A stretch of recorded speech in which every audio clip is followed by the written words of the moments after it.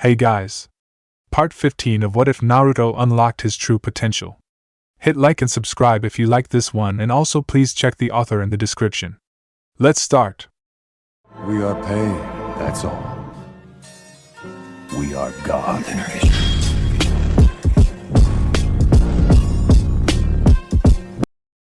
Chapter 60. Life Goes On. Pleasure doing business with you, Zabuza said as he took the key from an innkeeper. The Kirigakure Jonin walked outside of the inn. Standing by a tree near the entrance to the inn, under the light of the moon in the sky, were Anko and Kahayo. The two women noticed their third teammate come out of the building and turned to face him. I presume you got a room? Kahayo questioned. Zabuza nodded, holding up the key in his hand as proof. Both Kahayo and Anko nodded in understanding as the trio proceeded to walk out towards the rooms of the inn.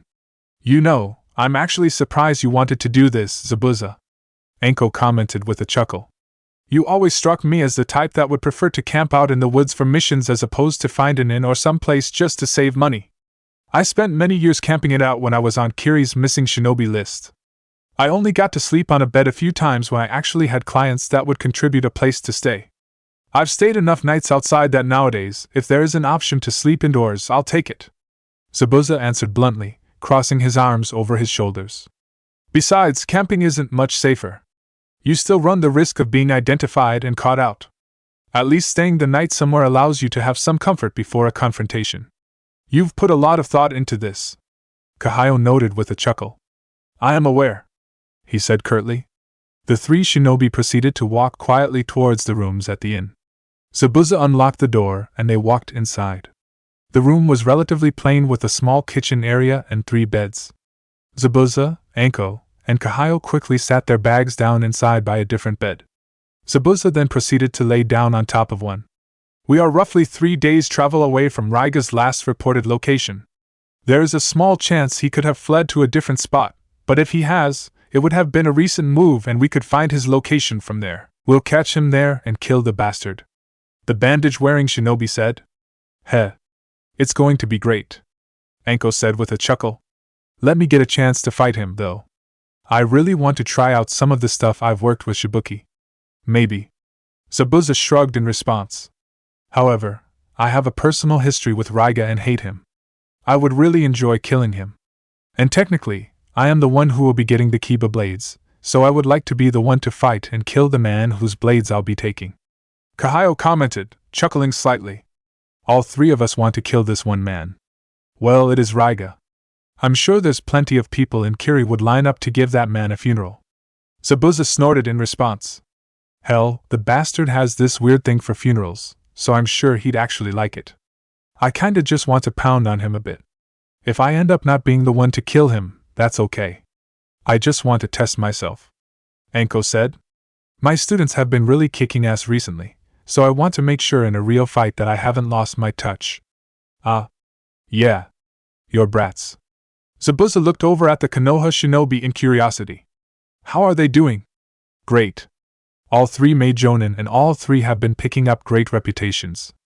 They really are becoming something in Konoha. A smile developed on the snake summoner's face. Naruto actually got a genin team of his own. He's grown up so much. Really? Him? He questioned.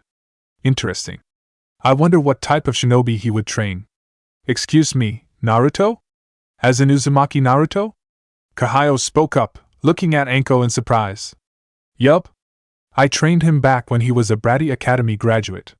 Now he's a slightly less bratty jonin, Anko said. She then gave the woman a curious look. You know him?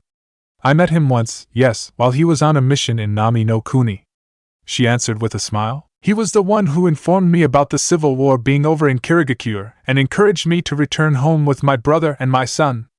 Really? Anko questioned.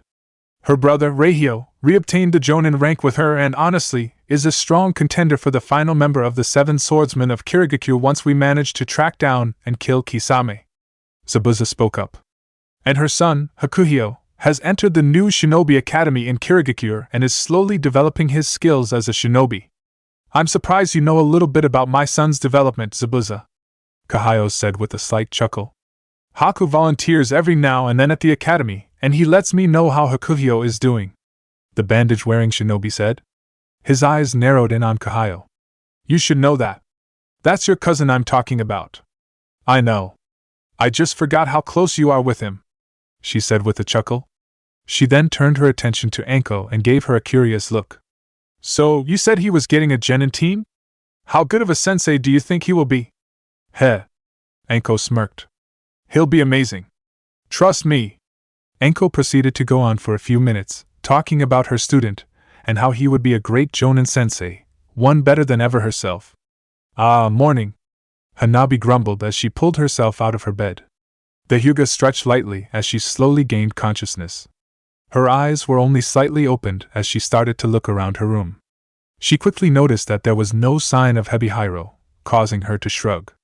Hebihiro said he'd be here by 7 in time to come to Naruto-sensei's training at 8. He's not here. I woke up before 7. She noted, yawning and rubbing her eyes. Guess I got time to bathe and get ready before he gets here then. The Hyuga quickly gathered a spare change of clothes and a towel as she prepared to leave her room to get ready for the day. She opened the door to her room, prepared to head out into the hallway of her clan's compound. Before she could make more than a step out of the door, however, she was immediately drenched as cold water rained down from the ceiling. H! Hanabi shouted. The Hyuga immediately shivered. Her now wet sleepwear clung to her body, only making her feel colder. She shivered as she brought her arms to her shoulders, trying to generate some body heat. Her hands went to the clothes and the towel in her hands, hoping to find some warmth in them. Unfortunately, they too were soaked. What happened? She mumbled to herself, stuttering slightly. Her eyes traveled upward, where the water came from. They narrowed as they focused on 2 different scraps of paper that were stuck to the top. She quickly jumped upward, grabbing them and pulling them off. One was a seal marked with the kanji for water and was wet. She immediately crumpled it in her hand. The other, however, was a note. Hey Hanabi! Good morning! Hope you didn't forget what I said yesterday. You, like the rest of your teammates, were last to arrive. And I specifically told you all that I'd be pranking the ones who showed up last. Don't say I didn't warn you. Hope you have a refreshing morning and I'll see you at 8 with the rest of the team. Uzumaki Naruto. She immediately crumpled up the note just as she did to the seal. Now wide awake, the Hyuga ran back into her bedroom, looking for new towel and dry clothes. Why you're horrible and a Naruto-sensei! She hissed to herself, still stuttering from the cold. Naruto had informed his students to arrive at Training Ground 9 to arrive at 8 o'clock. The Jonin walked into the training ground at that precise time, briefly looking around at the area around him, looking momentarily at the large trees and stone formations in the area. Standing in the center of the training ground by a particularly tall tree were Naruto's genin. The blonde smiled at the sight of them as he approached them, making his presence clear to them. Katsumi and Kanji looked over at Naruto and nodded in acknowledgement of him, and seemed to mentally prepare for their training. Hanabi, on the other hand, along with Hebihiro, were glaring at the Jonin as he walked in. Hey guys!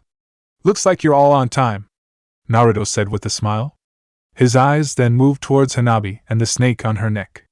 What's up with that look? You look pretty mad about something. My scream woke up some of my clansmen, Hanabi answered, her glare tightening further. Oh, I know! Naruto's smile grew into a wide grin. I had a clone at the compound, waiting for the moment. It was hilarious! It was rude, she replied. It was not. I already warned you that I'd do stuff like that. The Jonin rolled his eyes. His eyes then narrowed on the snake on the Hyuga's neck. And why are you mad at me? I know for a fact you weren't there. Hebihiro shook his head. It doesn't change the fact that what you did to Miss Hanabi was rude. Katsumi mumbled, drawing attention to her. I'm lost. Did I miss something? The hell are you two fighting about? Don't know. I missed it too, I guess. Kanji shrugged. Don't worry about it. It doesn't concern you too, Naruto replied with a chuckle.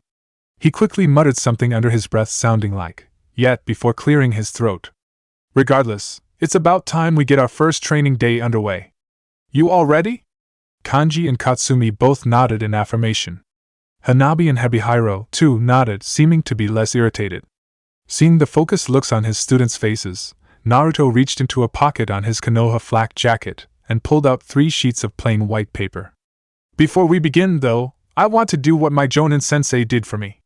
he explained. I have 3 sheets of paper and I want you all to take one of these sheets of paper and channel your chakra in your hands and into the paper. Hanabi and Kanji nodded their heads again. They each took 1 sheet of paper from their sensei. Katsumi, on the other, shook her head. No need to, Naruto-sensei. I know what this is and I know what mine is. Katsumi commented, grinning slightly. I figured you might already. Naruto chuckled. He still, nevertheless, held out the paper to her. Then can you explain to your teammates what it's for and demonstrate how it works? Sure. Katsumi nodded her head. She took the sheet of paper from Naruto and held it up in a slightly dramatic fashion. You all know elemental affinities, right? This paper reacts differently to a different affinity. For example, Katsumi channeled chakra into her hand and the paper, causing it to crumble into dust and fall to the ground. I have an earth affinity. And this is what it does if you have that affinity. That doesn't make sense, Kanji stated, a small grin developing on his face. I wouldn't really call you a down-to-earth person. A scowl quickly developed on Katsumi's face. I was in a good mood until that pun, you jerk. Anyway, Naruto clapped his hands, drawing attention to himself. I think that was a good explanation. Good job, Katsumi. He then gave the kunoichi a curious look. How did you find out your element, though? Katsumi's voice began to trail slightly, and she rubbed the back of her head. It's kinda a long story. I'd rather not talk about. Naruto's eyes narrowed on his student slightly, which caused her to shrink away slightly. He sighed in response. Note to self, don't let my curiosity about my students be so obvious. He sighed. He then shook his head before speaking aloud. Well, regardless, let's see what elements your teammates have. Hanabi? Kanji? Both Hanabi and Kanji nodded their heads in understanding and began channeling chakra in their hands with the papers. Hanabi's paper, just like Katsumi's, quickly turned to dust and fell to the ground while Kanji's paper proceeded to crumple up. Ah, sweet! Another earth affinity! Katsumi clapped her hands together excitedly, perking up. Hanabi commented with a small smile. Same as my father. That makes sense. Hinata-chan told me most Hyuga shinobi have the earth element as their affinity. Naruto nodded to himself. He then turned his head to Kanji. Yours is a little more surprising, though. Lightning isn't too common in Konoha. Aren't all elements outside of fire not common here? Kanji asked. Naruto nodded his head. True, but I only know 2 people with that nature affinity, my friend Sasuke and a guy named Hatake Kakashi. Heh. The Yamanaka chuckled. And I was always told lightning never strikes the same place twice. Guess it strikes thrice. Naruto immediately started to laugh at the joke. Hanabi giggled while Hebihiro and Katsumi proceeded to shake their heads in annoyance. Anyway, thanks for showing me your affinities. I'll keep that in mind for a little bit later, Naruto commented. Now, let's get on to the format of how our days are going to go. I'm doing something very similar to how my Jonin sensei trained me, because I think it worked out very well for me and my team. Basically, we will start the day off with a 30-minute warm-up exercises. After that, we have an hour and a half of team training where I will work with all 3 of you at once. We will have a 10-minute break after that, then, using 2 shadow clones, I'll spend an hour with each of you individually so I can train you all in specifics. Once that's over, we'll take a break for lunch, then go look to see if there are any available missions for us. Does that routine sound alright to you all? Hanabi, Hebihiro, Katsumi, and Kanji all nodded in agreement. Seeing that they were all on board, Naruto grinned in response. Awesome! So, let's just jump right into things then. Let's get some good warm-ups out of the way real quick. Well, this is going well. Naruto chuckled to himself. The blonde Jinchuriki looked at his students, who were lying on the ground, panting heavily and trying to cool themselves off. His warm-ups were, admittedly, hard workouts for completely fresh genin. After completing different stretching exercises and having his students perform a 10-minute meditation session, Naruto had his students perform 50 sit-ups, 50 push-ups and 30 pull-ups on nearby tree branches. He had intended on having his students do a couple laps around the training ground as well, but they hit the 30-minute mark he had assigned. On other days, Naruto would probably ignore an arbitrary 30-minute time limit for something like this, but this was the very first day. He was going to do his best to follow it, at least once.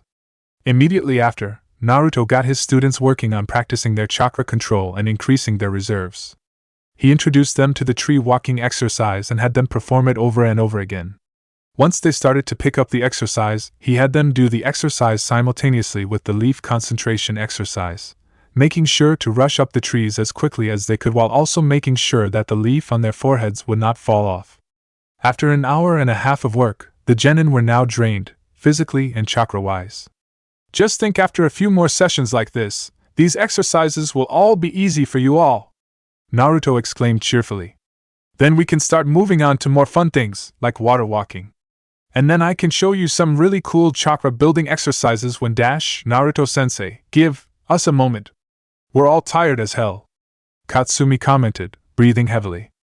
Heck. Hanabi corrected, despite her own hard breathing. Really? The civilian-born kunoichi found the strength to look over at the Hyuga in annoyance.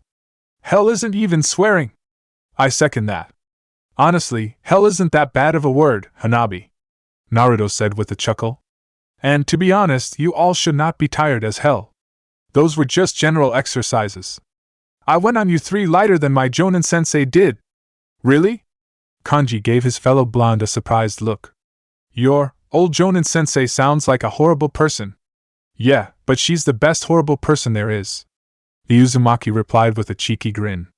The genin took a few more minutes to rest before they pulled themselves off the ground, feeling refreshed.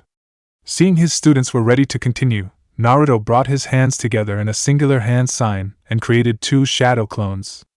Alright, so as I said, I'll be doing work with you all one-on-one through my shadow clones. I'll rotate which days either I or my clones spend with you, but in the end, it doesn't really matter. It'll still be the same training, regardless of if it's with me or my clones, the Uzumaki commented. So, we'll separate for today for our personal training. I think for today, I'd like to work with Hanabi. So Hanabi, stay with me. Kanji and Katsumi, go out with my clones for today. Everything good with this? The 3 genin of Team 9 nodded their heads in agreement. Katsumi and Kanji proceeded to walk over to one of Naruto's clones. The clones then started to walk off to different parts of the training ground, with the genin following behind. In a few seconds, only Naruto, Hanabi, and Hebihiro were left still standing in the center. Alright Hanabi, before we begin, I'd like to ask you a question, Naruto commented. The Hyuga gave him a curious look, signaling him to ask. How do you feel about medical ninjutsu? Medical ninjutsu? Hanabi repeated in confusion. I think it's interesting, but I never really thought much about it. The reason I ask is because of something I had heard from Granny Tsunade. She believes that every shinobi squad should have 1 medic on it for missions in order to increase the odds that everyone would survive the mission. The Jonin explained. I agree with that and would like to make sure one of you 3 learn medical ninjutsu. And you would like it to be Miss Hanabi? Hebihiro questioned, tilting his head slightly. I would, Naruto replied. Is this something you'd be remotely interested in? Hanabi did not answer for a few seconds. The kunoichi closed her eyes briefly as she began to contemplate the offer. Most Hyuga don't practice specialties like that. She mumbled. Actually, I don't think there's a single Hyuga medic shinobi. I know, but I think that's kinda stupid. The Byakugan actually would be super useful for a medic, because you could actually really get a good look at a person's internal organs and chakra system, which could really help with trying to heal somebody. Naruto explained with a sigh.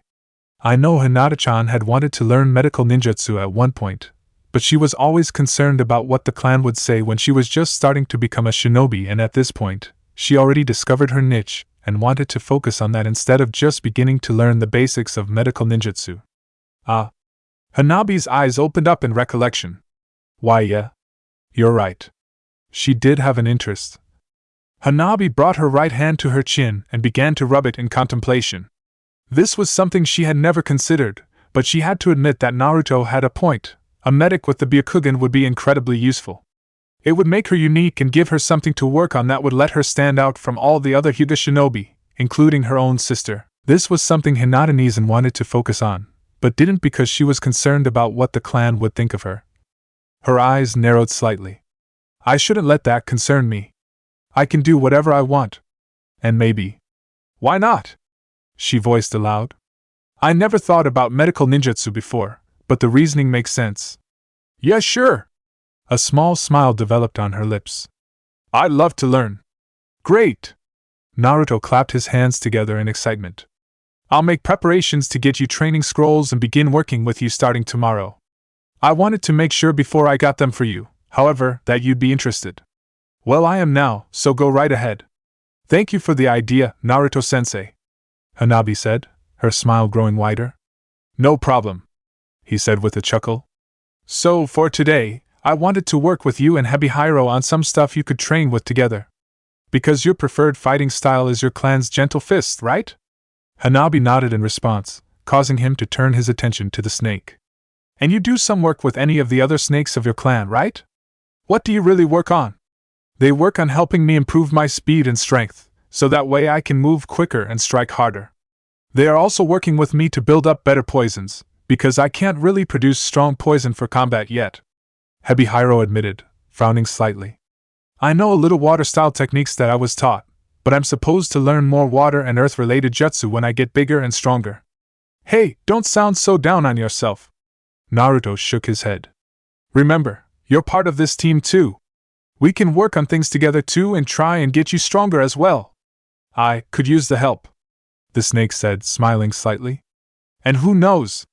Maybe that means we can get to a point where you actually talk to on your own volition instead of just speaking when spoken to.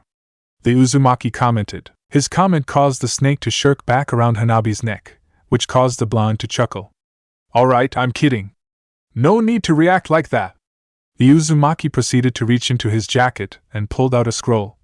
Anyway, back on topic. I know you guys have good compatibility and a lot of your style revolves around making sure that Hanabi is able to really hammer in on somebody with her gentle fist. With that in mind, I think I have a jutsu that both of you could learn that'd help with it. He tossed the scroll over to Hanabi. The kunoichi caught it and opened it up. She and Hebihiro then looked at the title of the jutsu. Ninja Art, Poison Senbon? The two read in near unison. It's a C-rank technique and isn't too difficult to use. But it also gives another venue to strike at people. Your style involves getting close to fight others, so if they are trying to block, you can just spit out Senbon at them. It'll probably take them by surprise. Besides, it gives you a little bit of range, since it kinda is a mid-range technique, Naruto explained. He then looked over at Hebihiro and smirked at him. And if you really wanted to work on developing stronger poisons, then this jutsu could help you, Hebihiro. Ah. The snake seemed to grin in response. It would. Naruto chuckled at the elation on Hebihiro's face. He then proceeded to pull out another object from his jacket's pocket, a small container filled with Senbon. So, we'll work on medical ninjutsu starting tomorrow. For now, let's see if we can start some work with this jutsu.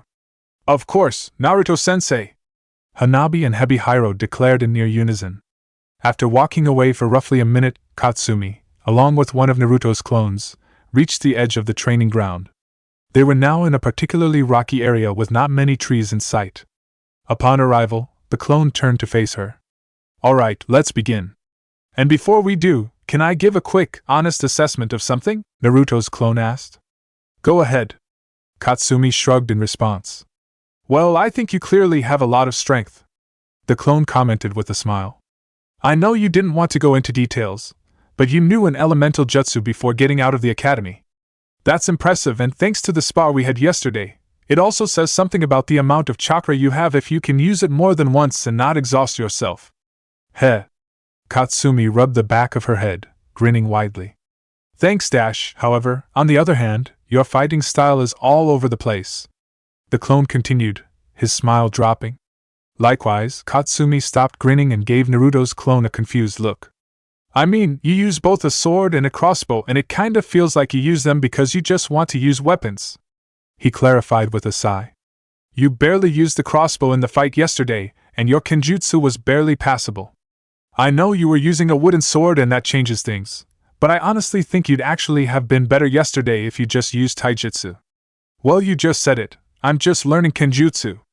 Katsumi defended herself, glaring at the clone. And I never used the crossbow much because we were fighting up close. I didn't think it'd help much.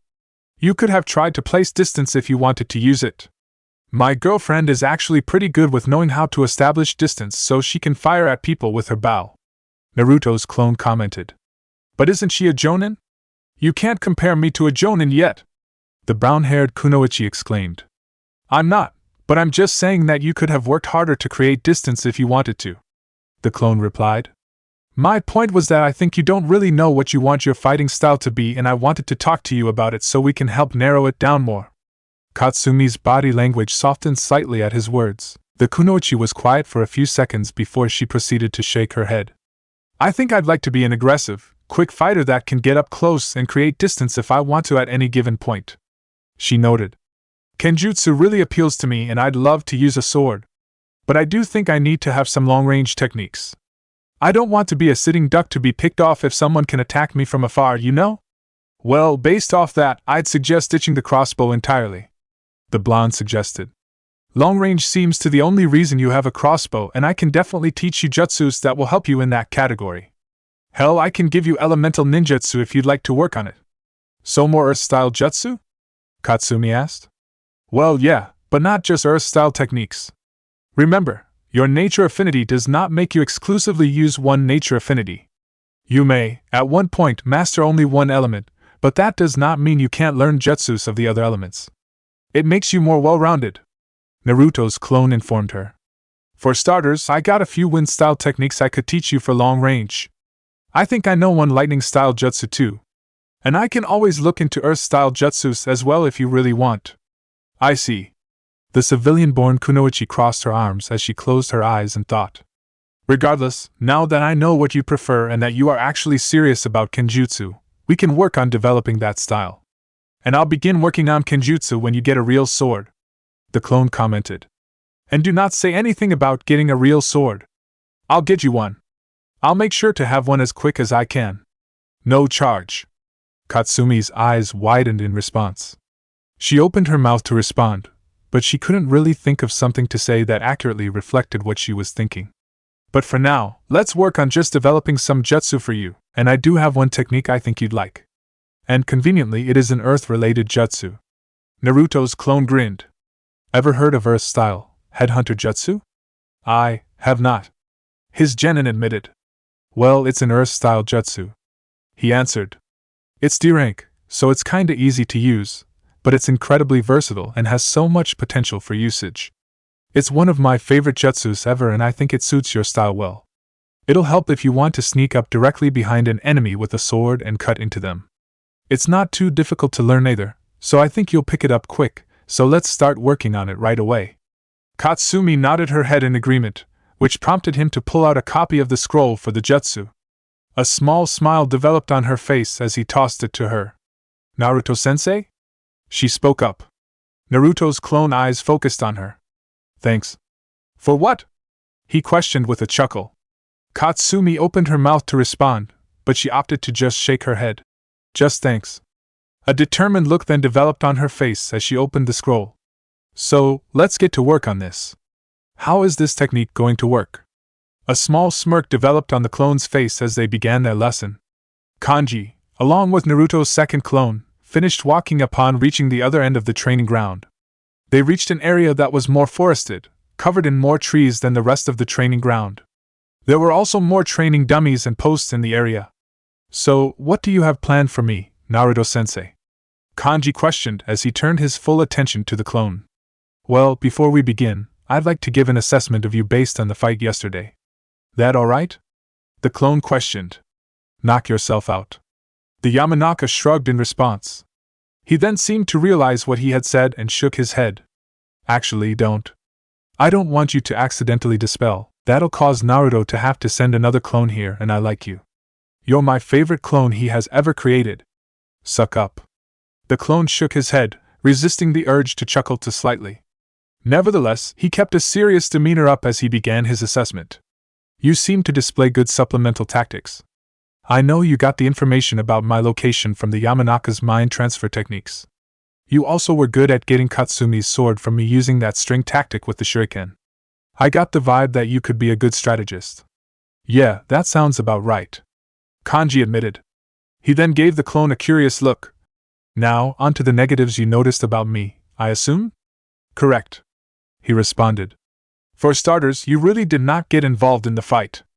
It seemed like you do not have much going for you in regards to actually fighting for yourself. You stayed too much in the back. To be honest, you didn't really do anything until you got the idea to try and pin me against the stone wall with that shuriken string trick of yours. To be fair, isn't that what a strategist should do? Kanji asked. We should be fighting carefully. No use wasting chakra or weapons until we have a clear plan that we are sure could work.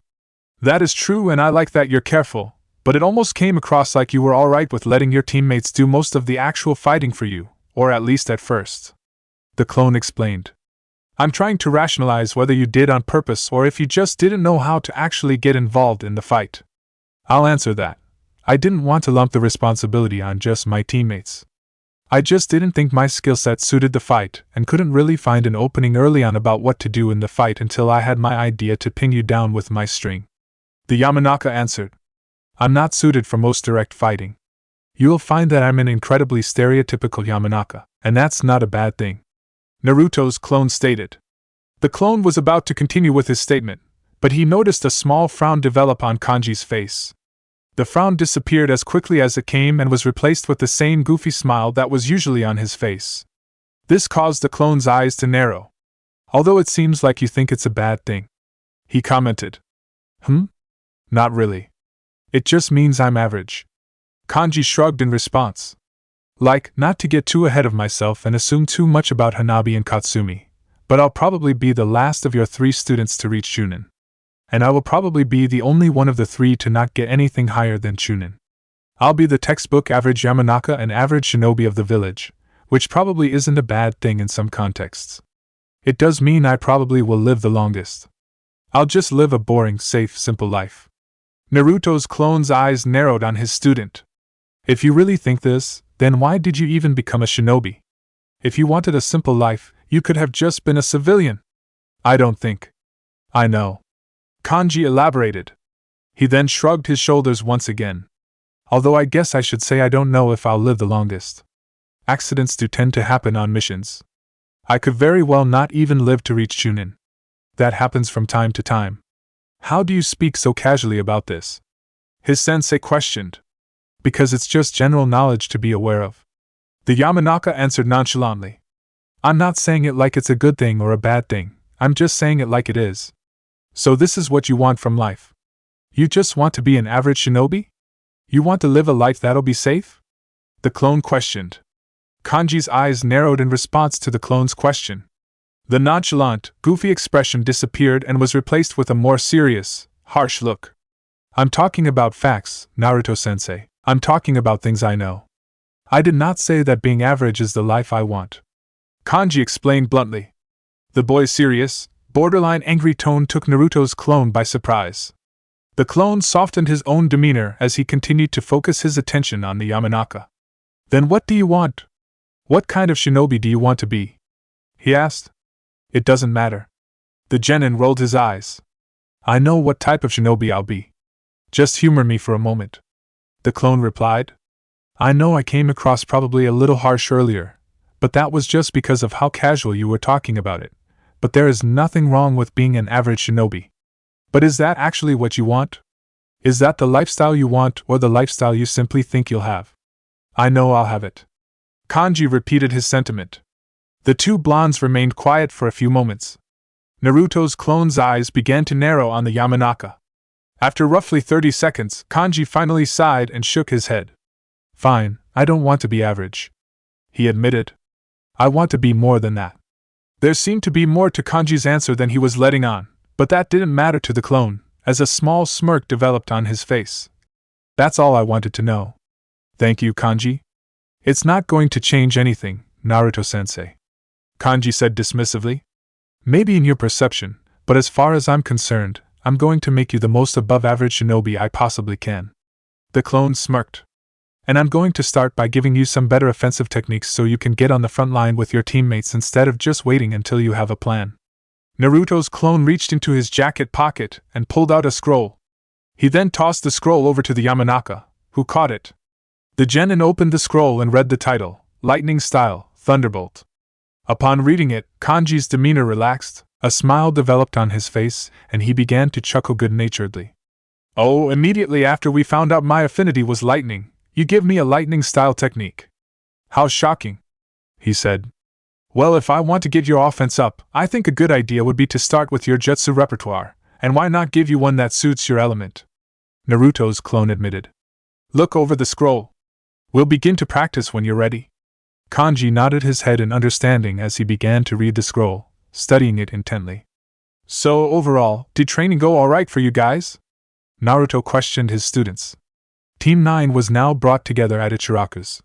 The 3 genin had taken a little bit to respond, as they were all currently eating from their bowls of ramen.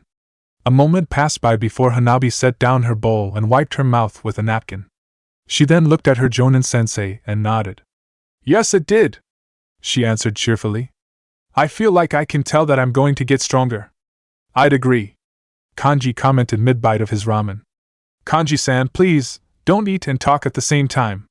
It's not proper, Hanabi requested, looking over at her blonde teammate with a frown. Kanji looked back at her, a single ramen noodle hanging from his mouth. He eventually slurped it up. What's not proper? Ugh, Hanabi grumbled, feeling grossed out. She had another comment she was going to say to Kanji, but the words died on her lips as she heard more slurping. The Hyuga turned her attention back to her own bowl of ramen and noticed that Hebihiro was leaning from his position on her shoulders to her bowl, eating her ramen. Ah, Hebihiro, come on, she exclaimed with a pout. I asked you if you wanted any ramen and you said no earlier. If you changed your mind, you should have asked.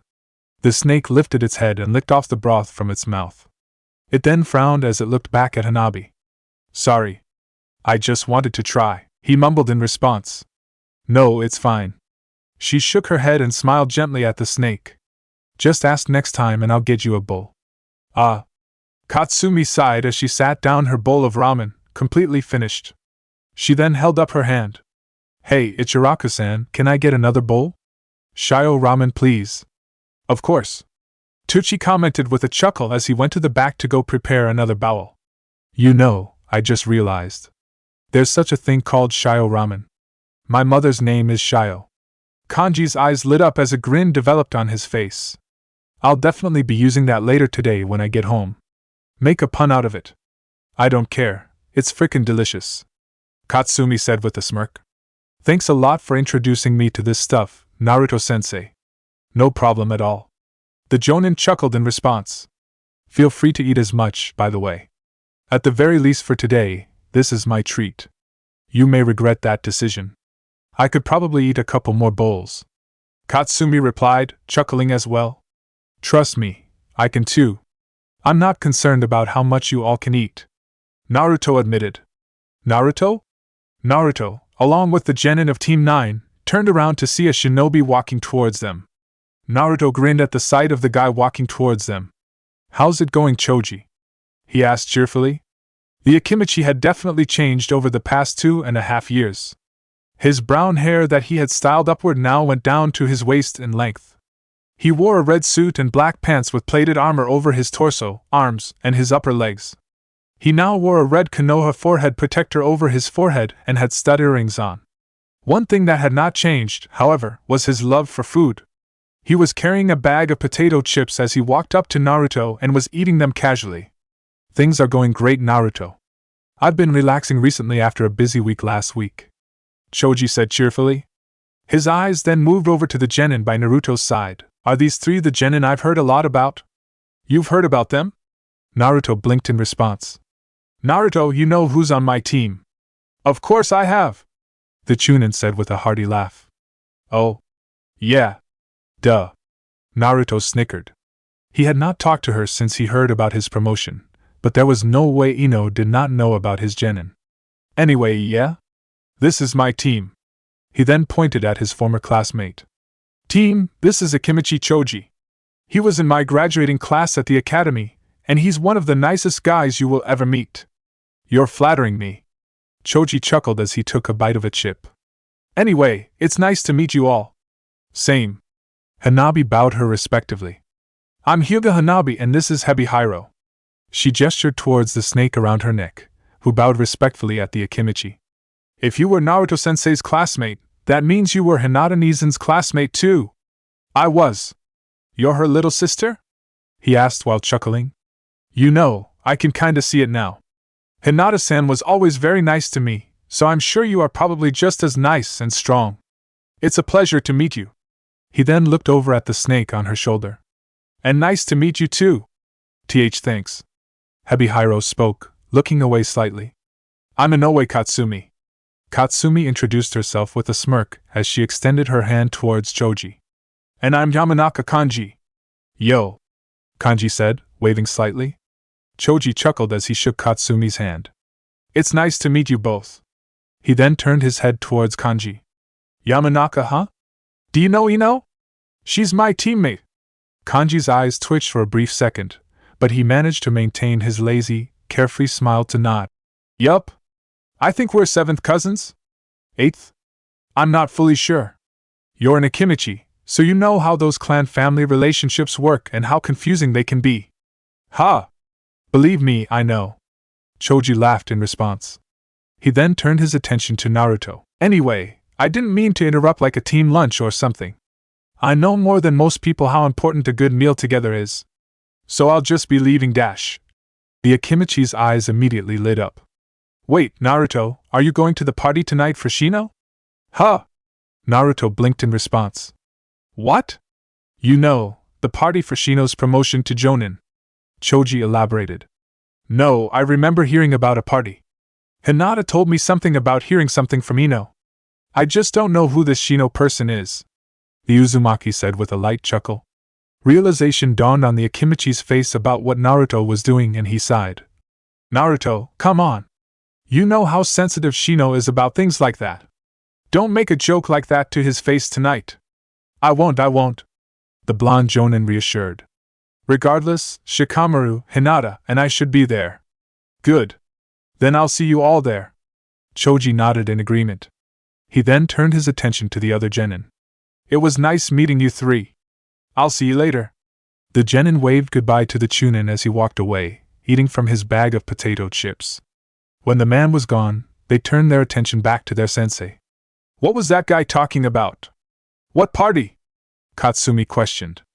Basically, his other teammate, Aburame Shino, got promoted to Jonin just a few days ago, so he, Ino, and their old sensei, Asuma, are throwing him a party. Naruto said with a chuckle. Well, that should be fun. Hanabi said with a smile. Have fun then. I will, thanks. The Jonin smiled back in response. Anyway, we probably should go over and check on missions dash. Just as Naruto was about to finish his statement, Tuchi came walking back with another bowl of shio ramen. He placed the bowl in front of Katsumi, who grinned at the chef, bowed in gratitude at him, and began eating at an alarming rate. The ramen chef then looked over at Naruto expectantly. Oh yeah? The bill, he grumbled as he fished out his wallet. A loud knock sounded on the door to the Hokage's office. Jiraiya, who had been giggling to himself while writing something on a piece of paper, quickly stashed the paper and pulled out a stack of paperwork. He took off one sheet and began looking at it. The door's open. Come in, he announced coolly. The door opened up and Naruto, along with his genin, walked into the room. The Jonin grinned as he waved at the Hokage in a cheerful manner. Hey Erosenin, Team 9 is reporting for duty, Naruto exclaimed. His comment caused Jiraiya to drop the sheet of paper down to his desk. The Toad Sage proceeded to shake his head. Erosenin? Hanabi repeated the name in question. What's that supposed to mean? Katsumi asked. Well, that name directly translates to perverted sage. Kanji commented. I would assume that means that Naruto-sensei is calling Hokage-sama a dash. Honestly, Naruto, can you act professional in front of your students? Jiraiya questioned, quickly interrupting the Yamanaka. I have been acting very professional, thank you very much, Naruto said with a smirk. Just to them, though. I don't see a reason to be professional with you.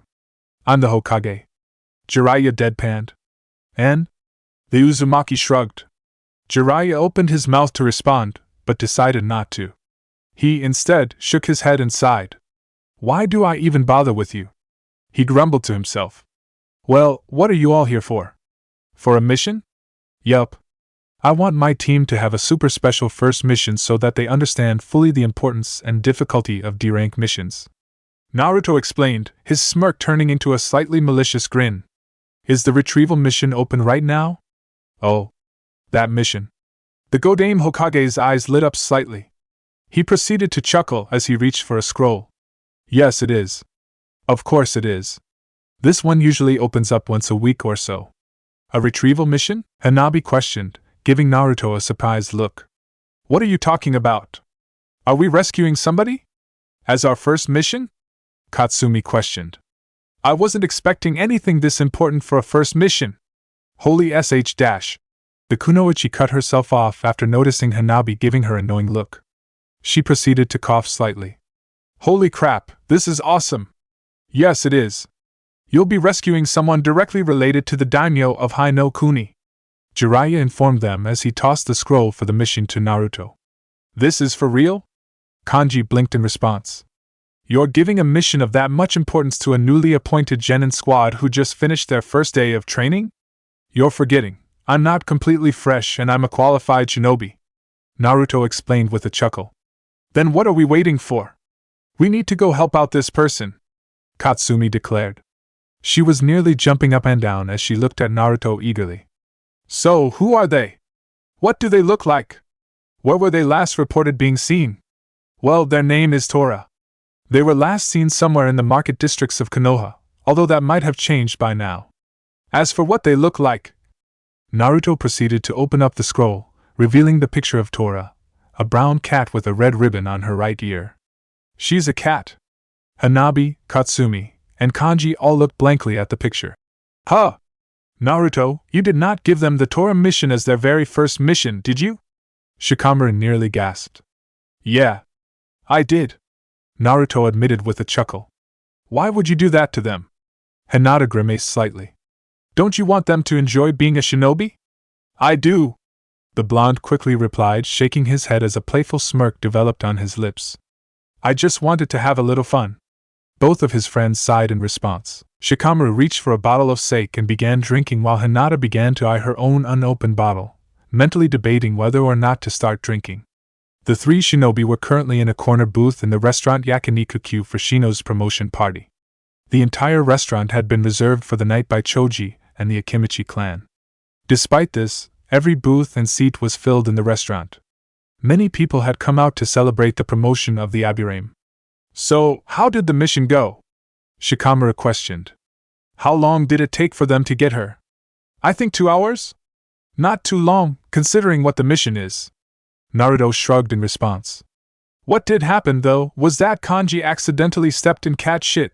Katsumi ended up barreling into a stand in the market area of Konoha and had to spend time after the mission helping fix the damages she made, and Hanabi got scratched quite a bit from Tora.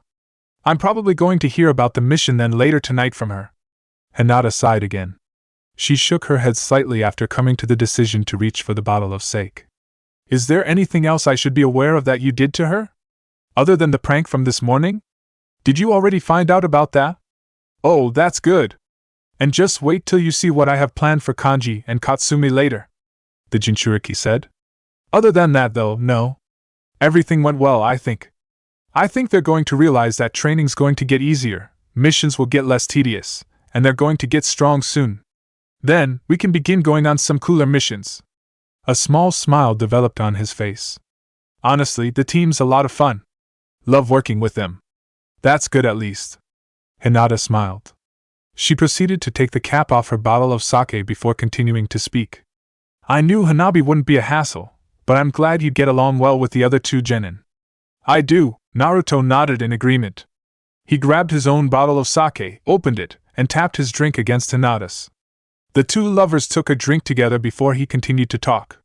Yeah, Kanji and Katsumi are great. I kinda want to learn more about them, but I like them a lot and I want to help them become better shinobi.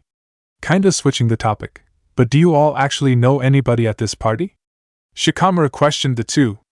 Naruto and Hinata both turned their attention toward the party around them. They focused on the different faces sitting down at other booths and the people walking between the tables. They noticed Asuma and Kurenai standing by the entrance together, chatting to each other. They also could see Choji talking to a few Aburame clan shinobi. Many of the other people, however, were people that neither shinobi recognized. I only see Kurenai-san, Asuma-san, and Choji-kun. Hinata admitted. I don't see anybody else. I knew that Sasuke, Sakura, and Kiba were all on a mission and wouldn't come to this. but I was expecting there to be some other people," Naruto said as he stood up from his seat. "Well, we already ate and are just drinking drinks. Want to go walk around and say hi to people?" "I'm fine with that." Shikamaru shrugged as he stood up. "Let's say hi to Shino-kun first," Hinata suggested. Naruto nodded his head in agreement as he began scanning the restaurant for Shino. Within a few seconds he spotted the man he was looking for. The Aburame was by the entrance to the restaurant, talking to someone. Shino's physical appearance had not changed too much over the past 2.5 years. He had grown slightly taller and more muscular, but not much had changed for him. He now wore a different gray jacket that went down to his knees. There was a hoodie on the jacket, but he was wearing it down, revealing the same bushy brown hair he always had. He wore a Konoha flak jacket underneath his gray jacket, wore black pants, and wore black sunglasses over his eyes. He also had on a pair of stud earrings, similar to Choji's.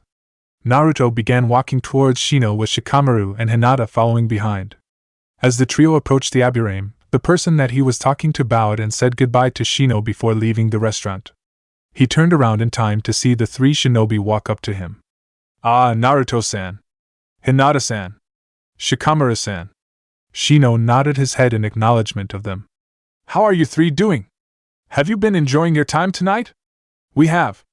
Good food here and we're here for a good reason," Naruto exclaimed with a chuckle as he placed his right hand on Shino's shoulder.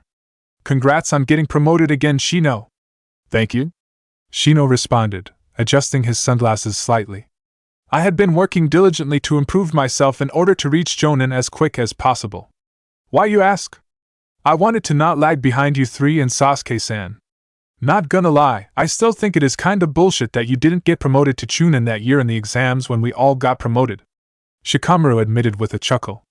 "I would agree with that, but I did not then," the Aburame admitted. "That is precisely what I used to fuel my desire to self-improve, which only makes me a more capable shinobi for Konoha. It worked out better this way." "It did work out, didn't it?" Hinata smiled at her former classmate. "Has everything else been going good for you, Shino-kun?" "It's been a while. Moderately well, although I recently have been annoyed," Shino noted. Hinata opened her mouth to question why, but Shino quickly cut her off. "Why?" "Because Ino has recently taken an interest in my relationship status." "Really?" Shikamaru asked, smirking slightly. "How exactly?" "She has come to the conclusion that my life would benefit with a girlfriend in it, and therefore, has taken up the responsibility of playing matchmaker with me and various women around our age," Shino answered. "The dates she sets up never end too well and the women usually have no interest. Because you don't bother to try to be social with them, you jerk." Naruto, Hinata, and Shikamaru turned their heads at the sound of the voice. Ino walked toward the group with a small, playful smile on her lips. The kunoichi had definitely changed over the past 2.5 years, developing her figure more and wearing a more revealing outfit to accentuate it. She wears a purple top that shows off her midriff and shoulders and a purple skirt that goes down just past her knees. The Yamanaka also has on mesh armor underneath her clothes and on her elbows. Her blonde hair is styled in a ponytail, but the hair goes down to her upper back. She also wears the same stud earrings that Choji and Shino wear. "Ino," Shikamaru greeted with a wave as the kunoichi. "How's it going, Shikamaru?" "Hinata? Naruto?" Ino asked cheerfully as she entered the conversation. "What did you mean I don't bother to try to be social?" Shino questioned her, interrupting any of the Team 3 members from answering her question. "You just don't." She rolled her eyes. "I've asked all the girls I've tried to set you up with and they say that you never tried to keep the conversation going." "I did try. None of them, however, seemed particularly interested in any topics I chose to bring up," Shino said. "Therefore, the logical conclusion was for me to remain silent until they could choose a topic to discuss." "Ugh." Ino shook her head. "Look, next time, just try and talk to them about different topics than training routines and insects, okay? But if I am going on a date and I'm trying to give them the chance to get to know me, should I not be discussing things with them that I am interested in?" the newly promoted Jonin asked. "Ah," Ino groaned, bringing her hands to her head. "You're hopeless.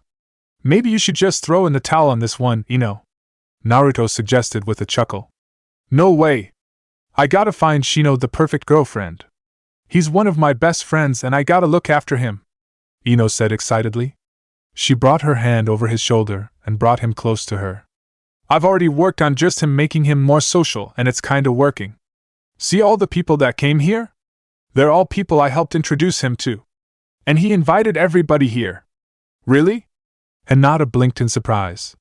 Shino-kun, you know all of these people? Every person, yes.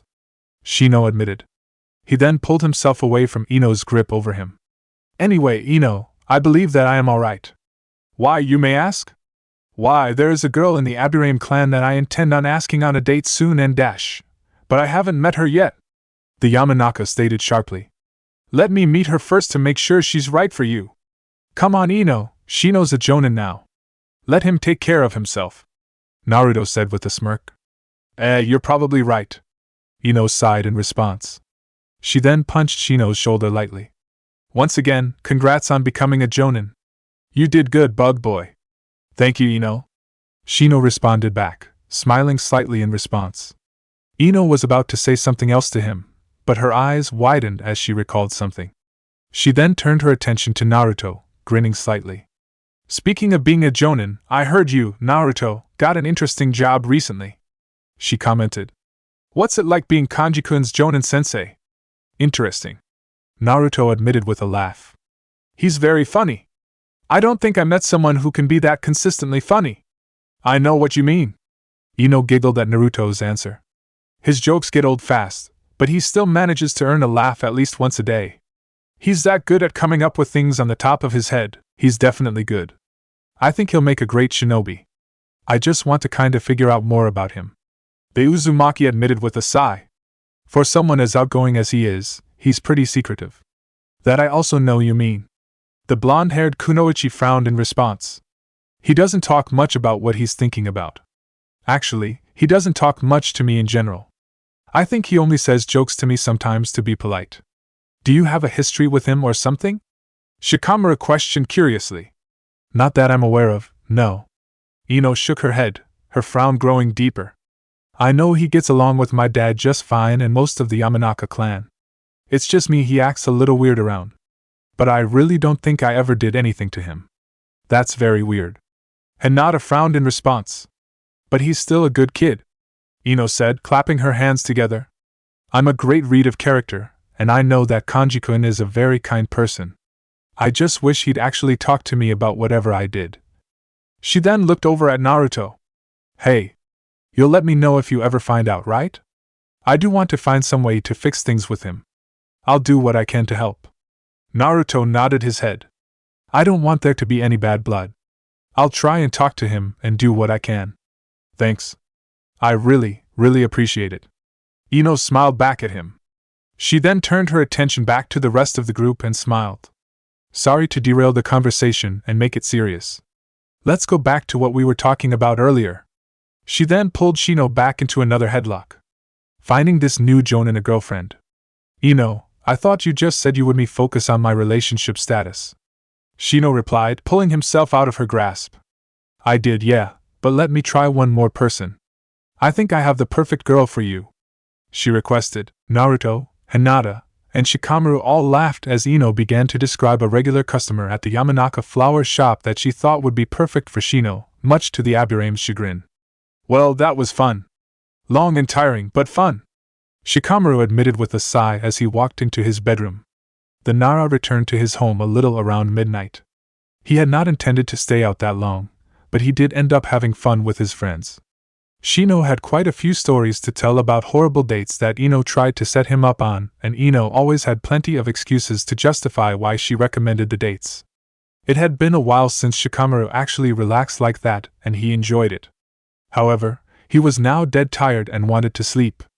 Shikamaru quickly changed into nightwear. He was about to lay down on his bed when he noticed two things lying on the covers, a scroll and a note. He quickly took the note and looked at it.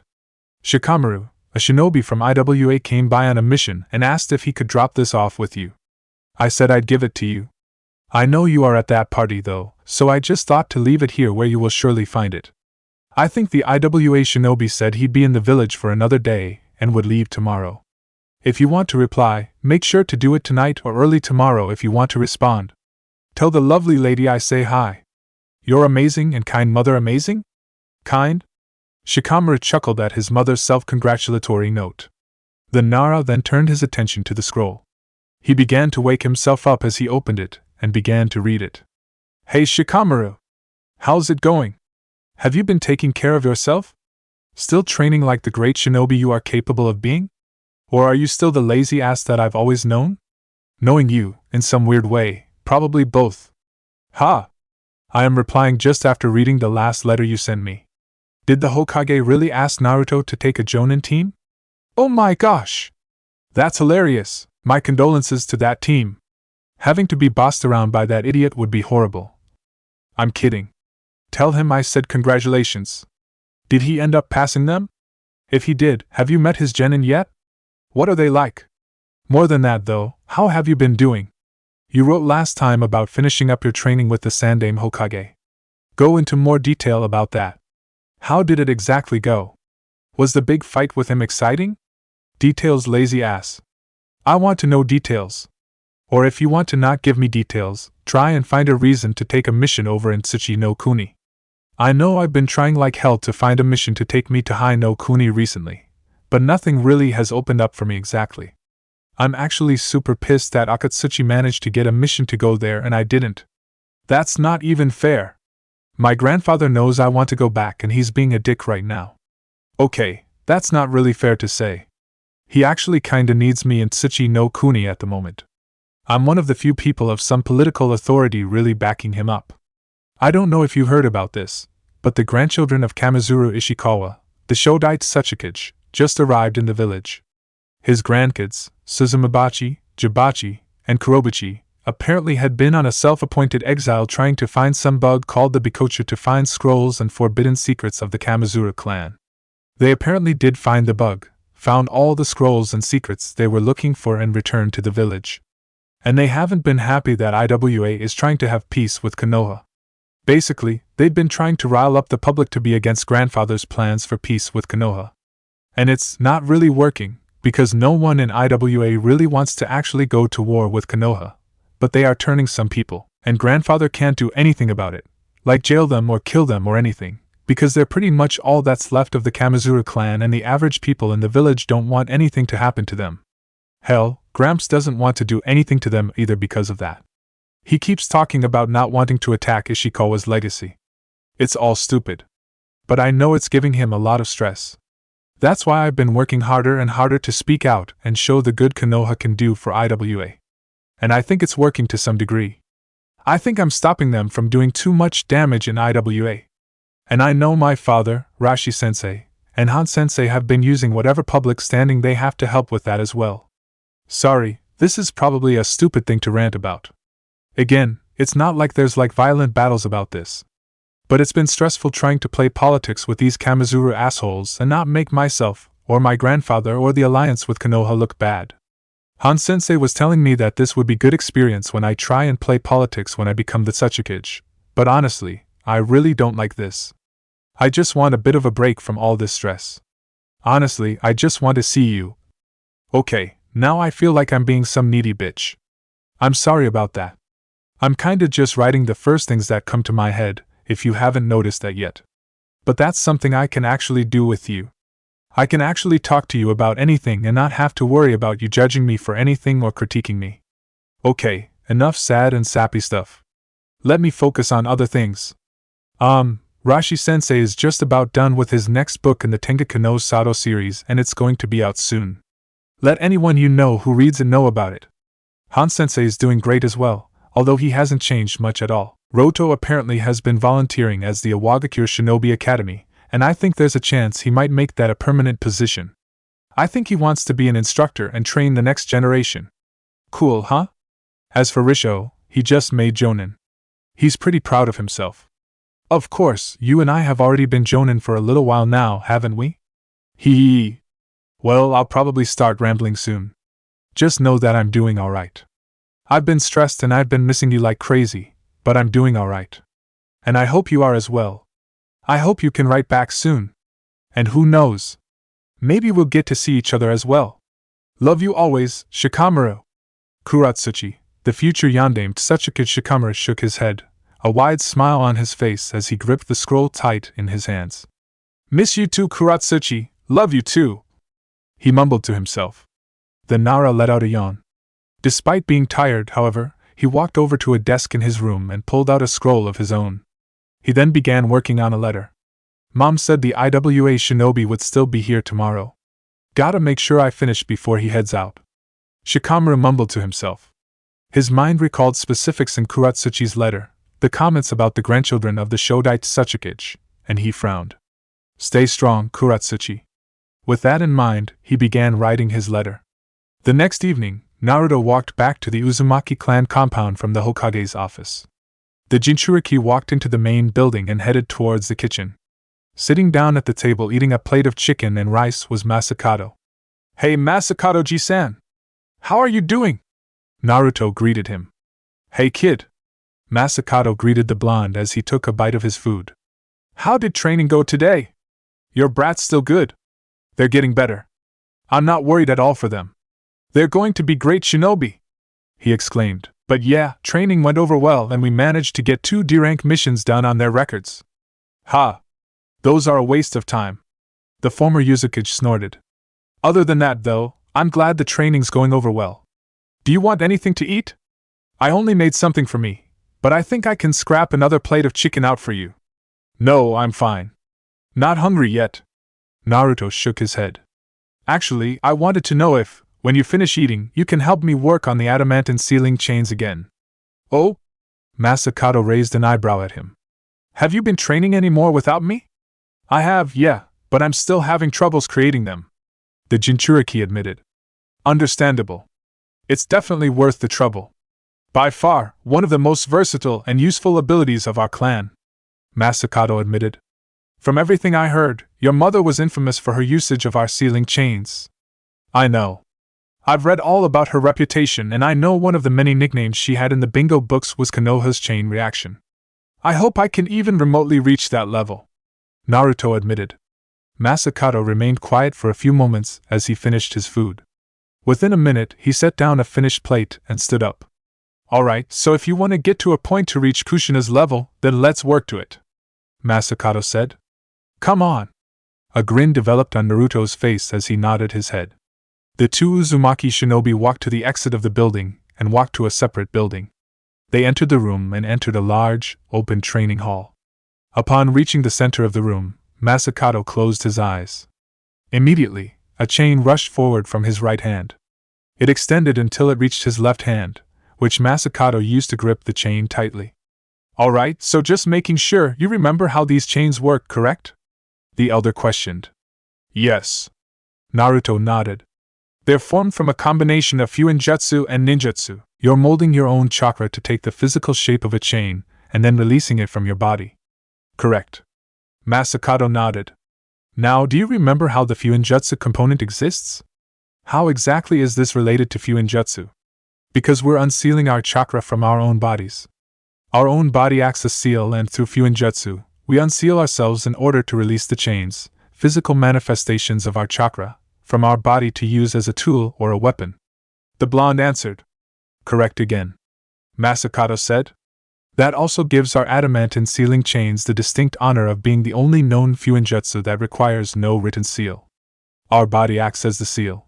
Which actually is where I am having problems, Naruto admitted with a sigh.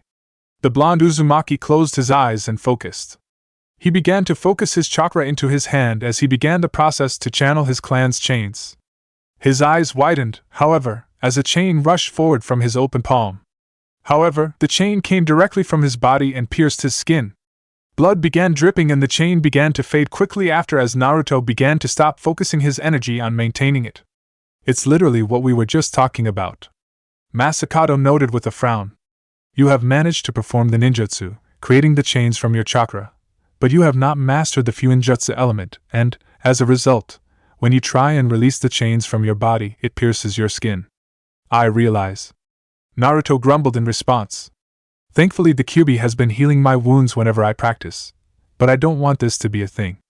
I want to actually use this technique and then experiment it with to the level that my mother was at, and I can't do that if I still can't get the chains to come out of my body naturally. Then that's what we shall work on.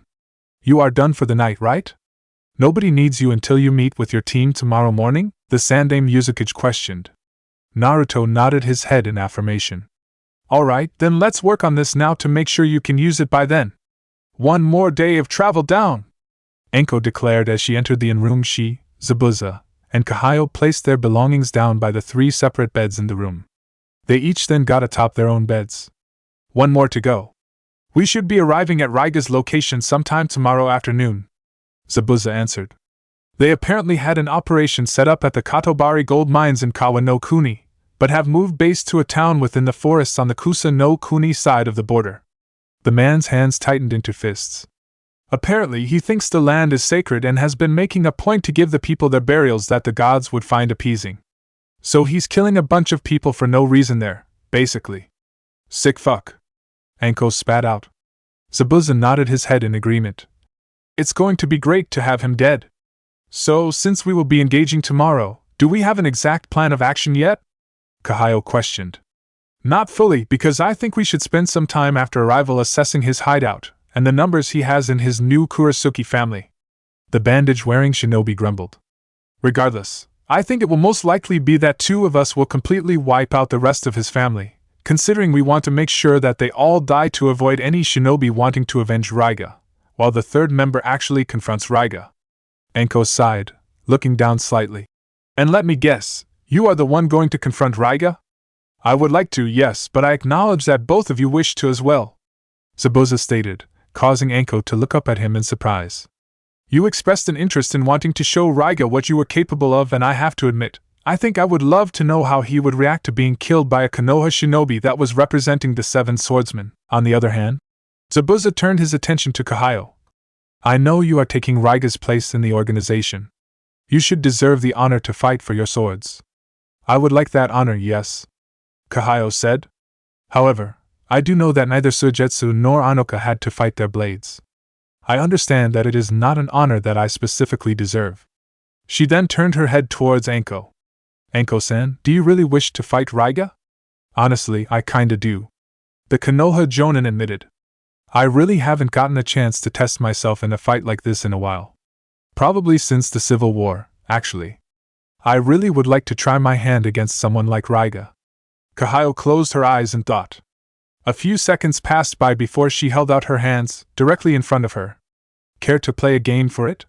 She questioned. Huh? Enko blinked in response. Kahayo gave no verbal response. Instead, she responded by making 3 different gestures with her hand, one resembling a rock, one resembling paper, and one resembling scissors. Enko's eyes widened in realization. You mean like a game of Janken? Really? She questioned. Why not? The Yuki questioned. We both don't technically deserve it, and I believe that you would be alright with me killing Raiga, as I would be with you. So, let's see which way the game decides to take it. Sure. What the hell? Enko shrugged in response. Let's do it then. Really? You 2 are going to decide this with that stupid kid's game? Zabuza questioned. Both kunoichi nodded their heads, which caused him to snort. Whoever wins, please mention to Raiga before you kill him that his executioner was chosen by a game like Janken. That's the kind of thing that would piss him off just before he dies. Sure thing. Both Enko and Kahayo said in near unison. The 2 kunoichi then looked at each other. Ready? Realizing that they were both ready, the 2 kunoichi extended their hands backwards. Jan-Ken-Pa. Enko and Kahayo showed their hands, revealing what sign they chose, deciding who would fight against Raiga. Ranmaru. Kurasuki Raiga stood in the middle of a forested area, surrounded by graves. He wore a black cloak over his body, and the clothes underneath with a hood that covered his green hair.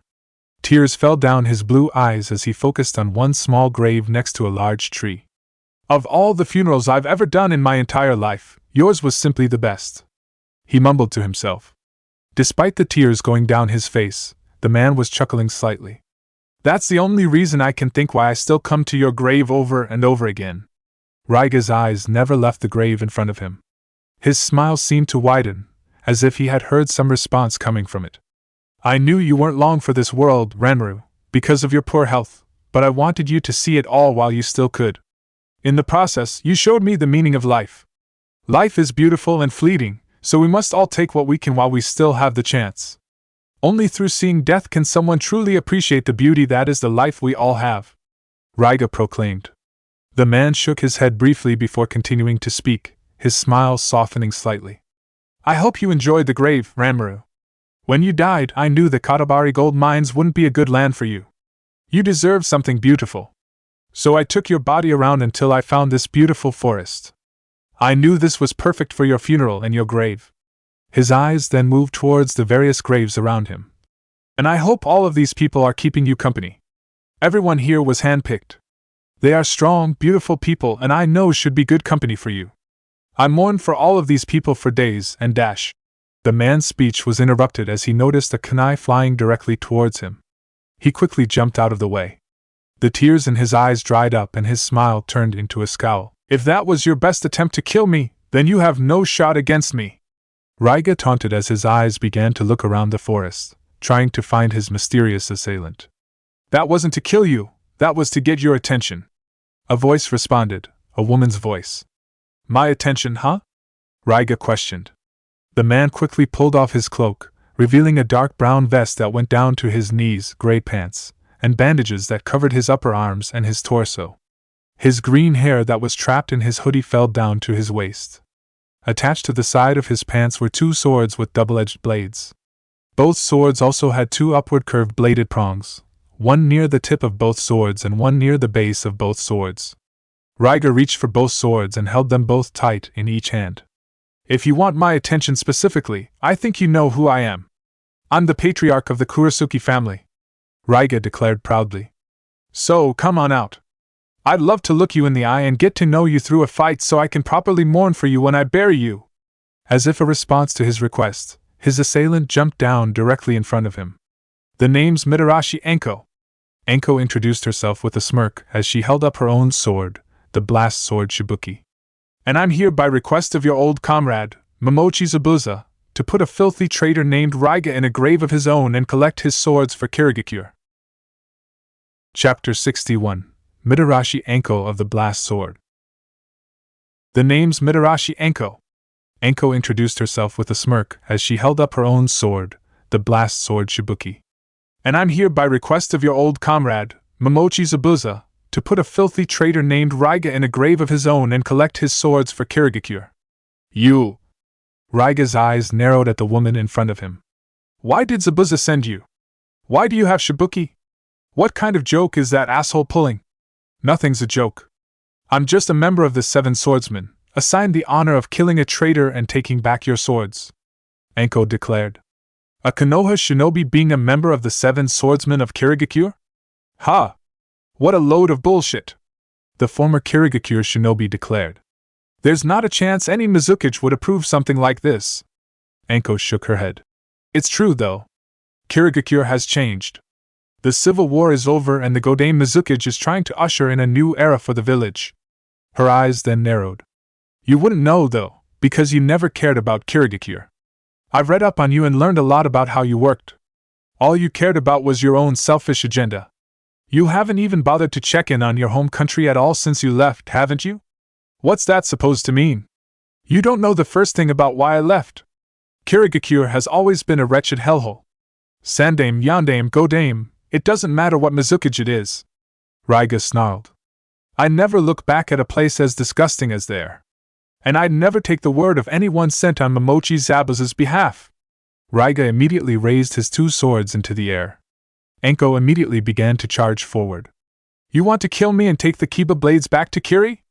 Over my dead body! He shouted. Lightning blade technique, thunderbolt. Lightning bolts rained down from the sky. The bolts of lightning rushed forward, directly at Enko's position. The Konoha Jonin was forced to jump backwards to avoid the lightning. She then took in a deep breath before exhaling a large fireball from her mouth directly at Raiga. The former Kirigakure shinobi lowered his blades and charged forward at the fireball. As he approached the flames, the two swords in his hands began to generate electricity.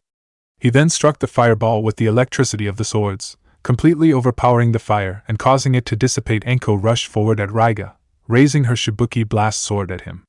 She swung, but Raiga immediately jumped backwards, avoiding the attack. The scroll from the blast sword began to detach slightly, releasing a section filled with explosive tags. Anko then took a deep breath in. Explosive blade technique, fire style, detonation. Anko breathed out a stream of fire from her mouth. The flames made contact with the explosive tags just as they began to detonate. The fire, combined with the explosive tags, created a massive conflagration that rushed forward at Raiga. The former Kirigakyu Jonin jumped away in time, but was unable to fully get away. The flames burned at him, creating holes in his vest. Raiga hissed to himself. He then looked over at Anko in irritation. So, you actually know how to use Shibuki? I guess you weren't lying, you most likely are its owner.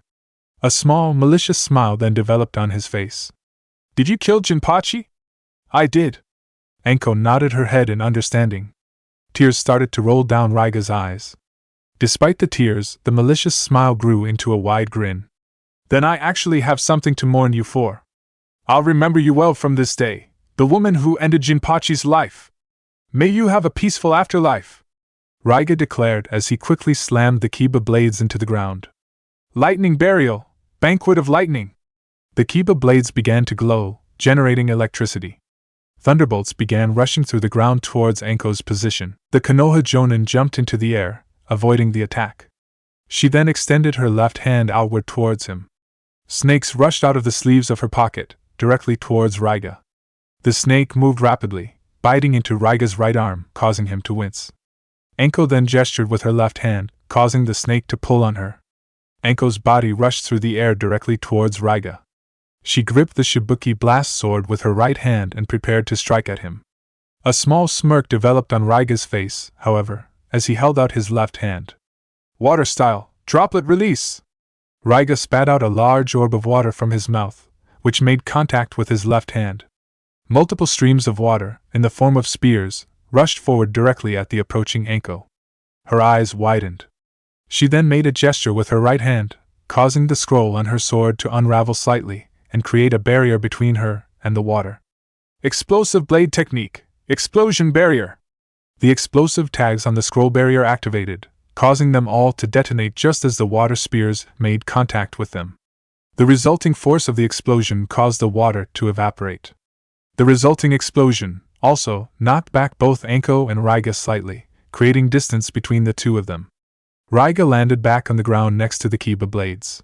He then quickly picked one of them up with his left hand. Pretty good reflexes there, Raiga complimented. He then turned his attention to the snake still biting his right arm, and cut it off with his sword.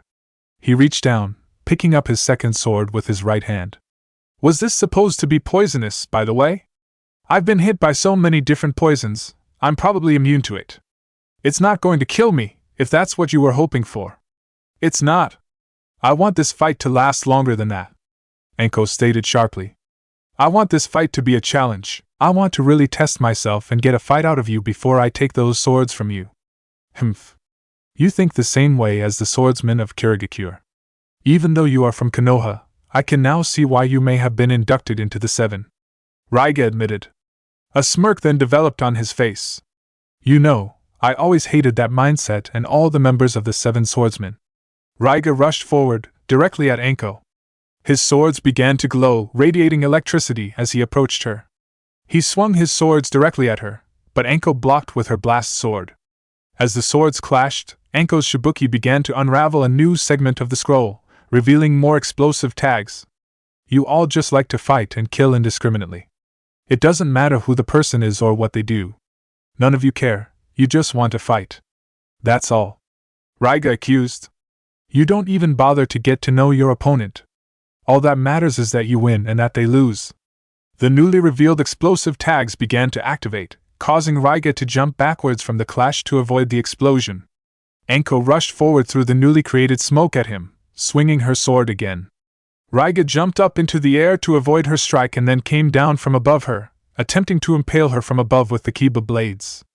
Anko proceeded to jump out of the way, causing Raiga to impale the ground with the Kiba blades.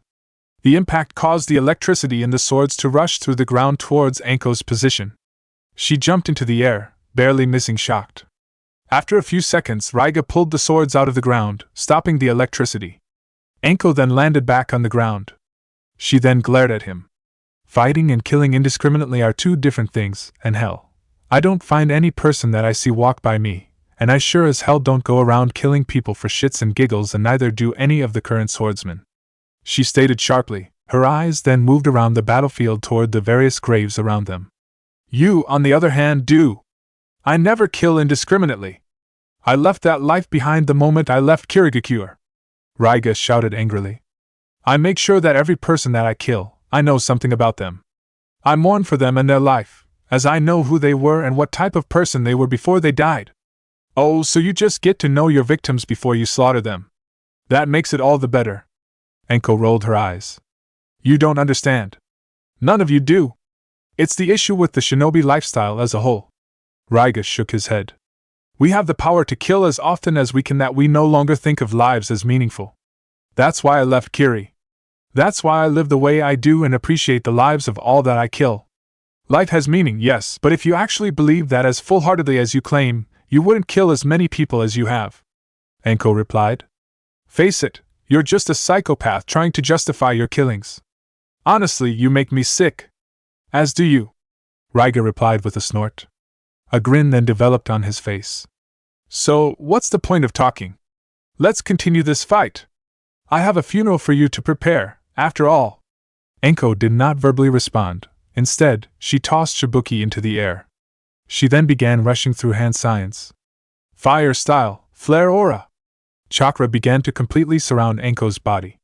The chakra then began to change shape, resembling red flames. Her body became entirely surrounded in fire. Just as she finished her jutsu, the Shibuki blast sword fell down back to her. She caught it and gripped it tightly in her hands. "You're not even going to have a funeral," Enko said coldly. "After this battle, your body's going to be nothing but ash." She encased herself in flames. Just like my dash, a grin developed on Raiga's face as he raised his swords into the air, causing the hilts of the blades to connect. "Interesting technique you got there. I wonder how similar it is to mine. Lightning strike armor."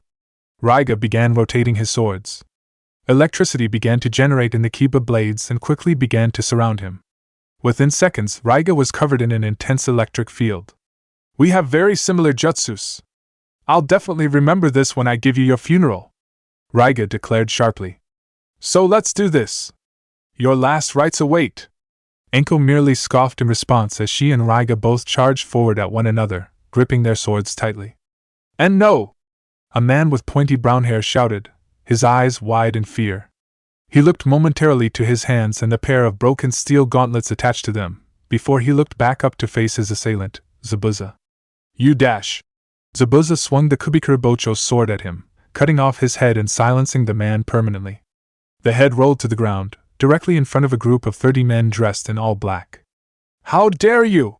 one of the men shouted in anger. "You killed family. You've killed so many members of our family. And no one ever does anything to the Kurasuki family and get away with it. I just did, and I will get away with it," Zabuza declared bluntly as he swung his sword, gripping it tightly. One of the men proceeded to snarl and charged forward, pulling out steel gauntlets onto his hands as he rushed Zabuza. Before he could reach him, however, a pillar of ice began to develop directly underneath him. The ice quickly rushed upwards and encased his body, preventing him from moving. Kahayo then jumped forward, landing directly on top of the ice. "Zabuza-san, I have just went through the rest of the town, and I believe that I have killed all of Raiga's gang that was hiding there," she said bluntly. She then looked down at the other Kurasuki members. "Do you need help getting rid of these?" "Nope." Zabuza shook his head. "These are all that's left. I've already killed a handful of the ones that were all the way out here." The Kirigakure Jonin then rushed forward and swung Kubikuribocho through the pillar of ice, directly into the gang member inside. Zabuza's sword cut both the ice and the man's body in half. "No! Not him too!" one of the Kurasuki family members shouted. He then looked up and glared at both Zabuza and Kahayo. "You both dash, how's Enko? Is she finished killing Raiga?" Kahayo questioned. "See for yourself." Zabuza gestured to his left. Kahayo looked in the direction he requested. She noticed large bursts of lightning and fire in the distance that looked as if they were colliding with each other. She then shook her head. "I see. Looks like she's taking her time," she noted. "She's having fun with him, I assume." "Lord knows I would." Zabuza grumbled to himself. The kunoichi opened her mouth to respond, but she stopped as she noticed one of the Kurasuki family gang members charging at her. She quickly jumped into the air, avoiding his attack, before unsheathing her katana and stabbing him in the heart. He groaned in pain before dying instantly. Well, we can focus on that later. Let's get rid of the rest of his grunts before we go check on how she is doing with Raiga, Kahayo suggested. Zabuza nodded in agreement. The two Kirigakyu shinobi then turned their full attention back to the remaining members of the Kurasuki family gang as they all prepared to fight.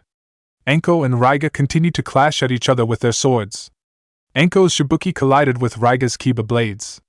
Her blast sword released another wave of explosive tags and detonated them, but Raiga didn't bother to move. The electricity surrounding his body protected him from the attack. He, instead, focused his attempt on applying more force to his twin blades, trying to overpower Anko and her blast sword in their clash. As both shinobi tried to break through their stalemate, the fire and lightning that surrounded their respective bodies began to scatter, trying to do damage to the other. Neither shinobi were fazed, as the flames and electricity cancelled each other out. A few stray lightning bolts left Raiga's body and collided with the ground around them, hitting the various graves in the area, destroying them.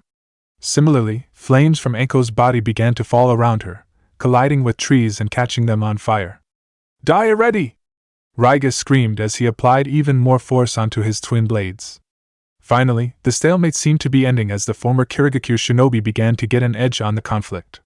As he began to overpower her, Anko proceeded to undo another wave of explosive tags from the blast sword. The explosive tags went down to her feet before detonating.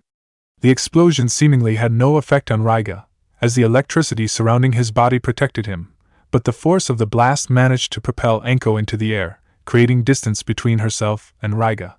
Fire style, widespread ruin! The scattered flames that were burning trees began to rush forward directly at Raiga's body. The flames quickly engulfed him, making contact with the armor of electricity around him. The lightning maintained, keeping most of the flames away from him. However, the fire began to slowly overpower the lightning, causing Raiga to get burned. Shit! She's overpowering it. How? Raiga shook his head. He then proceeded to draw the kiba blades together and held them up in the air. This has to end already. I'm not dying like this. Lightning Dragon Tornado! Electricity quickly surrounded the two kiba blades and began to radiate from the swords. The amount of electricity being generated overpowered the flames around Raiga's body, causing them to dissipate. Raiga then proceeded to rotate his body in place, causing the electric currents from the swords to surround his body. Within seconds, the lightning formed an electrical vortex that took on the shape of a dragon's head. Die! Raiga screamed. The electrical vortex rushed forward at Anko, the dragon's head shape opening its mouth as if it was trying to suck her in. Anko proceeded to jump away, avoiding the attack. As the dragon flew by her, stray lightning bolts were released from the vortex, aimed directly at her. The Konoha Jonin proceeded to sidestep each of them. Why aren't you dying yet? Raiga screamed as he began to spit body around quicker. This caused the dragon to rush forward again at Anko at a faster speed. She dodged again, but she was nearly pulled into the vortex. The vortex then proceeded to release even more stray lightning bolts. These stray bolts did make contact, piercing the flare aura surrounding her and striking at her back, causing her to groan in pain and nearly knocked her over. Damn, that hurt more than I thought it would. Guess I can't let myself get hit by the actual lightning dragon itself. I need to handle this quickly then, Anko told herself. Her eyes narrowed as the dragon head turned around and was rushing for her once again.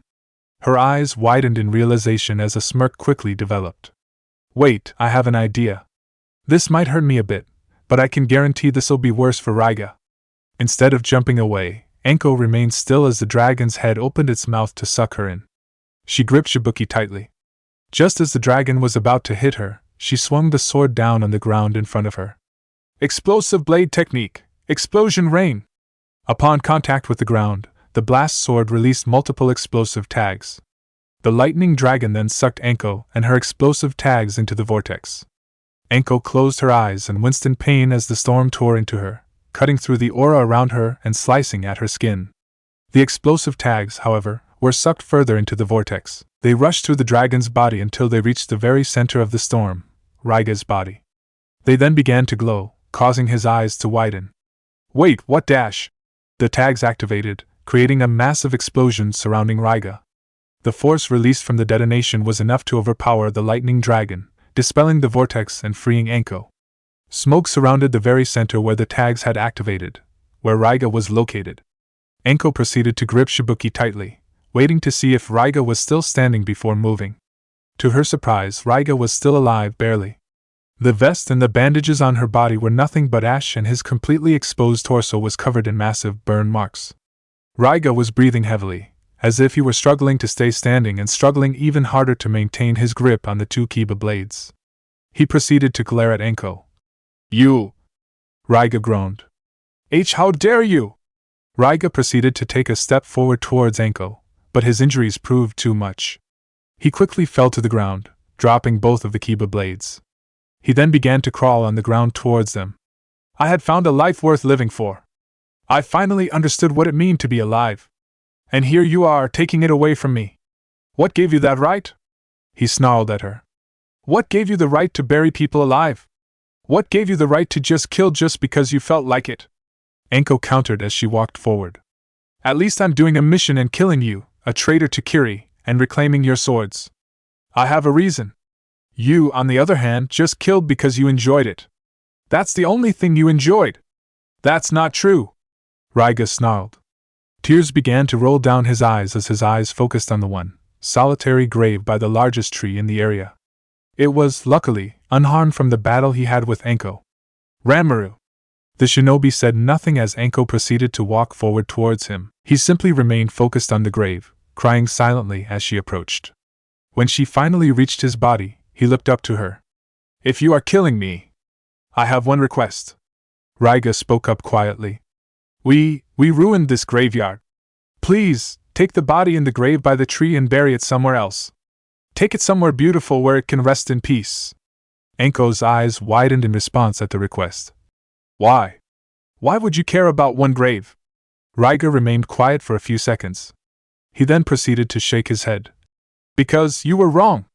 Funerals weren't the only thing that meant something to me." Realization dawned on Anko's face.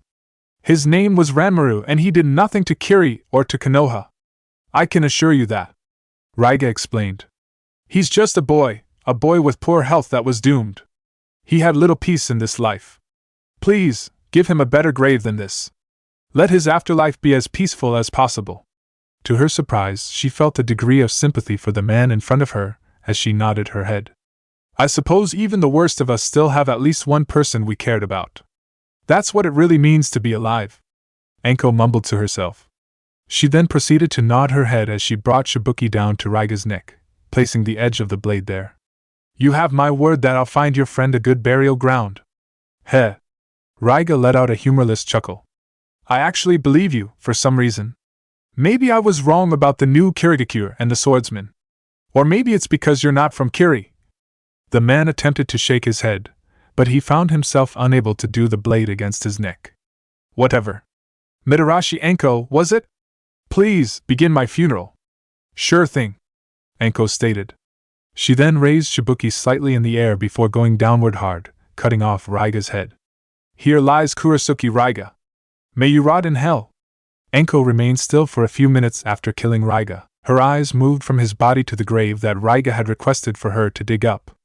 After a few minutes, she sighed and walked over to it. She then began digging. A person like Raiga, there is no redeeming them. He deserves his death, and deserves no peace in death, she told herself. But someone he cared about? Someone innocent to his sins? They deserve some peace. Minutes passed by before Zabuza and Kahayo arrived. The two Kirigakure shinobi's eyes wandered from her to the Kiba blades, lying on the ground, to Raiga's decapitated head and corpse. "Good. And the bastard is dead." Zabuza nodded his head in approval, smirking behind his bandages. Anko turned her attention away from the grave and smiled back at Zabuza. "Hell yeah, he is." Zabuza bent down and proceeded to pick up the Kiba blades. He held each of them in his hands. He then turned towards Kahayo and nodded at her. "With Kurasuke Raiga dead, the Kiba blades now back in the hands of Kirigakure, they must move on to a new owner," he declared. He extended the blades out towards Kahayo. "We will have a proper ceremony upon returning to Kirigakure with paperwork, but unofficially, you are now a member of the 7 Swordsmen of Kirigakure." May you hold the Kiba blades proudly and use them to keep Kirigakure protected from all danger. A smile graced Kahayo's lips as she nodded her head in understanding. She then took the Kiba blades, one in each hand, and held them tightly. I wish I could have fought for the right to take them myself, but I am more than honored to have them. Thank you, Zabuza-san. Kahayo bowed her head respectfully. She then turned her head to Anko. When we return to Kiri, I would love the chance to spar with you, Anko-san. I'd love to see where I stand up to you, the woman who killed Raiga and took back my swords for Kiri. I'd be more than willing to fight, Anko replied with a grin. She then gave a confused look. Wait, I'm going back with you all to Kiri? Zabuza, you didn't mention that.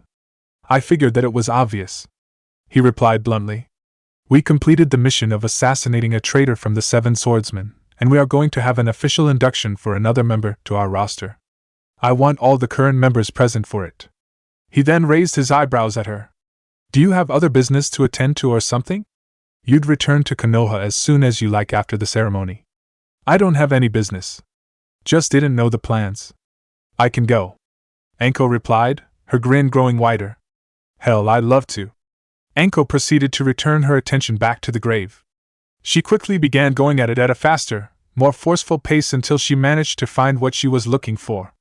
She then pulled out a sealing scroll from her pocket and sealed the body within the scroll. What were you doing there, Anko? Zabuza questioned, his eyes narrowed on the scroll in her hands. Just doing a favor for the dead, Anko answered dismissively. The Konoha Jonin then picked herself up and pocked the scroll for now. She then walked over to Zabuza's and Kahayo's and smiled. So, we gotta get to Kiri. You all ready? She questioned with a smirk. So, are you all getting used to training yet? Naruto questioned his students. As Naruto had planned, Team 9 had gotten into the routine of visiting Ichiraku's ramen each day after their training sessions were finished. None of his students minded in the slightest. They were all more than eager to eat after his extensive training. The group was currently sitting at the seats, waiting on their orders to arrive. I'm getting used to it. Katsumi replied with a shrug, her eyes focused on Tuchi as she eagerly awaited her bowl of ramen. Granted, it's only the 4th day, but I feel like it is getting easier every day. Easier? The Uzumaki frowned in response. I'll have to bump up my plans a bit for next time then. Katsumi immediately turned her full attention back to her sensei. Her eyes widened at his answer and she gulped. Okay. Thanks, Katsumi-san. Both Hanabi and Hebihiro mumbled in unison in frustration. Ooh boy. I can't wait, Kanji replied dryly. He then proceeded to gesture to his arms and legs. I love leaving training with absolutely no feeling in my body. Heh. This brings me back to when I first started as a genin. Naruto snickered to himself. His 3 genin looked to him, as if anticipating a story, but the blonde proceeded to shake his head. Although, I will say, you all need to be welcoming to this stuff. Yeah, I know it's tough and I've been trying to be tough, but it's this type of training that's gonna save your neck when you need it. I want to make you all as strong as possible, both to make you all great shinobi and to make sure that you are all safe on missions. We know. Katsumi nodded her head in acknowledgement. A small, satisfied smile then developed on her face. And yeah, your training is hard, but I have to admit, I do feel a lot stronger after it. I do feel like I'm actually making progress. The kunoichi then clapped her hands together, and her eyes seemed to twinkle. And I'm making really good progress with that jutsu you gave me. I really think I can have it ready by the end of the week. Absolutely no later than that, though. Heh. I'm making progress with the lighting jutsu you gave me too, Naruto-sensei. Kanji admitted with a chuckle. I know, shocking isn't it? The excitement in Katsumi's face was quickly replaced with annoyance as she turned her head to her teammate. Really? The Yamanaka, in response, looked at her in confusion. What? Would you prefer if I had a rockier time? Both Naruto and Hanabi laughed in response to the joke. Katsumi, on the other, proceeded to roll her eyes and sigh. Elemental affinity puns? Are you fuck dash? The civilian-born shinobi's eyes immediately wandered to Hanabi, who was looking at her intently. Katsumi coughed slightly before shaking her head. Are you ever serious? Oh, of course. I'm actually a completely serious person. I just happen to have a sense of humor, Kanji said with a shrug. He then turned his attention to Naruto and nodded his head. Like I meant it. I am making a lot of progress with the jutsu you gave me, and it legitimately surprises me how quickly I'm working with it. Hanabi-san has also been doing very well with the poison saban jutsu you gave her. Hebihiro spoke up. As have I. We should have the jutsu ready by tomorrow. Hanabi nodded her head in agreement, but proceeded to frown slightly. If I only was making that good of progress with medical ninjutsu. You'll get there. It just takes time, and it's your first time working with it. Naruto said with a smile. I actually am super proud of how all of you are working. You're putting a lot of effort into training, and I can't wait to see what type of shinobi you all become when it's all done. Hanabi, Hebihiro, Katsumi, and Kanji all smiled in response to the praise. The three genin exchanged a look between each other before nodding their heads in agreement. You know what, Naruto-sensei? Toughen up our training even more. We're ready. We can take it, Katsumi declared as she crossed her arms confidently. Or at least I can. So can I, Kanji replied with a shrug. Same. Hanabi clapped her hands in agreement. Hebihiro nodded in agreement with her. Ha! That's good to hear you want to take it more serious. Naruto chuckled in response. Although, I can tell that you'll regret that later. I'll make sure you do. The genin all tensed up at his statement. Before anyone could respond back to their sensei, Tsuchi came walking forward with 4 bowls of ramen. He immediately placed each of the bowls directly in front of his patrons. Here you all go. Enjoy, Tsuchi said with a smile. He then turned to Naruto and gave him a curious look. I'm actually surprised you got the chicken curry ramen. Didn't think you like spicy foods much? Well, I want to experiment. This is Hananai's favorite whenever he's here. The Uzumaki shrugged in response. Well, as I said earlier, enjoy, Tsuchi said with a chuckle. He then placed a large cup of water down in front of Naruto. Oh, you may need this. Trust me, it's actually very hot. Naruto nodded in understanding. As the ramen chef walked away, the members of Team 9 grabbed their chopsticks and took their first bite of their respective ramen. Naruto, Hanabi, and Katsumi continued to eat at a relaxed pace. Kanji, on the other hand, stopped after the first couple of bites as an incredibly hot sensation rushed through his body. His eyes began to water and he felt as if his mouth was on fire. He opened his mouth to say something, but he felt himself unable to speak. My ramen isn't that hot. I wonder why. It kinda tastes like miso ramen. Naruto mumbled, snickering to himself slightly. Is something wrong, Kanji-san? Hanabi questioned as she looked at her teammate in confusion. He did not reply. His eyes then focused on the cup of water in front of Naruto. Within a second, he reached for the cup and began drinking it. Oh! Didn't you order miso ramen instead? Looks like you accidentally started eating from my curry chicken ramen bowl and I ate from your bowl, Naruto said, bringing his hands to his mouth to try and hide his laughter. I wonder how that could have happened. Ha! Naruto could not hold himself back and began laughing loudly as he watched his student finish the water. Once Kanji finished the water, he immediately signaled for Tsuchi to bring him out another cup. Why you switch the bowls? Kanji mumbled, finally finding his voice. Maeabe. Naruto replied, still laughing. Kanji was about to reply, but Tsuchi arrived at the scene with another cup for him. The Yamanaka immediately dropped the topic and instead began rapidly drinking the water, hoping to cool down. Ha! Katsumi snorted, trying to contain her own laughter. Well played, sensei! Naruto-sensei, that's mean. Hanabi frowned in response. Hey, I warned you all about pranks. Consider this just one more. Naruto shrugged in response. He then turned his attention back to the ramen. Anyway, let's finish up our bowls and go visit the Hokage. We need to go check if the cat, Tora, needs to be rescued again. Immediately, Katsumi's amusement stopped. She and Hanabi were both looking at the Jonin in horror. Please tell me you are kidding. Hanabi mumbled as she clapped her hands together in prayer. You gave them the Tora mission again? Hinata gasped. Naruto-kun, what kind of horrible sensei are you? Naruto proceeded to laugh and shake his head. I didn't give them it. It wasn't available. His laughter got a little louder as a grin developed on his face. There was a runaway dog mission though, so I got Ero-sennin to give them that instead. Hinata proceeded to sigh. The two shinobi had met up shortly after Naruto had dismissed his genin squad and they were now walking through the village. The sun was just beginning to set as they made their way through the streets in no particular direction. I hope you know that Hanabi speaks very highly of you as a Jonin sensei, until she gets to the end of the day where she discusses missions. The Hyuga mumbled. I'm probably going to have another long night of listening to her theories on why Naruto sensei is torturing them. I wouldn't call it torture. I'd just call it being a genin that's gotta do D-rank missions. Naruto replied, his grin still plastered on his face. I do like them overreacting to missions though. It's the only thing keeping me sane from having to do these worthless types of missions again. Hinata giggled to herself. Glad I'm done with those. You'll have to deal with them again if you ever pick up a genin squad yourself. The blonde informed her. I'll cross that bridge when I come to it. Hinata replied, sticking her tongue out playfully as she continued to giggle.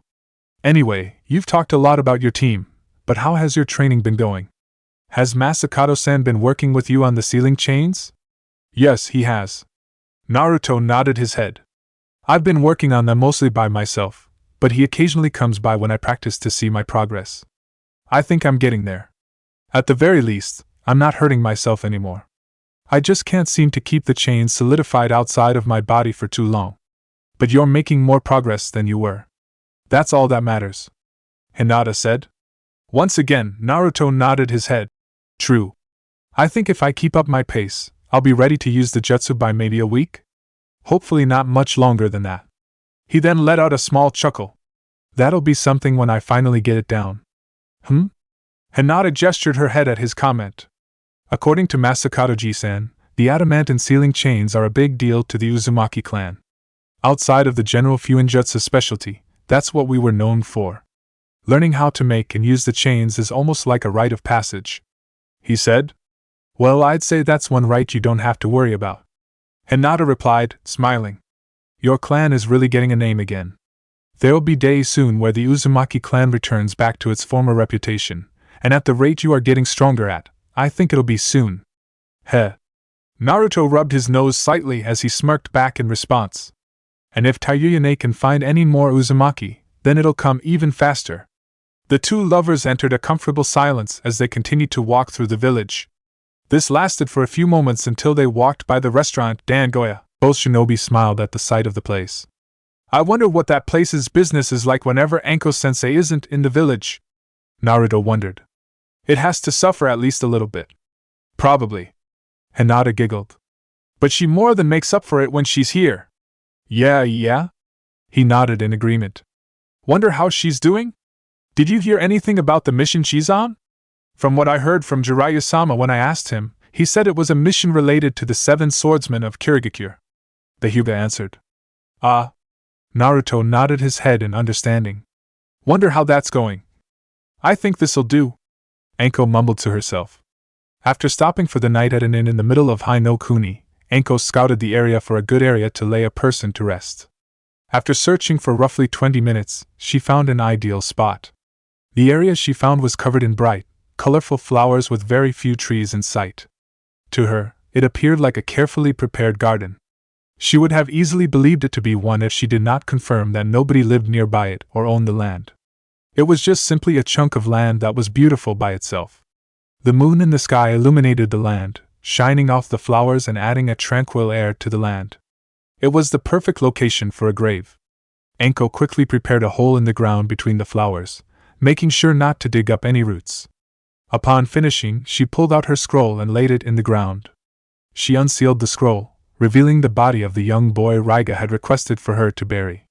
As Anko began covering the hole with dirt, she felt a presence arrive in the area. She turned her head, seeing Zabuza walking behind her. The man was looking at her intently. I am surprised you went all of the way out here for a favor for Raiga, he admitted. He was a fucked up guy, but he had a point. After our little battle in that forest, that place was not a suitable graveyard, Anko said. A frown then developed on her face. I probably should have dug up the other bodies too. I feel like an ass now. Zabuza did not say anything. He walked forward towards Anko and the hole. He looked down at the body of the young boy before he shook his head. Wonder how a kid ended up in Raiga's gang. He mumbled to himself. Raiga's not the type to let someone hang around him that isn't as fucked up as he is. Don't really know why. Anko shrugged her shoulders as she got back to filling up the hole with dirt. He seemed to care for him, though. He said the boy's name was Ranmaru and that the kid had poor health. I think he probably took care of him. Zabuza's eyes focused back on the corpse in the grave. After staring for roughly a minute, he closed his eyes. A small smirk developed on his face, behind his bandages. You're a good person, Anko. Zabuza admitted. I know I wouldn't be doing this, especially if Raiga asked. I'd probably desecrate the grave just because he asked. But this kid really hasn't done anything. He deserves a good resting place. Once again, the Kirigakure Jonin shook his head. I wonder, when I was on the run with Haku, if the two of us ever passed away, would anybody have bothered to bury him in some peaceful place? We probably will never have answers to those kinds of questions. Anko answered. Hey, I suppose. Zabuza chuckled in response. Haku was a good kid. Still is. I don't really know if I'd care about something like a good resting place for myself, but I know he would have deserved one. So do you, though? The Konoha Jonin informed him, turning her head to face him. You're a good guy, too. Don't forget that. Good guy? That's a laugh. He snorted in response. Anko's eyes narrowed. Laugh all you want, but I meant it. You're an asshole, yeah, but that doesn't mean you don't care about the people important to you and your village. Her eyes softened slightly as she let a small smile develop on her face. I'll say it again, Zabuza, you're a good guy. Zabuza's eyes widened slightly at her comment.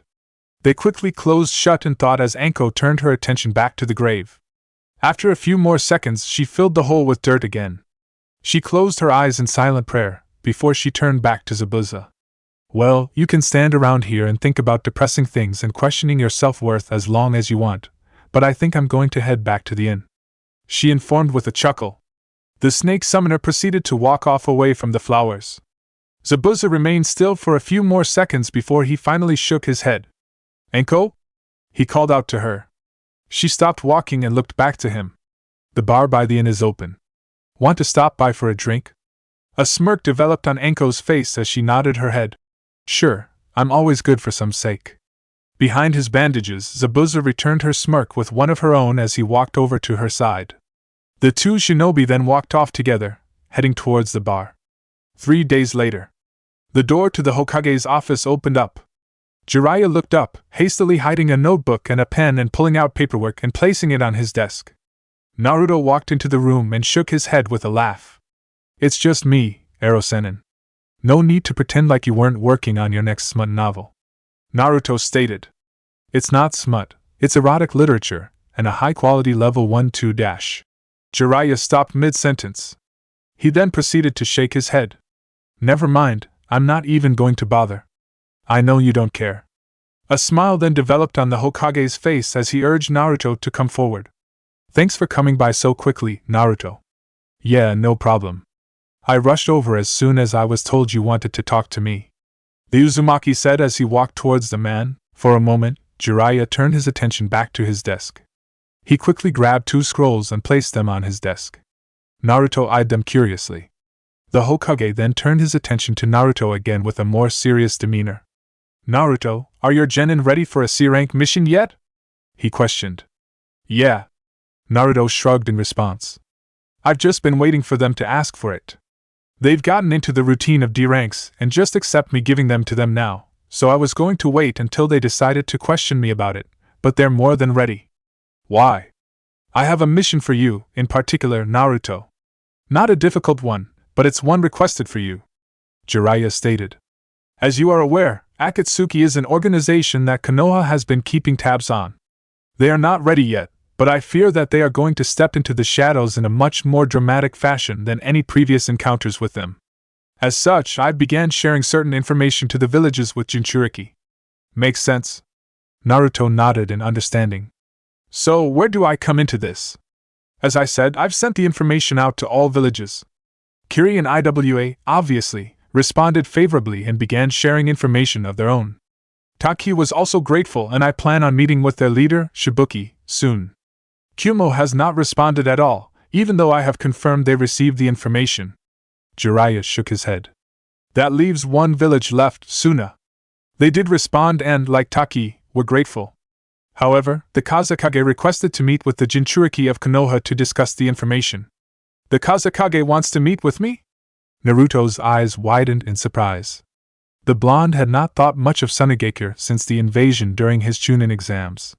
He had not been assigned any missions to Kaze no Kuni and, as such, it became an irrelevant topic of thought. Hearing the name, however, brought forth images in his head of his fight with the Ichibi Jinchuriki, Gaara.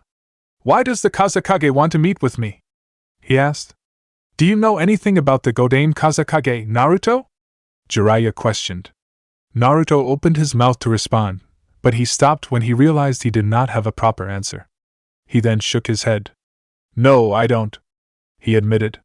"The last time I heard anything about Suna, they didn't have a Kazekage appointed. To be fair, that is correct. Suna went a long time as they tried to figure out who should take the title. The invasion, along with the death of the Yondaime Kazekage, Raza, and the fact that Orochimaru got away with impersonating him for a while, had them paranoid about who they chose to elect. The Godame Kazekage was actually finally chosen just a little more than a week ago," Jiraiya explained. "Based off the impression I got, the Godame is someone who can be trusted and is somebody I think you'd really enjoy meeting with." "You are being vague with me on purpose," Naruto sighed. "Fine. Whatever. If you have information you need to tell the guy and he wants me to be the messenger, I can do it." The blonde's eyebrows rose slightly. "Although, what does this have to do with my genin team? You said you wanted to know if they could do a C-rank mission." "That's because I actually have a C-rank mission in Suna," Jiraiya explained as he raised his hands, showing off the scrolls he was holding. "A merchant in Suna has requested merchandise to be delivered from here to be put in his store. It's a straightforward mission and requires no escort. All the goods are in this scroll and the mission will be complete as soon as it's delivered. The only reason the mission is marked as C-rank is because it requires travel to another village." A smile then developed on the Godame's face. "I don't really need to give it to your team. I just figured if I was going to ask you to go to Suna, you might want to have your brats with you. Give them a chance to see the world a bit and interact in another village. It'd be a good experience for them." Yeah? Naruto nodded in agreement. "Sure, what the hell? I'll be going there anyway. At least this means we won't be missing out on team stuff." "Yeah, I'll take the mission." "Great." Jiraiya chuckled in response. He then placed the 2 scrolls on his desk. "As I just showed you, both scrolls here contain the commodities that the merchant had ordered. You can take them now. I asked that your team report here tomorrow, though. I'll prepare a scroll with the information I'd like you to discuss with the Kazekage." "All right." Naruto nodded his head in response as he took the 2 scrolls from the Hokage's desk. "Then I'll guess I'll be back tomorrow. See you later, Ero Sennin." With those words, the blonde walked out of the room. With him gone, Jiraiya proceeded to pick up his notebook and pen. He was about to start writing again, but he stopped himself. A frown developed on his face as he moved it away. "Time and place, Jiraiya. Time and place," he told himself as he put his writing away again. The Sannin proceeded to pick up another scroll on his desk. He opened it and began skimming the information on it. "I'm not concerned about this mission. Based on Taiyuya's last report, Akatsuki's plans should not involve Suna. However, it can't hurt to be cautious just in case," he realized. The Hokage proceeded to pull out a list of all the currently active, available shinobi in the village. "Sasori-sama, it is a pleasure to see you again." A large, hulking figure walked into a large, open area within a cave. The man, Sasori, wore a straw hat and a black cloak with red clouds that covered nearly his entire, hunched-over body. He walked into the center of the room, stepping over puddles of water, before he raised his head, revealing a brown mask. "You are here. Good," he stated sharply. "I hate waiting. I recall." Another figure appeared in the room. Walking up the hunched-over man was a grinning Yakushi Kabuto. "If you remember that, then you must also remember that I hate keeping other people waiting," Sasori said. "So let's keep this quick. I don't have the time to be wasting it here in a cave in Kaze no Kuni. You're already in a rush? You don't have business with Akatsuki somewhere else, do you?" Kabuto questioned. Behind the mask, Sasori glared at the man in front of him. "Don't talk so freely about me and my schedule, Kabuto. You were just a sleeper agent of mine sent to Orochimaru to spy on him for me. I know you had your memories restored and that you sided with him over Akatsuki. Disregarding that, though, with Orochimaru dead, I do not have any use for you," he said, shaking his head slightly. "Honestly, I do not know how you managed to contact me. Regardless, I'm here now because you expressed a desire to discuss something with me. What is it? Heh. Kabuto chuckled to himself, adjusting his glasses. You always speak so bluntly about what you are feeling, Sasori-sama, yet still manage to be professional and keep things on point. That is something I have always appreciated. Cut the flattery. The Akatsuki member interrupted. If this really was a waste of my time, I will kill you. Despite the threat, Kabuto smirked in response. I have a proposition for you that would benefit the both of us. What exactly? Sasori asked. As you said, Orochimaru-sama is dead. I decided shortly after that I want to be his spiritual successor and continue his research and perfect it. I want to accomplish everything that he sought out to do and more. The former Otogeku right-hand said, his smirk growing into a grin. I've devoted every moment of my time since his death to training myself physically and continuing his research. With all of the time and my newly found resolve to surpass him, I believe I have made incredible headway. I would like to continue this research further. And how am I involved in this? What do you want from me? Sasori questioned. And what do I get from this? The glasses-wearing shinobi reached into his pants and pulled out a scroll. He opened the scroll and unsealed it, revealing the corpse of a pale-skinned boy with white hair. This is Kage Kimimaro, and within his blood lies the Shikatsumiyaku, the dead bone pulse Kekii Genkai. He explained. I offer to you his body to turn into one of your human puppets. Sasori remained quiet for a few moments. The man walked over to Kimimaro's body and placed his hand on the boy's face. It went down his body slowly before he looked back up at his former spy. I knew Orochimaru had a Kage in his roster, but I never expected to have access to the body. This will make an excellent puppet, Sasori stated. You've done a good job keeping his body intact. There is no sign of decomposition anywhere. Despite the neutral tone of voice, Kabuto knew that behind the mask, Sasori was smiling and was excited. This caused Kabuto's grin to grow even further. I've already done my research him and taken the blood samples I've needed. You can have the body now, he stated. I would like to work with you, Sasori-sama. I would like access to your spy network across the different villages. I would like to work with you and set up a system where I obtain access to villages, obtain bodies of shinobi with Kekii Genkai, and after I finish my research with them and take the samples I need for myself, I will reward you by giving you the bodies to add to your collection. Humph. Sasori let a small chuckle out. While I enjoy the idea of having someone like you retrieving corpses for me to use as puppets, I know you, Kabuto. I know you are a good enough spy that you could sneak into the villages without my assistance. What exactly do you need me for? You overestimate me, Sasori-sama, the gray-haired man said with a chuckle of his own. Maybe, but I do feel as if you have another reason, so I'll ask you again. Why do you specifically need my assistance for something of this nature? Sasori repeated his question. Well, I simply would like a partner to work with that I could reliably work with forever, Kabuto answered. After all, I know from what Orochimaru-sama has told me, that you were experimenting with the idea of turning yourself into a puppet to create immortality with yourself. I, too, am after a similar goal of immortality. The two of us can establish a partnership that has strong benefits to both us. You supply me with the resources from my research, and in return, I give you corpses for your art. Sasori remained quiet for a few moments. He lowered his head and closed his eyes in thought, processing Kabuto's words. He's avoiding my question and not elaborating further why he wants to work with me. However, he has a point. Our partnership benefits both of us. The Akatsuki member realized. He would be a fool to turn against me, and I would be a fool to simply deny a manner to obtain more corpses for my art. A minute passed by before he nodded his head. I'm willing to see if you can be of any benefit to me, so very well.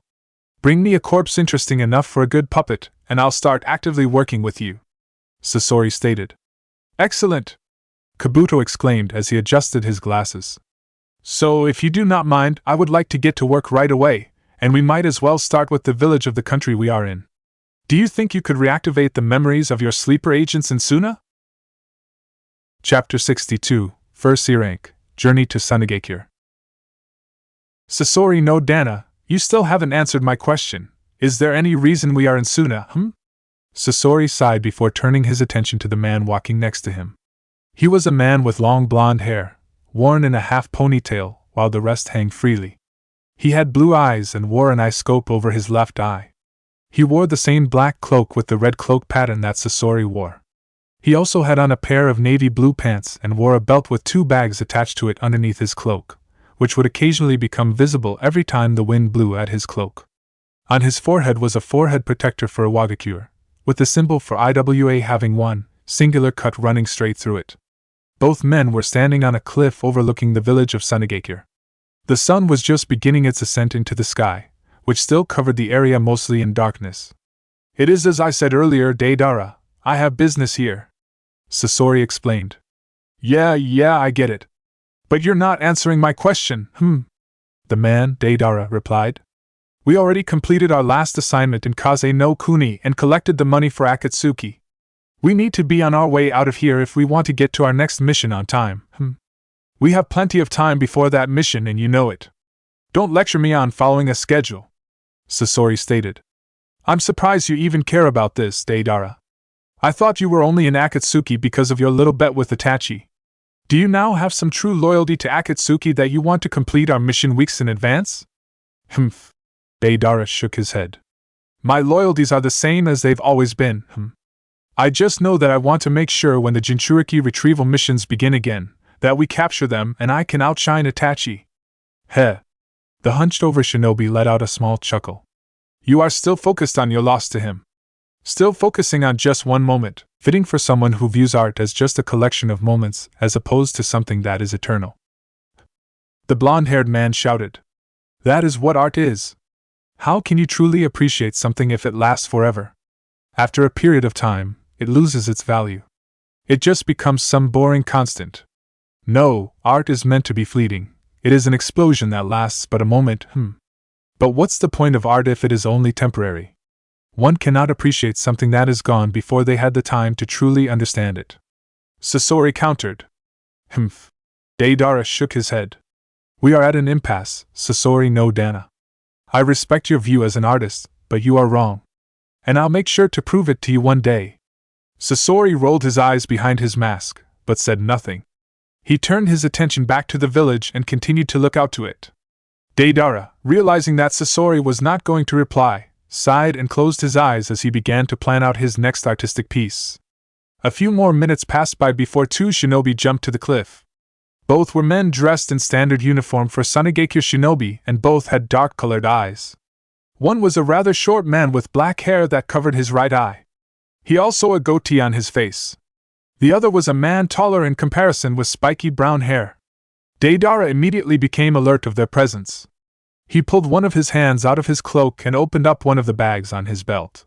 He was about to stick his hand in the bag, but he stopped himself as the 2 Sunagakure shinobi bowed at them. "Sasori-sama, it is a pleasure to see you again," one of the men, the one with brown hair, stated. "Heh. Yura." Sasori looked at the man with black hair. "Mukade." He then turned to face the man with spiky brown hair. "I am pleased you 2 showed up on time. Since you 2 knew exactly where to meet me, I trust that your full memories have been restored." "Of course, Sasori-sama." Yura nodded his head, smirking slightly. "Your technique was quite effective. I, personally, have managed to enter the Shinobi Council in Suna without anybody suspecting anything." Deidara's eyes narrowed at the 2 men in front. "So Sasori is restoring his sleeper agent's memories? What for?" "They were supposed to be used whenever we entered Suna for our mission to capture the Ichibi Jinchuriki. I have a task for you and I'd like you to ensure it goes as planned," Sasori declared. He reached into his pocket and pulled out a picture of Kabuto. He then handed it to Yura. "This is Yakushi Kabuto, a subordinate of mine. He is working on my behalf and should be arriving in this village no later than tonight. He is a punctual man, so he will be here by then. It is your duty to ensure that he is able to get entrance into Suna without being detected. Once he is in the village, follow any orders he has for you too. His work is to our benefit."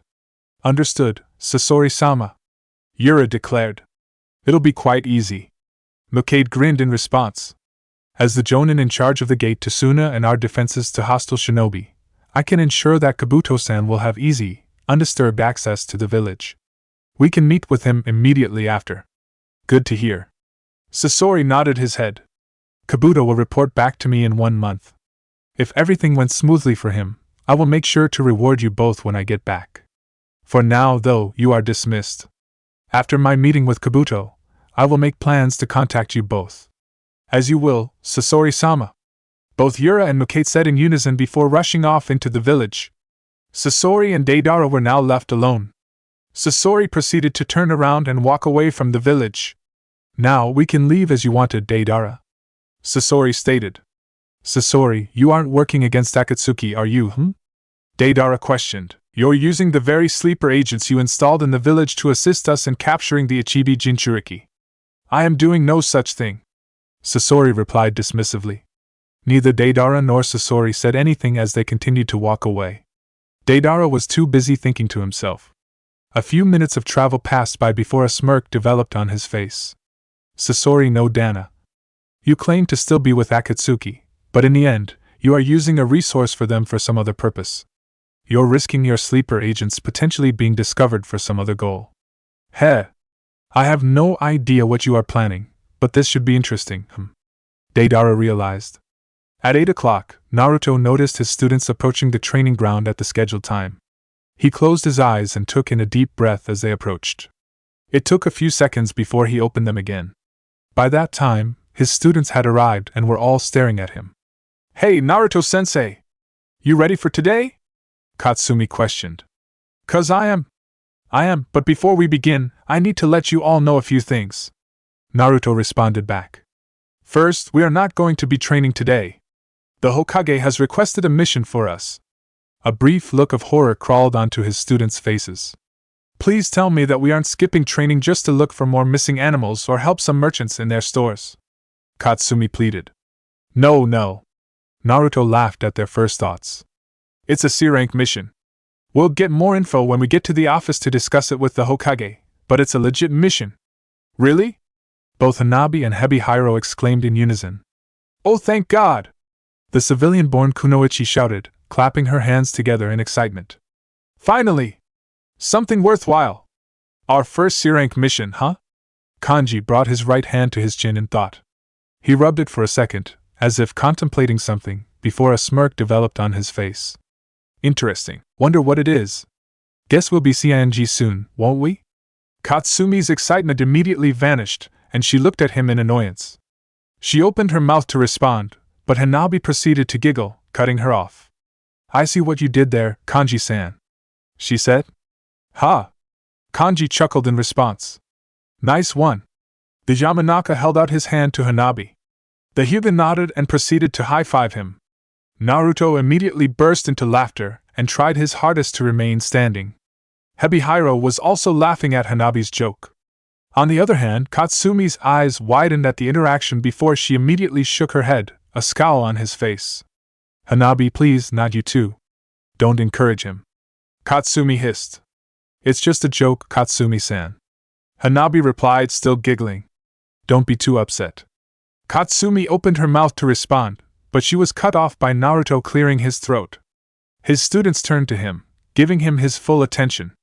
Hate to interrupt the jokes, but I actually did have something I need to talk to you guys about, he stated as he sighed heavily. And it's kind of a big deal. Is everything alright, Naruto-sensei? Hanabi frowned at Naruto's tone of voice. Yeah, everything's fine.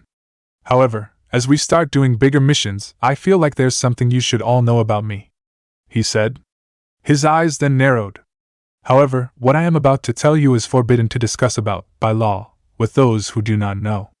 The law doesn't really apply to me, because it concerns me, and I honestly think it should get revoked entirely and that the truth should just straight up be announced.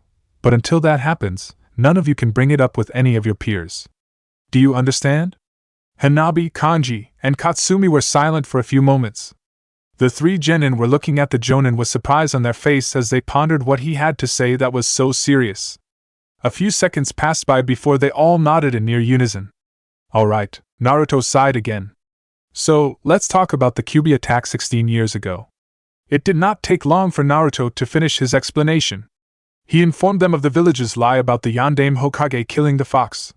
He explained how a biju could only be sealed into a person that could contain it, and he explained that he was chosen to be the Jinchuriki for the Kyuubi. The blonde made a note to keep certain information secret, the Kyuubi's real name, The fact that he attacked the village because of Uchiha Madara, and the fact that he was chosen as the candidate because his father was the Yondaime, and that his mother had been the previous Jinchuriki. That was all information he would tell them later, if there was a need to tell it at all. He did, however, make a note of Akatsuki. He wanted his students to be aware of the personal dangers that he would be facing and how it could potentially affect them. Although he made the point across that he would guarantee their safety in any event involving them, he wanted them to be aware of their existence.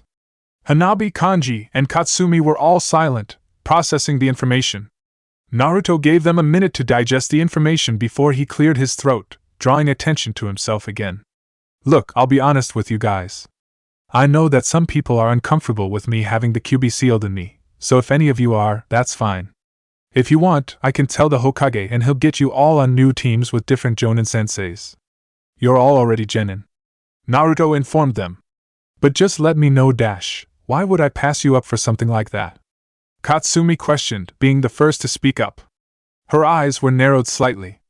No, seriously, why would this actually make me uncomfortable? Well, some people think I'm still dangerous. That, at any given moment, the QB could take control of me and have me attack the village. He explained. And has that ever happened? She questioned. No, Uzumaki replied. I'm just if it hasn't happened, then there's no concern for it. Katsumi interrupted. The kunoichi proceeded to spit out on the ground before turning her attention back to Naruto with visible anger in her eyes. Hell, even if some event happened, that's not your fault. You're the one holding it back. That should make them want to celebrate you or something. Seriously, fuck anybody who's actually uncomfortable around you. I'll second that. Kanji admitted. We haven't known each other for that long, but I'd say that you're pretty much the most loyal Konoha shinobi I've ever met. You're the last one who'd do anything to harm this village. You really wouldn't, Naruto-sensei. Hanabi replied, shaking her head. Her eyes then studied Naruto. Hinata-Nizen knows, right? Of course she does. Naruto nodded his head. Then that's more proof. I trust her and I trust you. You're no danger or anything. Hanabi declared sharply. Naruto remained still for a few moments. A smile began to develop on his face as he rubbed his eyes, preventing any tears from developing. Heh. I don't know what to say, guys. He mumbled. You didn't actually think we'd ditch you or something, did you? Katsumi questioned as a grin developed on her face. We got assigned to you for a reason and you've been doing a great job as a sensei. Although, if you actually want Katsumi to leave the team, you can start making some puns of your own, Naruto-sensei, just like Hanabi did. Kanji offered with a smirk. Which, by the way, I don't think I've ever told you, but do you know you have a really foxy smile? Katsumi's grin immediately vanished and was replaced with a scowl. Kanji-foxy? Heh. How many times have I heard that one? Naruto stated with a chuckle. 9 times? 1 for each tail. A sly grin developed on his face. Could you be more original? Ha! Kanji clapped his hands in approval. Good. Good. That's the spirit. Teehee. Hanabi started to giggle loudly. Hebihiro joined the Hyuga in her laughter. Alright, screw this. I'm outta here. Katsumi hissed as she began to walk out. I'm going to get a new team. Not dealing with you punna jerks. She immediately stopped in her place and turned back to her team, shaking her head. I meant funny, not punny? Kanji interrupted, repeating the word with a smirk. A little basic, but it's a good start if you want to develop some good jokes.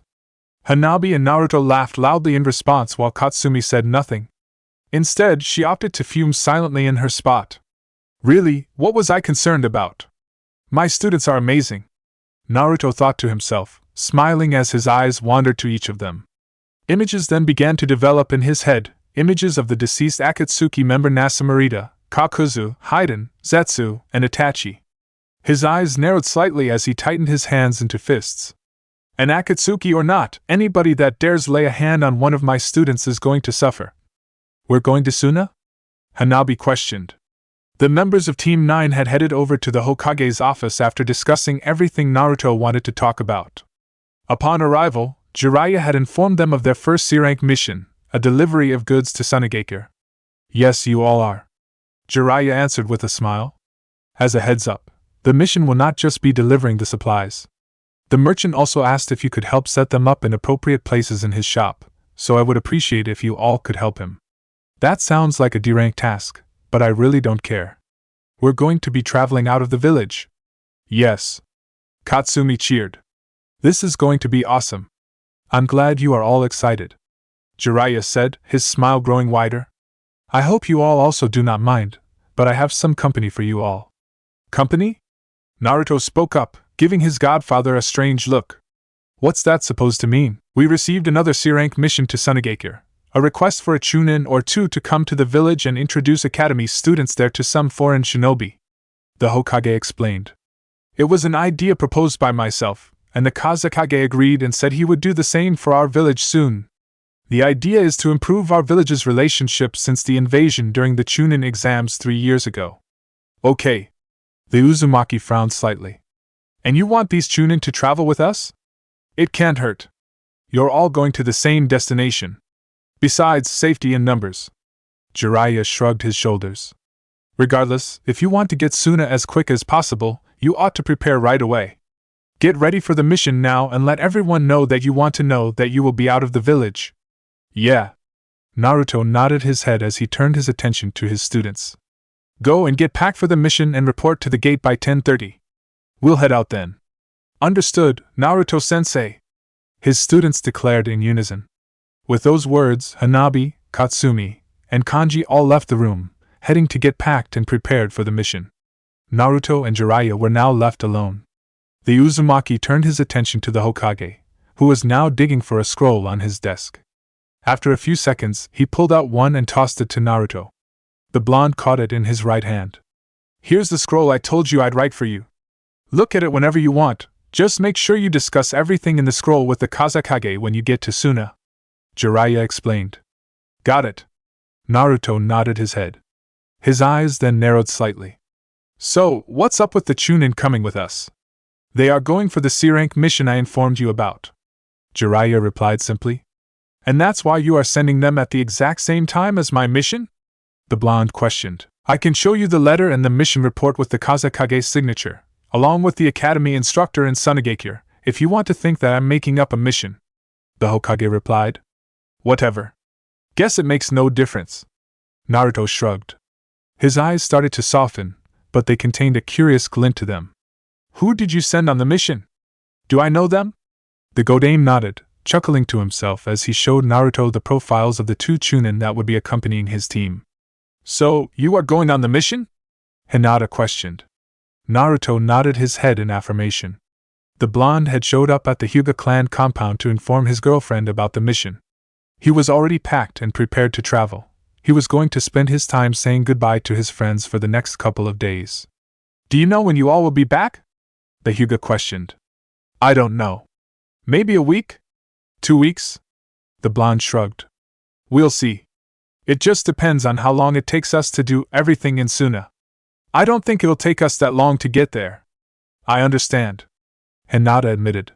She then smiled at Naruto. Regardless, good luck with your team's first C-rank mission. Enjoy the travel and let me know how it goes. Of course. Of course. He chuckled in response. The 2 lovers proceeded to hug each other. They held each other tight in their embrace. Also, and I know you will do everything you can and I trust you, but please, look out for Hanabi, okay? Hinata requested. I will. Don't worry. Naruto told her, tightening their hug. The 2 shinobi shared a kiss with each other before they broke their hug. I should probably say goodbye to Shikamaru and Dosa while I'm thinking about it and have the time. Naruto informed her. Go ahead. Hinata nodded her head in understanding. Love you, Naruto-kun. Love you too, Hinata-chan, he stated. With that, the Uzumaki rushed out of the compound, heading towards Shikamaru's home. Hinata waved goodbye to him as he left. Shortly after he was gone from her sight, Hanabi began to walk inside. The younger Hyuga looked at her sister in confusion. Was that Naruto-sensei? She questioned.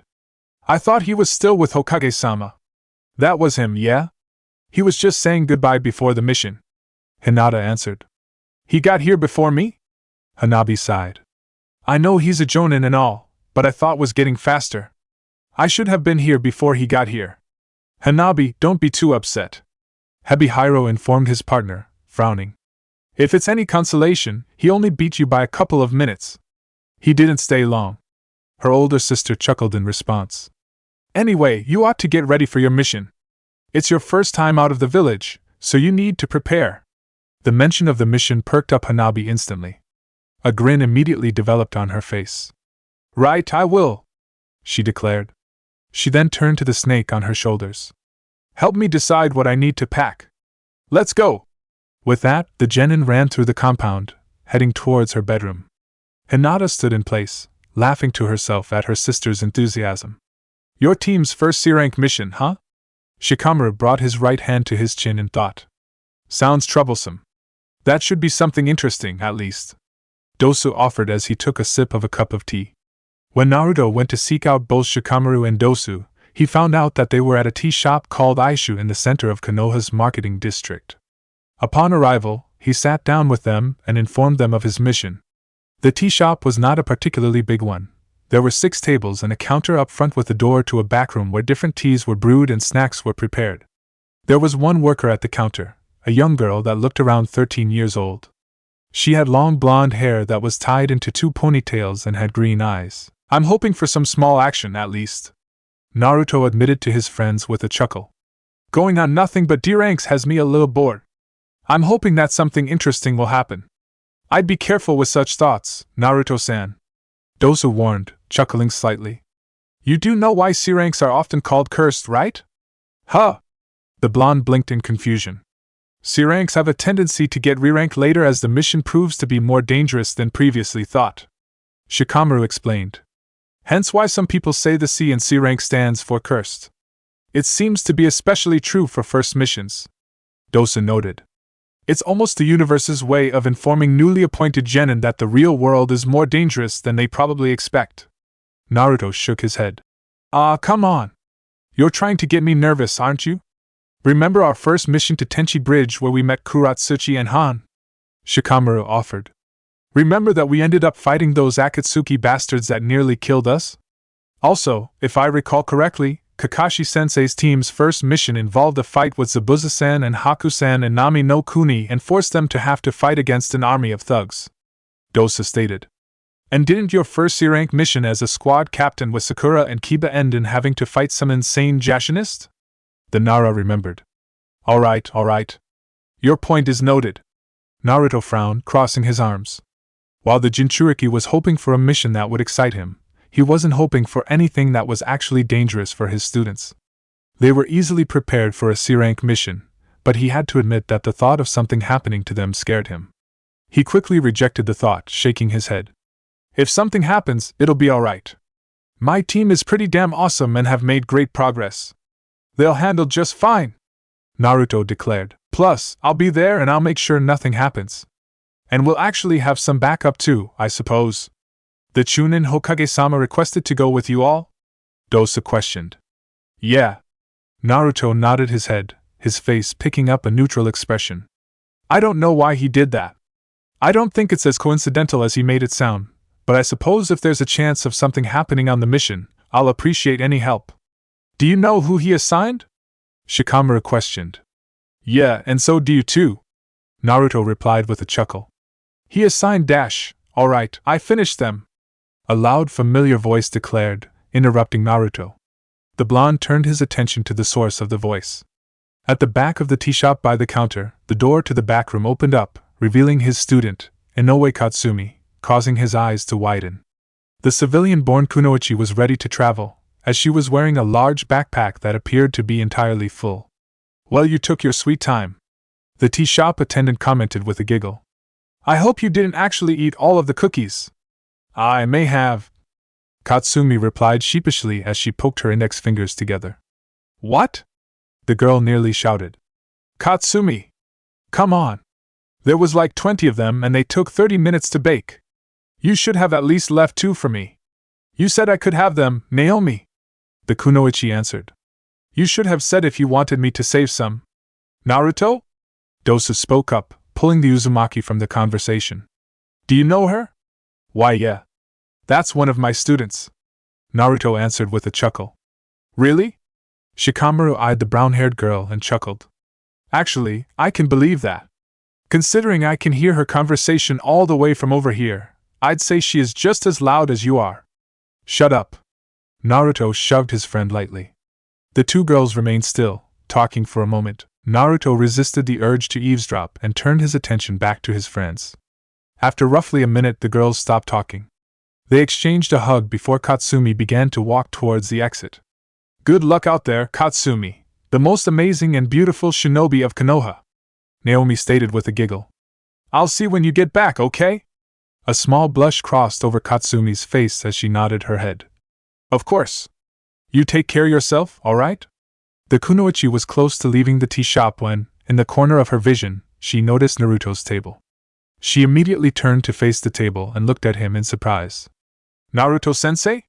She questioned. The hell are you doing out here?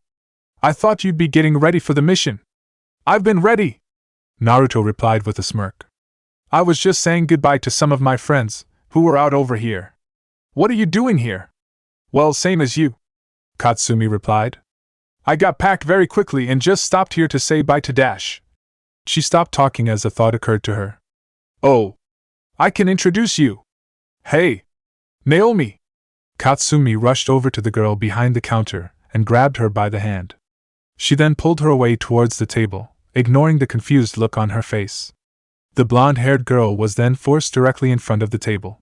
Katsumi had a large grin on her face while her friend seemed to fidget slightly, feeling awkward. Naruto-sensei, this is Naomi, my best friend and the brewer of the best tea in Konoha, Katsumi declared, her grin growing wider. Katsumi, I'm not that good. It's a family-run business. The girl, Naomi, quickly stated. I'm just a server Dash. Quit being humble. The kunoichi interrupted as she pulled the girl into a tight hug. I repeat best. Tea. In Konoha. At first, Naomi blushed slightly in response.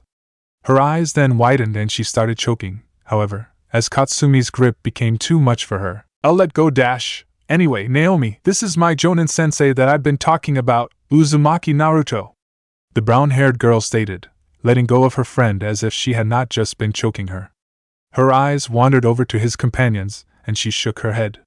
And I have no idea who these two guys are. Nara Shikamaru and Kinyuta Dosu. They're two of my best friends, Naruto answered. Both shinobi waved politely as the genin. Naruto then looked over at the blonde girl with a smile. Regardless, it's nice to meet you, Naomi. You as well, the tea shop attendant replied, bowing slightly. Katsumi has had nothing but amazing things to say about you, Naruto-san. She then turned to face her friend. I'd like to talk, but I really shouldn't be away from the counter too long. If my parents came out and saw I wasn't there, I'm sure I'd get in trouble. Whatever. The kunoichi shrugged in response. I just wanted to actually introduce you to my Jonin-sensei, since he is here. I probably should be going myself, anyway. She then gave Naruto a confused look. Wait, shouldn't you be heading out too? Naruto gave her a confused look. Well, it's 10:15. If we all want to get to the entrance to the village, we should be leaving now. It's like a little longer than a 10-minute walk there, Katsumi answered. Yeah, for you, the Uzumaki stated with a smirk. But I can get there in 3 minutes. Katsumi shook her head, mumbling something akin to stupid fucking Jonin under her breath. Well, for someone like me, I should be leaving now. I'll see you later, Naruto-sensei, Katsumi declared. She then looked over at Shikamaru and Dosu and bowed slightly. Nice meeting you both. Hopefully next time we meet, we'll have more of a chance to talk. No worries, Shikamaru said. Good luck on your first C rank. Thanks. She let a smile cross her lips as she bowed again. She then turned her attention back to Naomi. Bye again, thanks for letting me stop by and use your kitchen. With those words, Katsumi rushed out of the tea shop and headed out into the streets of the village.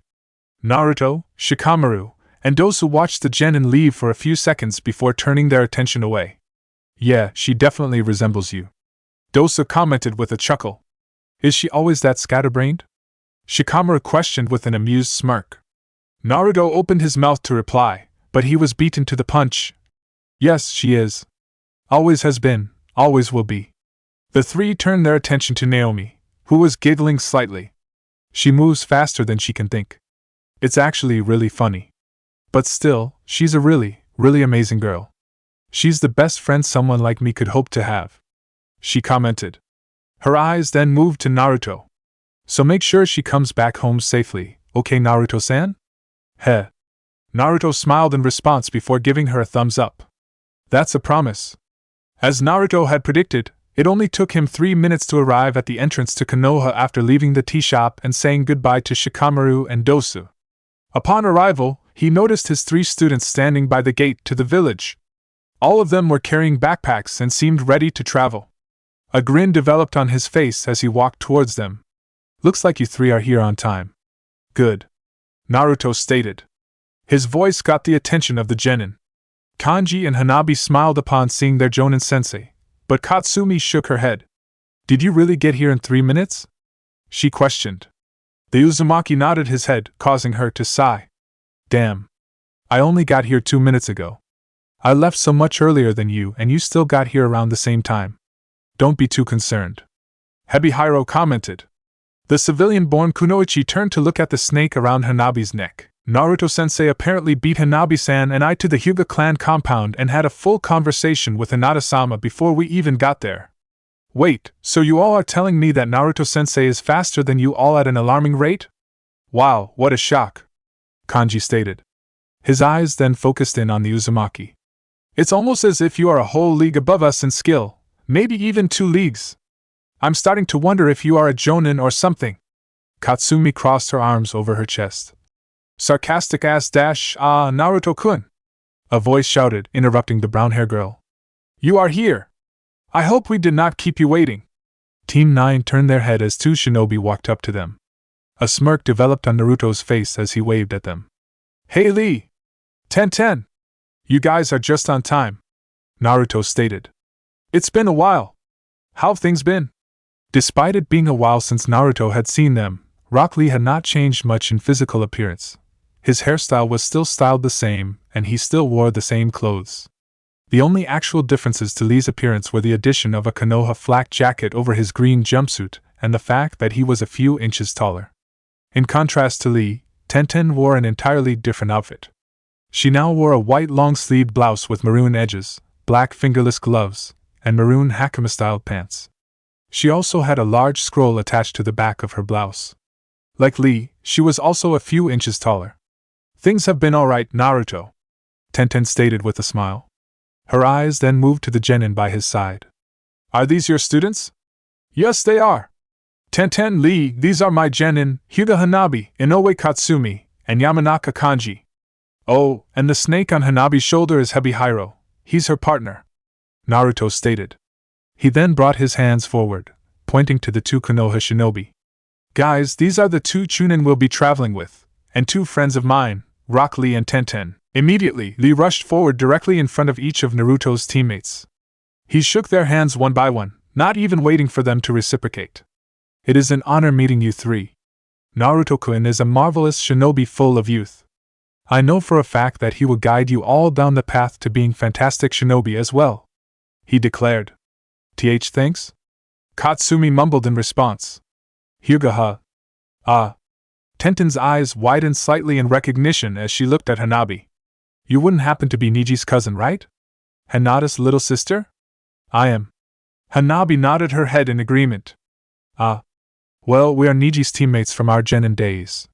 Now we are chunin, hopefully going to be promoted to jonin soon in order to get back on his level, Tenten stated. Oh yeah? That's right. Niji made jonin too. Naruto's eyes widened in realization. He then shook his head. Damn, it's been a while since I've seen him, and I'm over at his clan's compound all the time because of Hinata-chan. Yeah, well, he has been pretty busy. He's been getting a lot of missions recently, and he's been training like crazy. He hasn't had much free time, the Kunoichi mentioned with a shrug. She was about to say something else about Niji, but she stopped herself as she noticed the look Kanji was giving her. She turned her full attention to the genin.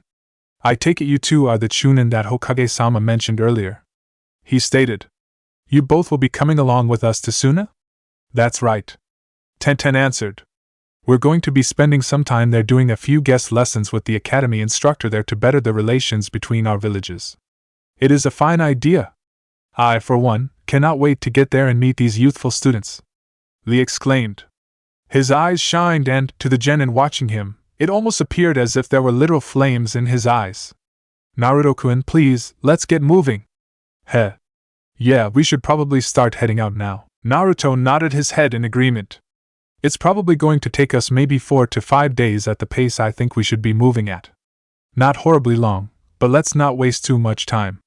Let's move on out." With those words, Team 9, along with Rock Lee and Tenten, headed out through the gates of Konoha towards Sunagakure. "Kabuto-sama, right this way." Kabuto chuckled to himself upon hearing the call. He had arrived at Sunagakure just as the sun was beginning to set. Upon his arrival, he noticed a cave that had no visible signs of shinobi patrolling it. After entering and walking through the cave, he was greeted by a man with spiky brown hair. "You are one of Sasori-sama's sleeper agents, are you not?" Kabuto questioned with a knowing smile. "Of course. My name is Makade." The man introduced himself. "Yura was supposed to be here with me as well, but he is currently in a meeting with the others on the Shinobi Council. He can't afford to miss it." "I understand. You all have a duty to make sure you do not blow your covers. It would be bad if anybody were to suspect your true loyalties." Kabuto noted with a chuckle. "That it would. That is why I've been keeping a close eye, waiting for you," Makade stated. "I've diverted any and all potential shinobi away from this cave. Not a single person is going to be aware of your entrance to the village. Not even our Kazekage. Well, then I must say, job well done." The smile on the gray-haired shinobi seemed to widen.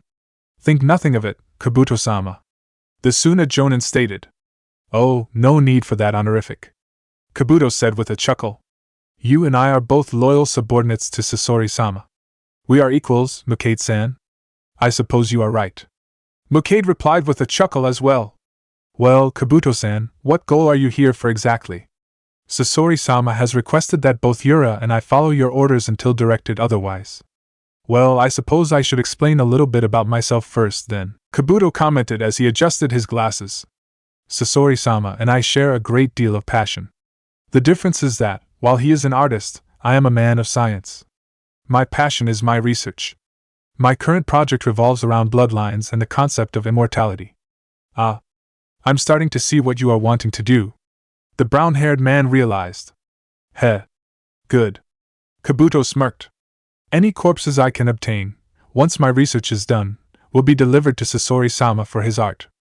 I can direct you to the cemeteries of note in the village, and I can mark where bodies are that you'd be interested in," Makade offered. He then crossed his arms. "However, this is something that will be a little difficult to cover for you. While I do believe I can guarantee you that we can get you inside and give you the chance to take what you need, there is no chance that it will go undiscovered. What we are actually probably going to have to do is try and pin your grave robbing on somebody else. We need to discuss this with Yura." "I understand," he stated, adjusting his glasses once more. "For now, though, let's find a suitable place for me to stay and hide at." Makade nodded his head in agreement. The two shinobi then walked off into the village together. "Thanks for cooking, Naruto-sensei," Hanabi said politely. As the sun began to set, Team 9, along with Lee and Tenten, decided to find a place to camp out. Immediately after, Naruto managed to catch fish from a nearby river and prepared dinner. It did not take him horribly long to have it finished, and much to the joy of those traveling with him, he managed to create a good meal. "Heh. I'm glad you liked it," he stated, rubbing his nose slightly at the compliment. "I was unaware that you could even cook, Naruto-kun. What prompted you to start learning?" Lee questioned. "Well, for my 14th birthday, I got a cookbook from Tucci and I am at Ichiraku's Ramen and I kinda started experimenting from there," he admitted with a small smile. "I'm not really good at it, but I like to think I can actually make good food from time to time." "Since when are you humble, Naruto? You prepped the fish really fast, and it was great," Tenten stated with a smile. "Much better than when I actually tried to cook something." A shiver then went down her back. "Or worse, when Gai-sensei tried to make something." "I would not say that, Tenten. Your cooking and Gai-sensei's is also phenomenal. You should be proud of what you can accomplish." "It is more than I can," Lee stated. He then turned to Naruto and stared at him intently. "Naruto-kun, you have inspired me. From now on, I will try and cook my own meals." I am most certain I can reach your level if I try. Ha! Go ahead. I'm sure you won't take too long to reach it. The Uzumaki stated with a laugh. He then turned his attention to his students. So, how are you all doing? How does it feel to be out of the village for the first time? Actually, it's super exciting. Katsumi stated with a grin. I can't wait to see what Kaze no Kuni is going to be like. Well, we should find out sooner or later. Kanji stated, chuckling to himself. Katsumi's grin dropped. A scowl developed on her face as the rest of the group started to laugh at the Yamanaka's pun. Why do you all let him get away with crappy puns like that? You're just encouraging him more. She grumbled. Oh, Kanji-san is only joking, Katsumi-san. Do not be disheartened by a few jokes.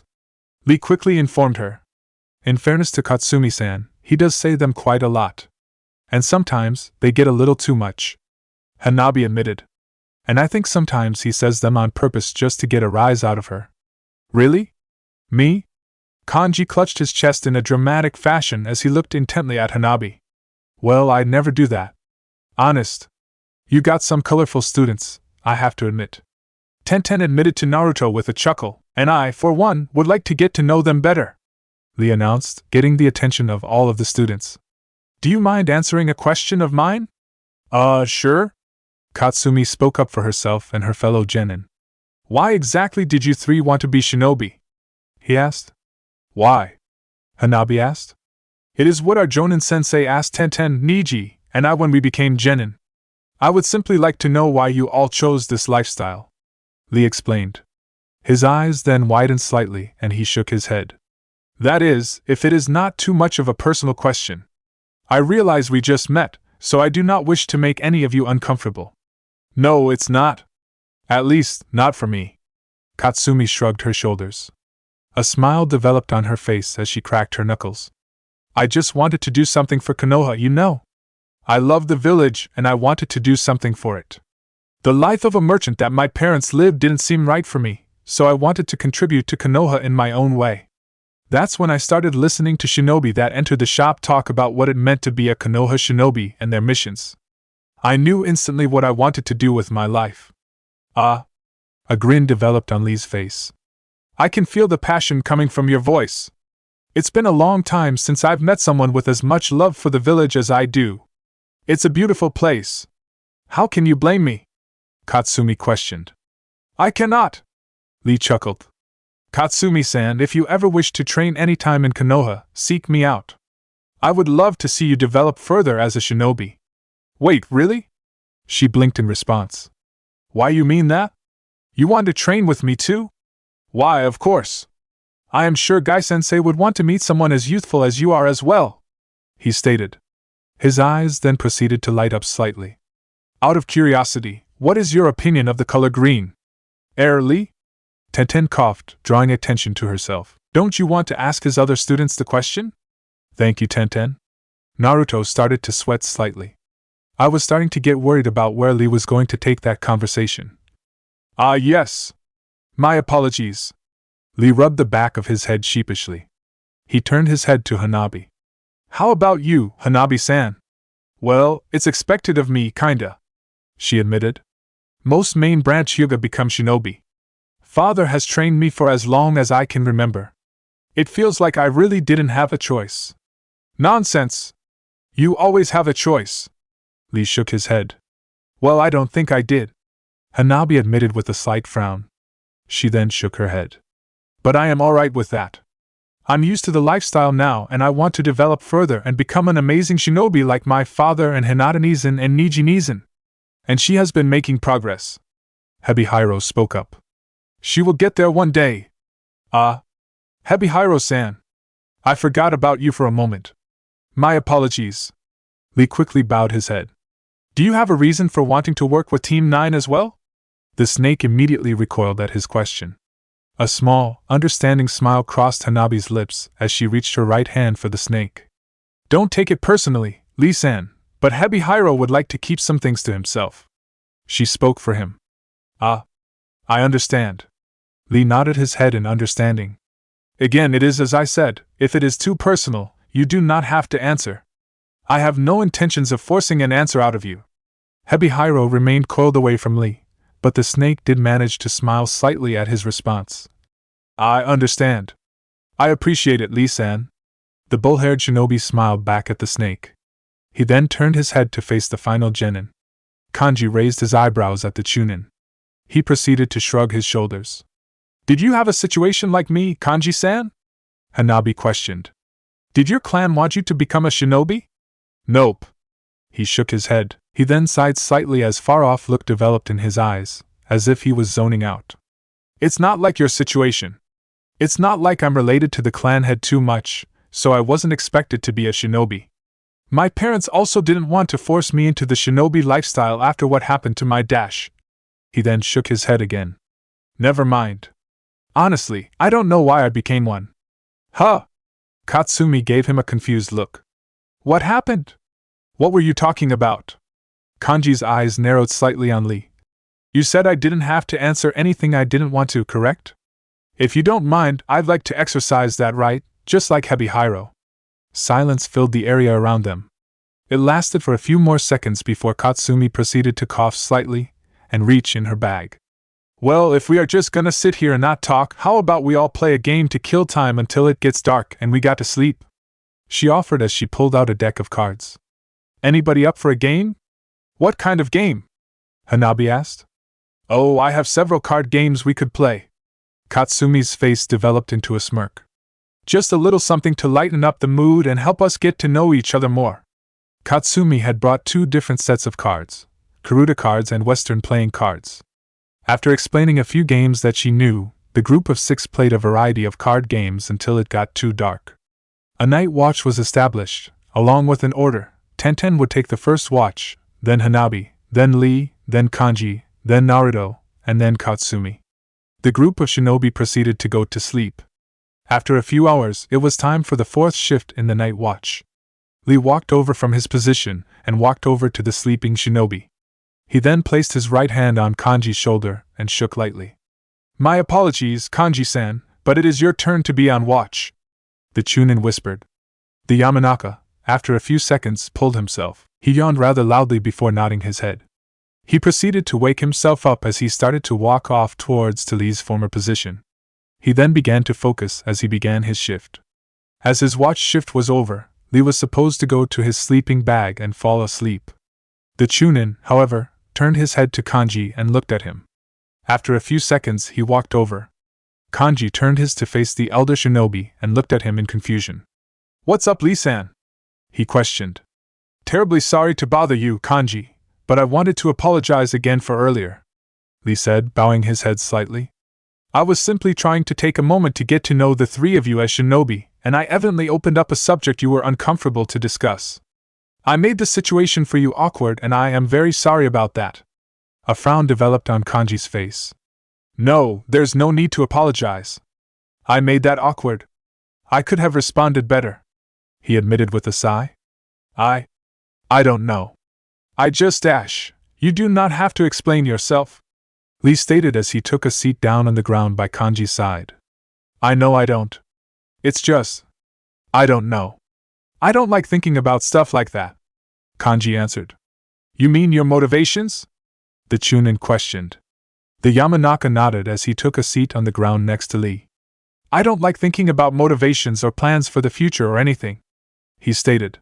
There's a philosophy I have towards life: forget the past, ignore the future, and focus on the present. He let out a small chuckle. I mean, there's enough stress that goes on now that there's no reason to think about anything else. I understand that, Lee stated. Having said that, and I mean no disrespect, but I would like to remind you that you cannot just ignore your past and future.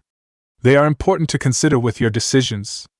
Especially your past. It helps shape you into the person that you are today, so it is important to recall it. Yeah? Kanji sighed. I just have some things that I'd be better off forgetting. The chunin looked at the genin, waiting for a moment for elaboration. When he did not respond, Lee placed a hand on the boy's shoulder, drawing his attention to him. I completely understand that. I know that I do not know anything about what has happened to you, so maybe what I am about to say does not compare in the slightest, but I do know what it is like to want to forget something, he said with a small, sad smile on his lips. I had a difficult time in the academy. I was a very poor student and was told that I had no chance to develop my ninjutsu and genjutsu. The only thing I had was a very poor level of taijutsu, so I was told that I would never amount to anything and that I should quit being a shinobi. You only knew taijutsu? The blonde looked at him in surprise. Still do. I am, to this day, unable to perform either genjutsu or ninjutsu. Lee admitted with a small chuckle, which caused Kanji's eyes to widen. Because of that, though, I had a horrible time at the academy. All of my fellow students mocked me and my instructors advised to quit. Even my teammate, Niji, always told me how I was not fated to be a shinobi. There were nights where I would wish I could just forget everything that they ever told me. His hands tightened into fists. However, I am glad that everything happened the way it did. Because of these experiences, I was able to push myself harder and harder. This helped me become stronger, and now, I believe, I have made incredible progress as a shinobi that only uses taijutsu. You made it to Chunin. With just taijutsu. Kanji realized. He looked at the shinobi in front of him with a look of amazement on his face. That's incredible. Why, thank you. The Chunin smiled in response. But I was only able to accomplish this because of my past. I recall the things that my peers all told me and used that to push me forward. I believe that your sensei did similar tactics. Naruto-sensei? The blonde questioned. Lee nodded his head. Yes, Naruto-kun was told that he would never amount to anything because of bad grades and performances in the academy, but he used that to motivate him harder. And when he finally started to find people who believed in him, he pushed himself even harder to become the elite jonin that he is today. Kanji remained still for a moment as he processed what Lee said. He closed his eyes briefly before shaking his head. I don't want to elaborate much, but certain things that have happened have led me to the conclusion that it is pointless to try and better myself as a shinobi. He commented. Then reevaluate your past. Look at those events and use it as motivation to defy that conclusion. Prove to yourself that you can be better than you ever dreamed possible. Lee declared. The Yamanaka opened his eyes and looked at Lee's face. He noticed the Chunin starting at him with shining eyes that appeared as if fire was inside them. Strangely, the sight was comforting to him. Kanji nodded his head in agreement and clapped his hands together, letting a smile cross his lips.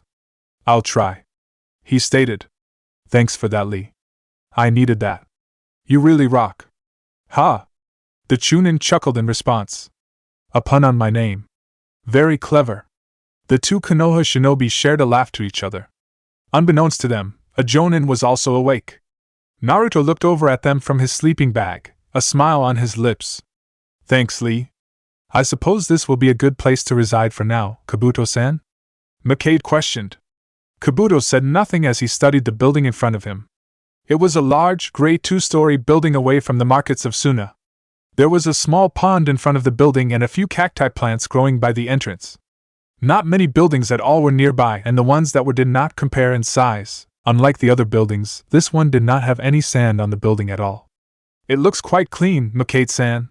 You've obviously taken good care of your home, Kabuto said with a smile. Thank you.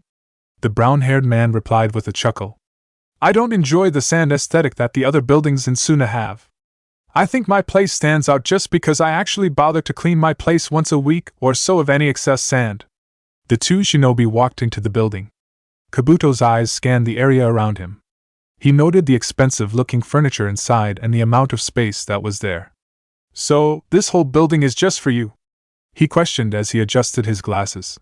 You certainly know how to live, McCade-san. If you think my place is good, yours is better, McCade admitted with a shrug. You would probably have enjoyed staying there more. That is true, but it makes more logical sense for him to be here. The two shinobi turned their attention to a hallway in McCade's residence to see Yura walking forward from the shadows. I live in a much more densely populated area and, as a member of the council, I often get visitors. While I do not believe Kabuto-san would make his presence known to them on purpose, it is best to minimize the risk of contact as much as possible, he answered. Your residence, however, is on the edge of the village. This is a more suitable place. Yura, you've been here waiting for us, haven't you? McCade questioned. How was the meeting? Nothing spectacular, Yura replied dismissively. His eyes focused on Kabuto, and he bowed his head slightly. It is a pleasure to meet you, Kabuto-san. Here's to making this a profitable experience for you, myself, Mukade, and Sasori-sama. My sentiments exactly, Yura-san. Kabuto returned the bow with one of his own. With you here, we can discuss the specifics of your plans, Mukade stated as he brought his hands to his face in contemplation. As I said, both Yura and I can give you easy access to any graves that you wish to go, and you can work with the bodies at your pleasure. If you wish to do extensive research, however, I am afraid that you may run the risk of alerting the people of your presence. My research may take some time. I'll need at least a day or two with the bodies, Kabuto admitted. I suppose that means that I will, in the end, alert the people. There is no issue. We simply need to cover it up, Mukade stated. The only catch is picking a target that would be believable to the Kazekage and the higher-ups. To the Kazekage? That's not important, Yura stated with a shrug. Sunagakure, as a village, does not fully trust the Kazekage. The Yondaime was a man that was apparently working with Orochimaru and helped plan an invasion against Konoha. The reputation of the position has hit an all-time low. Then, take into consideration our Godaime's history and the connection that he has with the Yondaime dash. Are you suggesting that we pin the missing corpses on the Kazekage? Kabuto gave the councilman a surprised look. The surprise quickly faded and a smirk developed on his face. My, how daring of you! The political implications of such a move would be very interesting. While you are right, that would create an interesting environment here in Suna. That's not what I was suggesting, Yura corrected. Based off what you said about your research involving corpses, I don't really believe there's any way to twist evidence to make it look as if the Kazekage was stealing them. There's nothing of interest to him. However, I think there is a possibility we could argue that somebody else would have a slight interest. I think we have an opportunity to implicate somebody close to the Kazekage, somebody who the villagers and the higher-ups could suspect that the Kazekage would be covering for. Interesting, Kabuto said as he adjusted his glasses. Do elaborate more. Yura nodded his head before continuing his explanation. 4 days had passed since the shinobi from Konoha had left Konoha. The group had made quick progress on their way to complete their mission, just as Naruto had predicted. They made it into Kawa no Kuni at the end of their 2nd day. As the afternoon began for their 4th day, the environment slowly started to change. Trees became less frequent of a sight. The visible plant life began to change as well, as more plants close to the ground began to become common. The ground itself started to change composition. Most of the dirt and grass was gone and was beginning to become replaced with sand. Looks like we are going through a desert now, Tenten noted with a small chuckle. Looks like we are just getting to Kaze no Kuni. It's just as you said when we left Konoha, Naruto-sensei, Hanabi commented. We'll probably be getting to Suna either today or tomorrow. Ha! Awesome! Katsumi grinned in response. Both Kanji and Hanabi, just like their teammate, were beaming with excitement as well. They were, at most, a day's worth of travel away from stepping foot into a new village and completing their first C-rank mission. Accomplishment rushed through their bodies as they processed everything. Naruto, too, was excited for his students. However, behind his grin and laid-back nature as they rushed through the desert of Kaze no Kuni, he remained on constant alert. Nothing has happened this mission that'd be something to handle. Not even some non-chakra-using bandits have attacked. Everything has been going peaceful, Naruto told himself as he resisted the urge to scowl. I don't want to admit it, but Shikamaru and Dosu have a point. No mission like this goes without some kinda hitch. Something has to happen eventually. His eyes then focused in on the Chunin with them. Both Lee and Tenten were keeping up with his team with almost equal excitement as his students had. Ero-senin showed me that mission with the academy in Suna, so I know their reason to be with us is legit, but something seems off. He shook his head slightly. I know Lee and Tenten aren't here for no reason. He could have sent them a little bit later or earlier. He waited to send them until my team left. I think he has to suspect something too, something that may require us to have backup. Instinctively, Naruto tightened his hands into fists. He looked forward at the approaching path with a determined look on his face. Well, whatever. We can handle whatever is coming our way, the Uzumaki mentally declared. With that thought, Naruto's pace began to increase.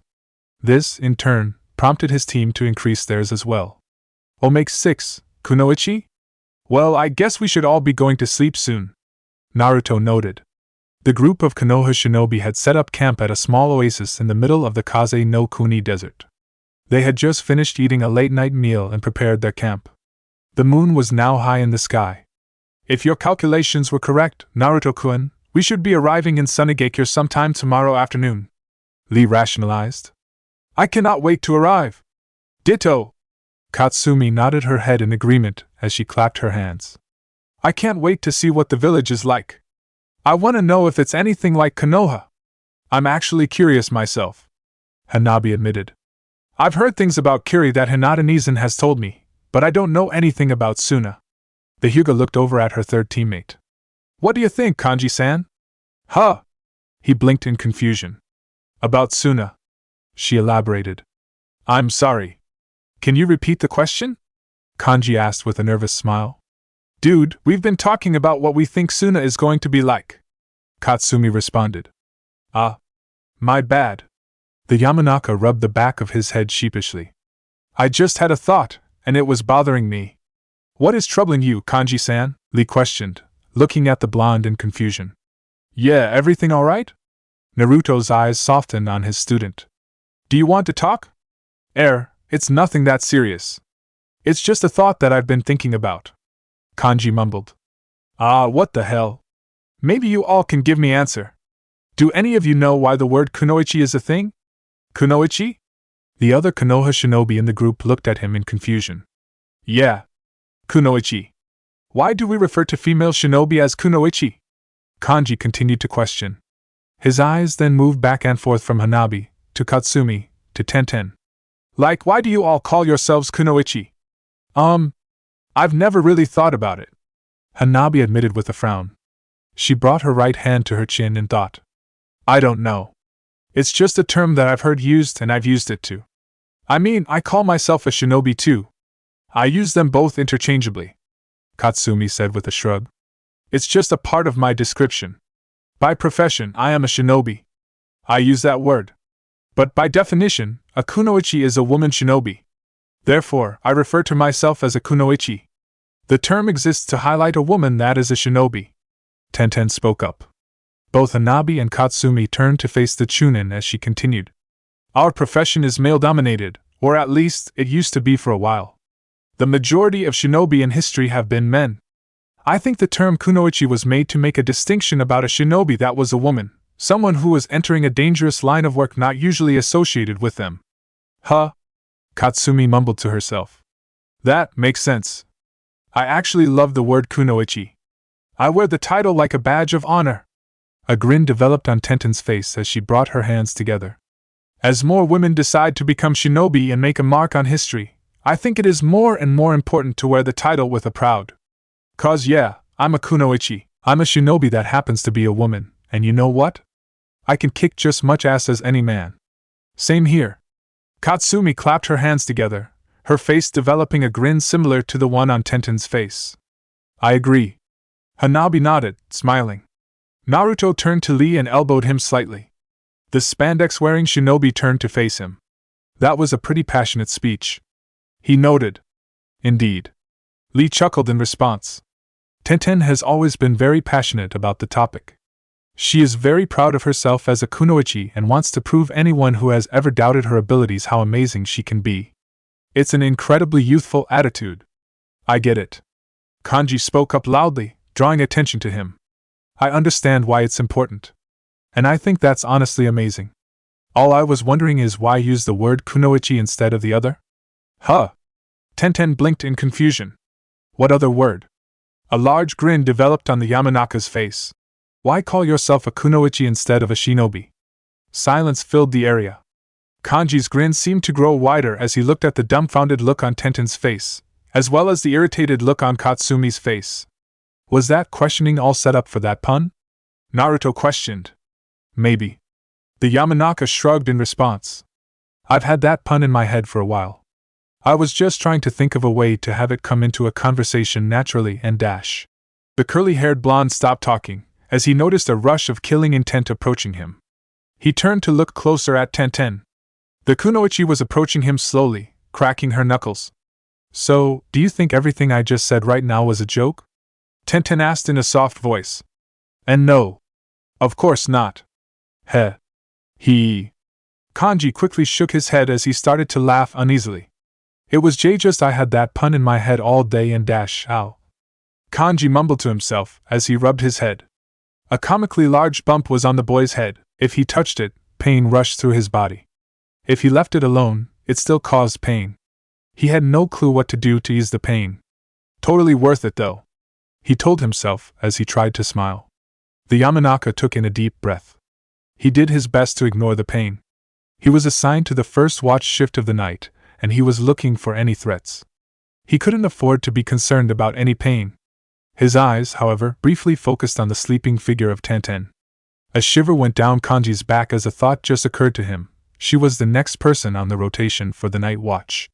She was still pissed at me when she went to bed. She'll probably hit me again when I wake her up. She'll probably hit me multiple times. Guess I'm gonna have 10 bruises after that, he noted to himself, chuckling slightly at his own pun. On cue, Tenten's body moved in place. The sight of her movement caused another shiver to rush down his back. Okay, note to self, don't make any more puns around her. Chapter 63, Sunagekure and the Godame Kazekage. Ugh, finally, Anko mumbled to herself. It had taken 8 days for Anko, Zabuza, and Kahayo to arrive at a port on the Hai-no-Kuni border. Upon arrival, they had immediately made contact with a local contact of Zabuza's at the port. They were now boarding the contact's boat. You do realize that we were all the way around Kusa-no-Kuni, right? It would naturally take this long to get here, Zabuza replied sternly. I realize. It's just patience isn't my strongest virtue, Anko admitted with a shrug. Well, we'll be at Mizu-no-Kuni in roughly 2 days and it'll take us 1 more day of travel from there to arrive in Kiri, Zabuza stated.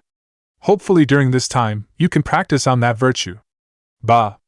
The Konoha Jonin shook her head. Me being impatient means I only complain to myself from time to time. Precisely. And it's annoying, he stated. Hey! Her eyes narrowed on the man.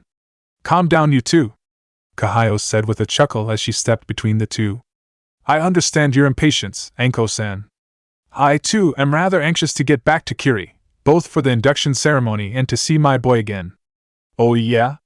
Anko's eyes widened in recognition as a smile graced her lips. Excited to see him again, aren't ya? Bah! Zabuza snorted. She gets like this every time she's on a mission away from Kiri for too long. Kahayo proceeded to laugh sheepishly in response. Well, Hakuhyo is still a kid, you know? I can't help but be worried. He's 10 now, isn't he? And he's got his brother looking after him and I know Haku volunteered to watch him as well, Zabuza stated. He's alright. I know. The Yuki acknowledged with a smile. It's just, well, I'm still his mom. I can't help but feel a little worried and want to make sure he's alright, regardless of who is with him or how old he is. You'll understand when you have kids yourself one day. Ha! Anko proceeded to snort. Zabuza? A parent? That's a laugh. The man's eyes narrowed in on the Konoha Jonin. And what's so amusing about that? I dunno. I just can't imagine you with kids. She shrugged in response. Like, do you even want that kind of lifestyle? Like, to settle down and have kids? I don't want to settle down. I'm content with my life, Zabuza admitted.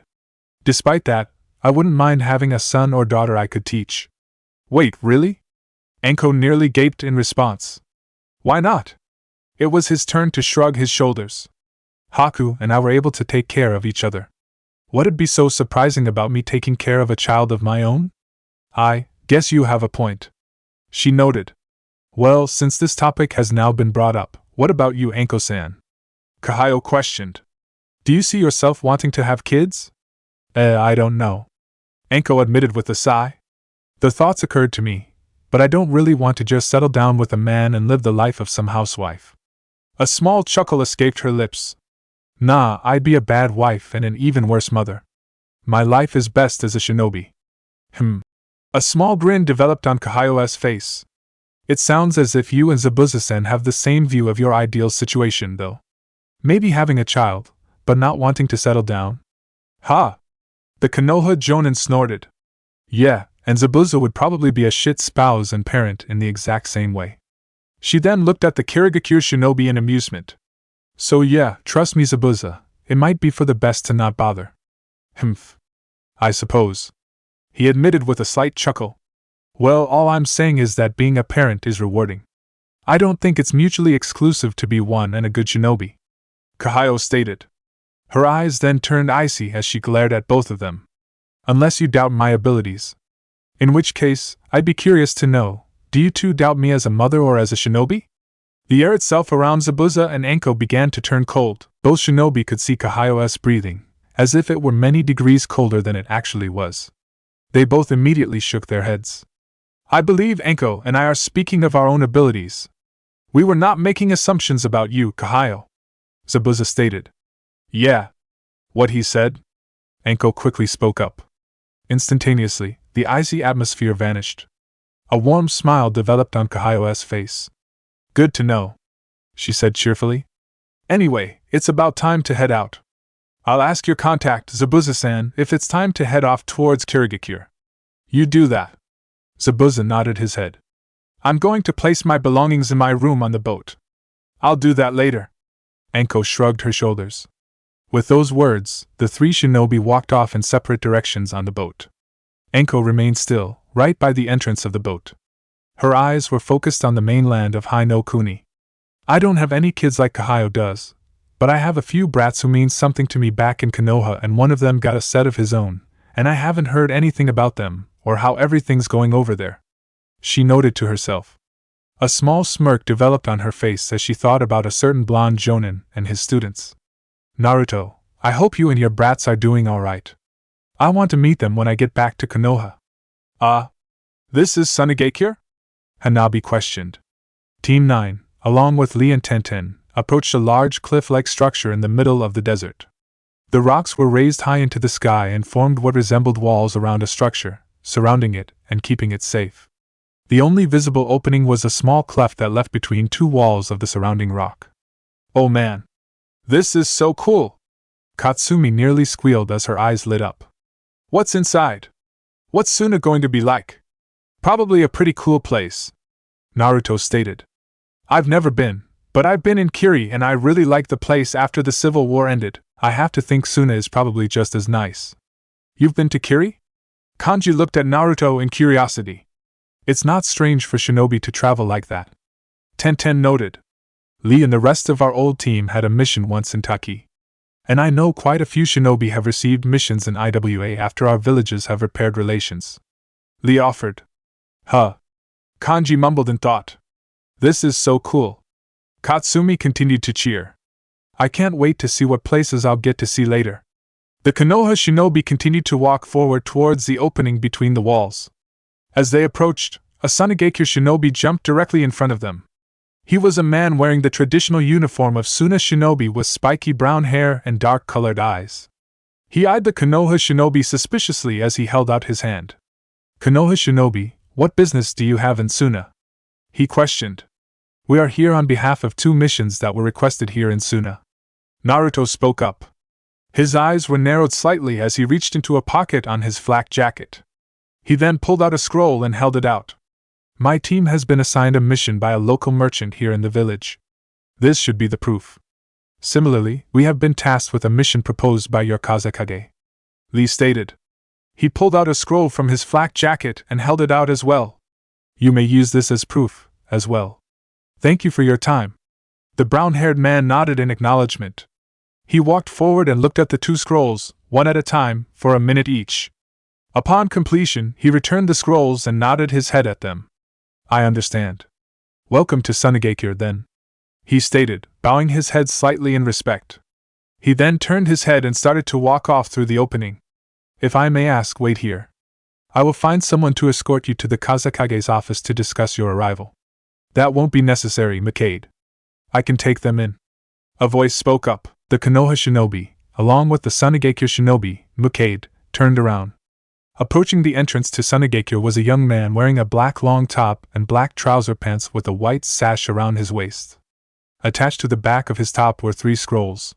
The man also wore purple face paint in a pattern that went from his cheeks across his face, directly above his nose, along with face paint over his eyes and his lips. He also wore a black hood over his head, covering his hair. His hood contained the forehead protector for Sunigakure sewed onto it. The man was also carrying a brown basket in his hands filled with wrapped items. Ah! Naruto's eyes widened in recognition of the man. Why, your dash! I was unaware you were not in the village! Mukade looked at the man in surprise. I wasn't gone for long. I just went to a small civilian village to buy some steak they were selling cheap, the young man stated. He then looked over at the group of Konoha shinobi and smirked. Hey! Been a while, huh? Remember me, kid? I don't think you can call me kid, you know? Naruto replied with a smirk. But yeah, I remember you. Kankuro, right? Heh.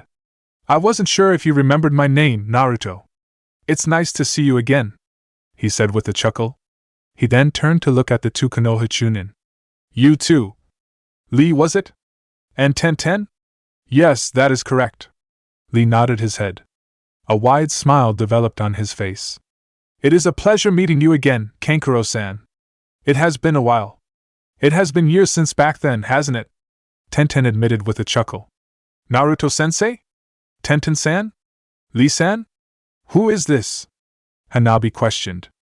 Naruto turned his attention away from the Suna shinobi back to his students.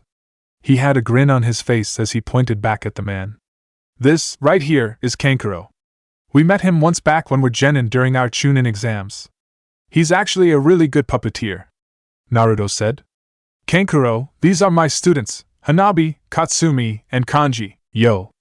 Katsumi waved her hand at him, speaking for the three genin. Students, huh? Kankuro noted with a smirk. Guess you made it to Jonin too, huh? Too? Are you a Jonin as well, Kankuro-san? Lee questioned. Hell yeah, I am. The Suna shinobi nodded his head. Both Temari and I received promotions very quickly. Temari, that was your sister, right? Ten questioned. The one with blonde hair and the fan? Yup. That's the one. Same temper and all. Kankuro noted with a chuckle. How about Gaara? Naruto questioned cheerfully. How's Gaara been doing these days? Is he a Jonin too? Or a Chunin? You don't know? The puppeteer questioned. No what? Naruto tilted his head slightly in confusion. Heh. Kankuro let a small chuckle escape his lips. He shook his head as he started to walk forward. Well, I'll tell you how Gaara is doing a little bit later. You guys just got here though and need to meet with the Kazekage, right? I'll take you to him. That'd be really appreciated, Kankuro-san. Hanabi said politely. Thank you very much. No need to thank me. Kankuro shrugged in response. Anyway, let's get moving. The Kazekage is a busy man, after all. With those words, the group left the area. They rushed into Sunagakure, heading directly towards the Kazekage's office. When they were all gone, Mukade allowed a grin to develop on his lips. Kankuro, you were actually out of the village this morning to buy meat? Oh, you make this almost too easy, he realized. After roughly 20 minutes of walking through the village, Kankuro led the group of Konoha shinobi to a large, round, sand-colored building with the kanji 4-wind painted on the outside. The top of the building appeared to be flat, suggesting that it had a tiled roof. That's the Kazekage's office? Kanji questioned as the group approached. Yup. Well, and it has a couple of other important stuff here too. Kankuro stated. We have pretty much all business go through this place, such as the Shinobi Council meetings. A smirk developed on his face as his hands went to one of the scrolls attached to his back. It's also got a puppet workshop there that I go to a lot. I spend most of my time over here at that place. You're a puppeteer shinobi, yes? Hanabi questioned. What exactly is that like? I'll say it's not for everyone, but if you have the patience for it, I think it's probably one of the most rewarding types of ninjutsu out there. The Suna Jonin said with a chuckle. It's common knowledge here in Suna that a puppeteer that knows what they are doing is one of the most dangerous opponents you could ever face on a battlefield.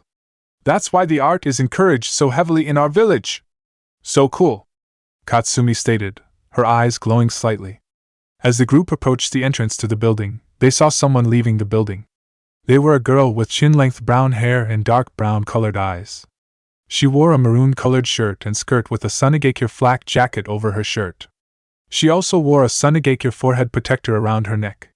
The girl had a large smile on her lips and her eyes were focused on nothing in particular, suggesting that she was off in her own little world. Yo, Matsuri! Kankuro spoke up. His words caused her to leave her thoughts as she frantically looked in his direction. A small blush developed on her face, which caused him to snicker. Didn't mean to spook you or anything. Keikankuro-sama, it's fine. I was just thinking about stuff. The girl, Matsuri, said with a stutter, her voice starting to fade slightly. She proceeded to shake her head, composing herself as she turned her full attention to him and the Konoha shinobi. Are you bringing these foreign shinobi to Gaara-sama? I'm bringing them to the Kazekage, he answered. Gaara? Naruto's eyes widened at the name of the Jinchuriki. Is he here? You could say that, Kankuro said with another snicker. Just follow me. Naruto's eyes narrowed at the Sunagakure Jonin in confusion. Why is he laughing so much? He's been doing that for a while now. He then closed his eyes as he thought about it. This obviously has to do with Gaara. He's been super vague about him ever since I first asked about him. And Gaara's here at the Kazekage's place. Maybe he's an advisor? Or like the head Jonin for Suna? Or could he actually be the dash? Hey, let's not dawdle too long. Kankuro spoke up, interrupting Naruto's thoughts. Let's get moving, shall we? With a shrug of his shoulders, Naruto followed behind, pushing his thoughts to the side. Lee and Tenten, along with his genin team, followed behind. The Konoha shinobi with the whiskers knows Gaara-sama? Matsuri mumbled to herself. I wonder how. She pondered that question for a little while as she walked away from the building, her mind slowly becoming more relaxed and entering the same relaxed world that she had been in prior to Kankuro startling her. Gaara-sama. Well, here we are, the Kazekage's office. Kankuro stated as he opened the door to the room. The group proceeded to walk in and look around the room. The Kazekage's office appeared very similar to the Hokage's office. It was a large building with a desk in the center with many windows along the walls, which gave a good look at the village from different vantage points. The building's walls are colored a sandy brown color while the floor was made of a darker brown colored tile. There were a few potted plants scattered throughout the room, most of them being different types of cacti. Standing in the corner of the room, overlooking the village, was the Kazekage. The leader had their back away from the door and was looking out from a window towards the village. It was impossible to get a good look at them. Yo, Kazekage-sama, I have visitors. Kankuro called out to them. Thank you for allowing us the pleasure to visit, Lee exclaimed, walking forward from the group and bowing his head. Tenten, Hanabi, Katsumi, and Kanji all followed suit, bowing their heads in respect. Naruto was about to do the same, but the Kazekage turned around, revealing their face. The Jinchuriki's eyes widened.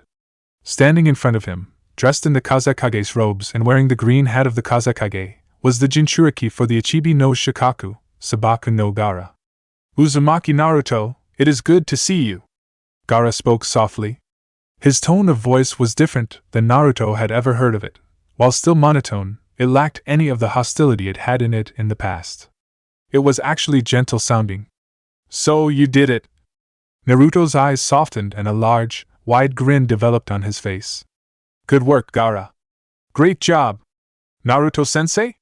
Katsumi's eyes widened as her eyes moved back and forth from her Jonin-sensei and the Kazekage. You know the Godane Kazekage? I guess I do. Naruto rubbed the back of his head sheepishly. I'm the godson of the Hokage, and am acquainted with the Mizukage, Sachikage, and now the Kazekage. Damn. I'm well connected, Databeo. Sensei? Gaara repeated the word before looking at Naruto in curiosity. I assume that the 3 genin here are your students? Yes. They are. The Uzumaki nodded his head as he gestured at them. These are Hyuga Hanabi, Yamanaka Kanji, and Inoue Katsumi. Guys, this is a friend of mine I met at the Chunin exams, and I guess the now acting Kazekage of Suna, Gaara. The Konoha genin were staring at Gaara in awe. The Kazekage was their Jonin-sensei's age, a kage so young? They stared for a few more seconds before Hanabi broke out of her trance with another bow. The snake on her shoulders bowed his head in unison as well. It is an honor to meet you, Kazekage-sama. She greeted formally. Yeah. A real honor. Katsumi bowed her head as well, and in the process, hid the large grin on her face. My sensei knows the Kazekage. I have the coolest Jonin-sensei ever. Kanji, however, stayed still staring at the man. He's so young. 3 years older than me, and he's leading a village. He must have really been something. Says a lot about where I am at if that's what I could dash. He was pulled from his thoughts as he felt a strong push. He turned his attention to Katsumi, who was glaring at him slightly and eyeing the ground. He caught the nonverbal hint and proceeded to bow as well. No need to be so formal. Any student of Naruto is a friend of mine. Gaara will suffice. The Kazekage stated as his eyes looked at the genin in amusement. They then moved towards the Konoha Chunin. Lee and Tenten, correct? I recall meeting you both at the Chunin exams. Yes, that is. Well met, Gaara-san. Lee bowed his head again. You've sure made a name for yourself, huh? Tenten noted. She then turned her attention towards Kankuro, glaring slightly. You could have let us know, you know. Oh, bite me, Kankuro said with a snort. You all hadn't heard yet. I thought it would be fun to see you all shocked about who the Kazekage actually was. It's not surprising, by the way. This is a new title. I have not been Kazekage for too long, Gaara admitted. It suits you, though. Naruto spoke up, giving his fellow Jinchuriki a thumbs up. I know you'll do great, Gaara. I appreciate it. That's all I can hope for. Gaara nodded his head. He proceeded to walk over to his desk and sat down. We can reminisce later. Since Kankuro was leading you all to my office, I assume you have business you need to discuss with me. Yeah, we do. Naruto nodded his head. He pulled out a scroll and showed it to Gaara. My genin team was assigned a mission to deliver supplies to a local merchant who had ordered goods from Konoha. We are to deliver them to his shop and help organize it for him. Tenten and I are also here for a mission. Lee spoke up as he pulled out his own scroll. We are here as part of the mission proposed between you and Hokage-sama to have Konoha shinobi involved at your academy. We would like to discuss with you the specifics of this mission and get working as quickly as possible. His eyes proceeded to light up, a metaphorical and literal fire developing in both pupils. It is a great honor to help fan the flames in the youth of the next generation of shinobi in Suna. I see. Gaara nodded in understanding. He then walked back to the window he was looking out through and opened it. Temari, I assume you heard that. I did. Gaara took a step back as another figure entered the room from the window. It was a young woman with blonde hair tied up in 4 consecutive ponytails. She wore a black short-sleeved kimono with a red sash tied around her waist and had the Sunigakure forehead protector tied around her forehead. She wore black fingerless gloves and had a black fan attached to her back. Naruto, Tenten, Lee, I presume you remember Temari, my sister, Gaara stated. The 3 shinobi nodded their heads. Tenten walked forward slightly, smiling at the blonde. Nice to see you again, Temari. I trust you've been doing well, she said cheerfully. I have. And I assume you all have as well, Temari replied with a smile of her own. Her eyes moved back and forth between Lee and Tenten. I will be the one to fill you in on the information needed to help out with your mission at the academy. Really? The weapons specialist questioned. Are you an instructor at the academy? She shook her head. No, I'm a jonin and someone better suited for missions than full-time teaching. It's just a hobby of mine when I'm in the village and not on missions. I'm trying to help strengthen our academy as much as I can. A noble goal, Temari-san, Lee cheered. In any case, Temari can escort you two to the academy, where you can meet the instructors and plan something, Gaara stated. Understood, Tenten and Lee both declared. With that suggestion in mind, they both turned their attention to Temari. She nodded in acknowledgement at her brother's suggestion and started to walk out of the room. Both Lee and Tenten followed behind, heading after her. As for your mission, Naruto, which merchant requested the mission? Naruto questioned. Naruto unraveled the scroll and looked at its contents. A man by the name of Hideo. His shop is titled Wonders of the Elemental Nations. Kankuro, do you know where this shop is? The Kazekage asked his brother. I do. Sorta in the center of town, he responded. Please escort Naruto's genin over to the shop so they can start the mission, Gaara requested. Wait, you want me to stay with you? Naruto questioned. I have a few things I'd like to discuss with you, if you don't mind. I would also like to help establish your sleeping arrangements for you and your team, as you will at the very least be staying the night in Suna tonight, he answered. He then smiled lightly. Plus, I would like to reconnect a little with you. Naruto returned his smile. To him, it seemed as if Gaara did in fact take his words to heart. Gaara had changed a lot since the time they had last met, and he was excited to see how much he had changed. Of course. Naruto nodded his head in understanding. He then turned his attention back to his students and pulled out another scroll. He tossed both of them to Hanabi. The one I just pulled out contains all the goods that Hideo had ordered. The other is proof that you were the ones who accepted the mission. Make sure to show it to Haim. Understood. Hanabi, Katsumi, and Kanji said in unison. I'll meet up with you all sometime during or after your mission. Have fun with it, Naruto said with a chuckle. The three genin said farewell to their Jonin-sensei as they followed Kankuro out of the room. Gaara and Naruto were now alone. With the two by themselves, Naruto's facial expression sobered up. He looked at the Kazekage seriously as he reached for another scroll. I have a scroll from the Hokage on information on Akatsuki, Naruto said. I don't know if you want to discuss that right away or not, but since you just shooed me away from my team, I assume you and I should discuss that while they are on their mission. That is true. I did buy us time to discuss the information. However, I was also sincere when I said I wanted to talk about other things with you, Gaara commented. He then started to walk towards the door. Shall we move somewhere else? We can continue our conversation when we reach where you and your students will be staying. Sure. Naruto nodded his head. He then raised an eyebrow at the Kazekage as he started to follow him. Where exactly are we staying? I hope this will suffice, Gaara stated. Naruto's eyes were wide in shock from the moment he eyed the large, onyx-colored building that was marked with the kanji 4 wind on it. His eyes proceeded to widen further as he saw all of the elaborate decor inside. Elaborate tables and other furniture, chandeliers, bookcases, and a variety of cacti were scattered throughout the different rooms. Every inch of the area was spotless and perfectly clean. It was perfectly well kept in every aspect, a difficult feat, considering it was 3 stories with multiple rooms on each floor. It did make sense though. It was the Kazekage's mansion, after all. I can't believe you are letting us stay here with you, Naruto mumbled, his eyes moving around. The two were currently walking through a long hallway on the 2nd floor.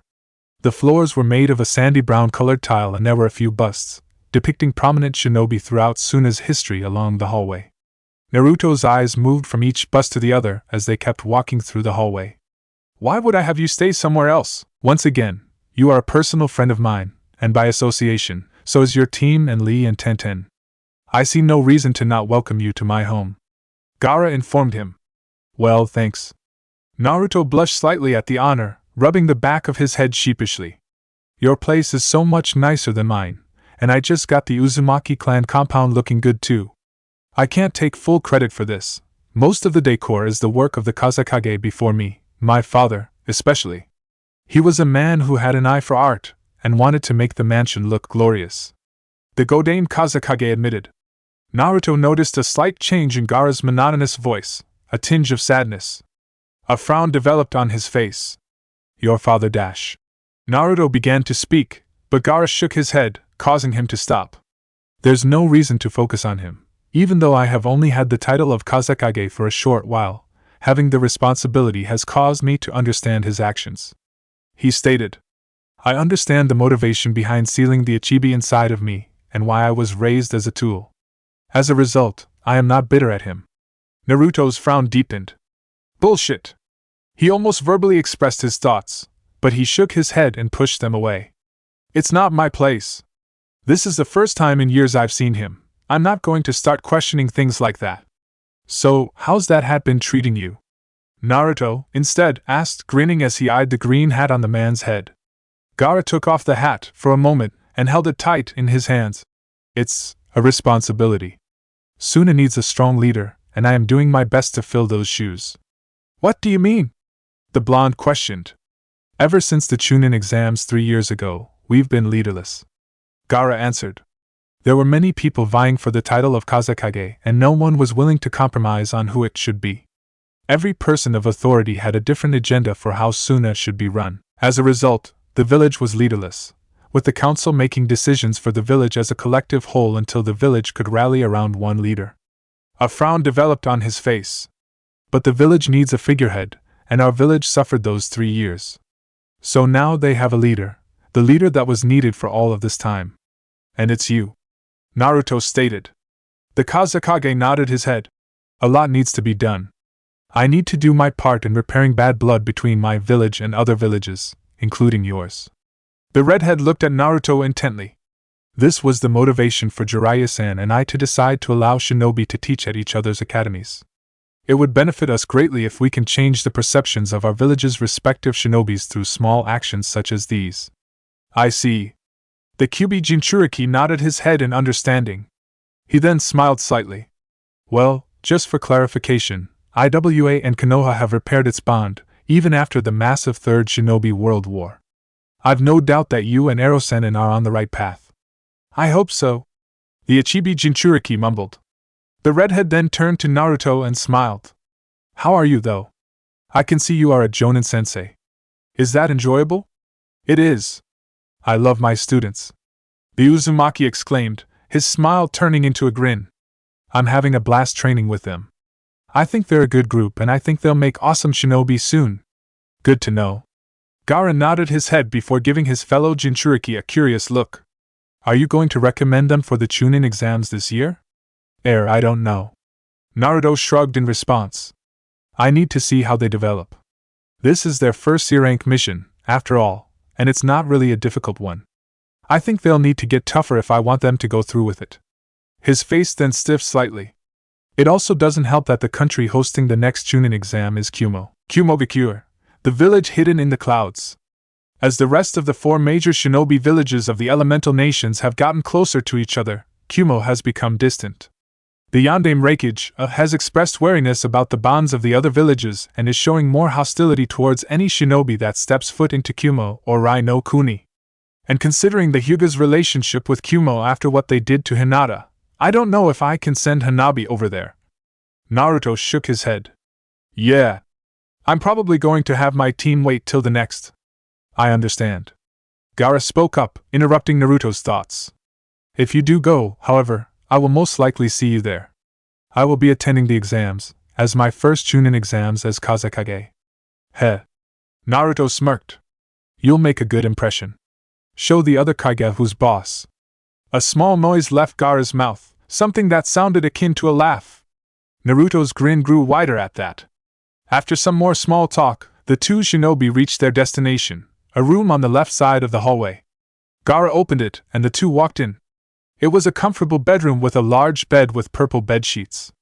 There was more elaborate furniture in the room, drawers, dressers, a desk with the Kanji 4 right carved onto it, and a window that faced towards the center of the village. Hope you don't mind staying here. It is quite cozy, if I must say. Gaara commented. Your students can take 3 other bedrooms near this room. I really appreciate this, Gaara. Thank you. Naruto smiled. He then laid down on the bed and sighed. Oh God, this is comfy. I could sleep for days.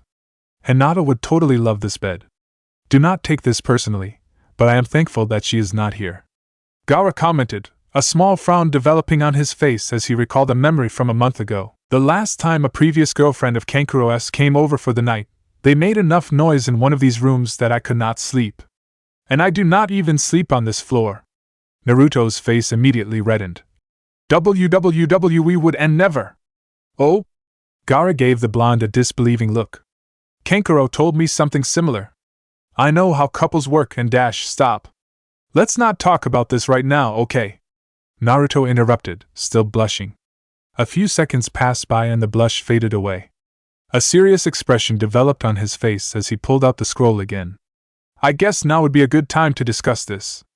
This mansion is secure, correct? It is. Gaara nodded his head. He then took the scroll from Naruto's hands and began to read. Careful. Careful. An elderly man with only a patch of gray hair cautioned Katsumi as she placed a vase down on a mat. Don't be so rough when putting it down. Katsumi grumbled to herself as she placed the vase down. Her eyes wandered around as she watched Kanji and Hanabi setting objects down too, on display on mats. Team 9 had been led over to an outdoor store named Wonders of the Elemental Nations, which was simply a large tent that had items scattered neatly on mats, so they would not be placed directly on the sand. They had met the owner, Hideo, and after confirming the delivery, they unsealed the items and began assisting with the organization. The only problem was that Hideo was a rather fickle person. Excuse me, Hanabi-san? The man told the Hyuga. Could you move those scrolls? I thought it would be nice to put it with the other scrolls from the other nations, but it's a little more valuable. I think it may be better with items around its price range. Maybe move it next to those tomes from Rhino Kuni? Of course. Hanabi nodded her head in understanding as she picked up the scroll. Wait, never mind. Hideo shook his head. It should be with the other scrolls. There's a theme, after all. Set it back down. Okay. Hanabi nodded her head again and placed the scroll down once more. Oh, and Kanji-san? Hideo turned his attention to the Yamanaka. Would you mind moving those drawings of the Shodai and Nidain Kazekage? He then gestured towards a mat that had nothing set down on them. I am thinking of possibly making a stand where I sell portraits of all the Kage from all the elemental nations. Once I obtain them, I can start selling them as collector's items. Kanji looked over at the pictures before he turned his attention back to the merchant. We didn't bring those with us, did we? No, but that frees up space on that mat for something else. Hideo answered with a chuckle. Kanji shrugged his shoulders before he walked over and moved them, just as he was told. He later moved them back, as Hideo realized that it was pointless to have a section for pictures of all the Kage if he only had 2 portraits of 2 former Kazekage. Katsumi shook her head. This is no C-rank mission. It's a D-rank mission in the sand. Hey Katsumi, you might want to stop thinking of random things and get back to the mission. Kanji spoke. The brown-haired girl turned her attention back to him. He was, once again, holding on to the pictures of the former Kazekage. Hideo had changed his mind again. The sooner you get back to work, the sooner will we be done and can go meet up with Naruto-sensei again. Kanji. Katsumi seethed quietly to herself as she went back to set down more items. In the distance, Kankuro watched the 3 genin moved around the store in amusement. He noticed the annoyance and boredom on all their faces.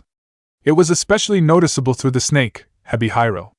While the snake had rarely talked since he met him, it was so outright bored and done with the mission that it fell asleep around Hanabi's neck. The puppeteer could hear his snoring, which only seemed to annoy the 3 genin, who could not afford such a luxury. God, this is good. Wish I had something to snack on. Kankuro mumbled to himself with a snicker.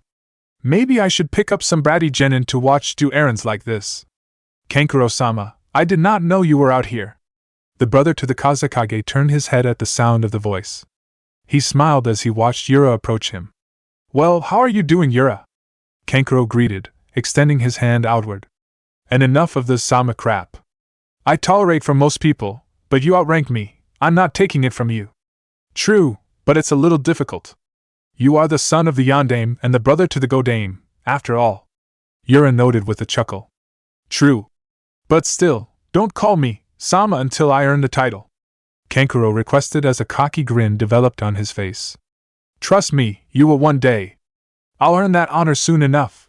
Proud as ever, I see. The councilman noted, chuckling again. A curious look developed on his face. Well, Kankuro-san. He made an effort to use a different honorific. I have a small question for you. What were you doing last night? Huh? The puppeteer gave the man a confused look. Why do you need to know? A somber look on the black-haired man's face developed as he shook his head. The council is looking into something. I need alibis for all puppeteer shinobi. Kankuro's confused look turned into fear. Is there something I should be aware of? What's going on? I'm not at liberty to speak of it yet. I will inform you tomorrow, I promise. Yura stated, shaking his head. However, I do need to know what you were up to last night. I was at a bar, Sabaku no Oashisu, drinking with a few friends from 9 until midnight. I then went home and fell asleep, 'cause I was gonna get up early the next day to pick up some meat from a nearby village. Kankuro answered. Is that satisfactory? You can go to the bar and talk to the manager and later talk to my brother if you want both alibis verified. I will. Yura nodded his head before he turned away. I will have all of this cleared up and inform you of what's going on tomorrow, Kankuro-san. Have a good rest of the day. With those words, Yura walked away. Kankuro stood still, watching the councilman leave with a frown on his face. What's going on? He shook his head. I need to talk to Gaara about this later. I see. Gaara commented as he finished reading the scroll. Jiraiya's scroll contained a lot of information, the identities of all known living and deceased Akatsuki members, a list of the various known missions they have undertaken in various elemental nations, the attacks they have made against known Jinchuriki, and a list of known hideouts. It also included some notes from Jiraiya of potential actions that he suspected Akatsuki to attempt in the next couple of years. What do you think? Naruto questioned the redhead. It's concerning. I had no idea that the man that had killed my father was a part of this organization. Nor did I know that Akasuna no Sasori was involved. The Kazekage shook his head. This calls for changes to our village's security. Sasori knows Suna well. He could attempt something quite easily. I have no doubt that he could sneak his way into the village unless if we change protocol in how we handle village defense. What do you think of Jiraiya's other suggestions? Naruto questioned softly. Jiraiya had also included a few potential suggestions to the Kazekage, including a joint alliance between Konoha, Iwa, Suna, Kiri, Kumo, and Taki, as they also have a Jinchuriki in their village, to combat Akatsuki. This alliance would involve sharing of information and various shinobi instructed to wander the other nations, looking as units for potential Akatsuki agents and hideouts. I agree with Hokage-sama's idea of a joint alliance. Suna will assist in any we can. Gaara declared. Has he confirmed with the other villages? He has gotten an agreement from Kiri and Iwa from what I have heard. Naruto stated. Taki has not responded back yet, but it is most likely going to be a yes. Our villages have a good relationship. Kumo, however. I assume they sent back the scroll without reading it. The Ichibi Jinchuriki noted, shaking his head. The Yandame Reikage is a stubborn fool. More stubborn than that old man Inoki, and that's saying something. Naruto said with a slight chuckle. His laugh released some of the tension in the room. Gaara returned the scroll to Naruto and nodded his head. Suna will assist Konoha and the other villages involved in any way we can. He told him. You have my word. And you have mine that Konoha will have your back. Naruto replied as he took the scroll back. The two Jinchuriki stood still for a moment before they shook hands, cementing the alliance. A deal was struck between the two villages, a deal that would hopefully be a step in the right direction to making the bond between the two villages stronger than ever. Hours passed by. Naruto and Gaara used the time to get to know each other better and connect on different topics. They talked for hours on various topics. It was honestly a surprise to the blonde. He had never imagined Gaara as someone who had a lot to say.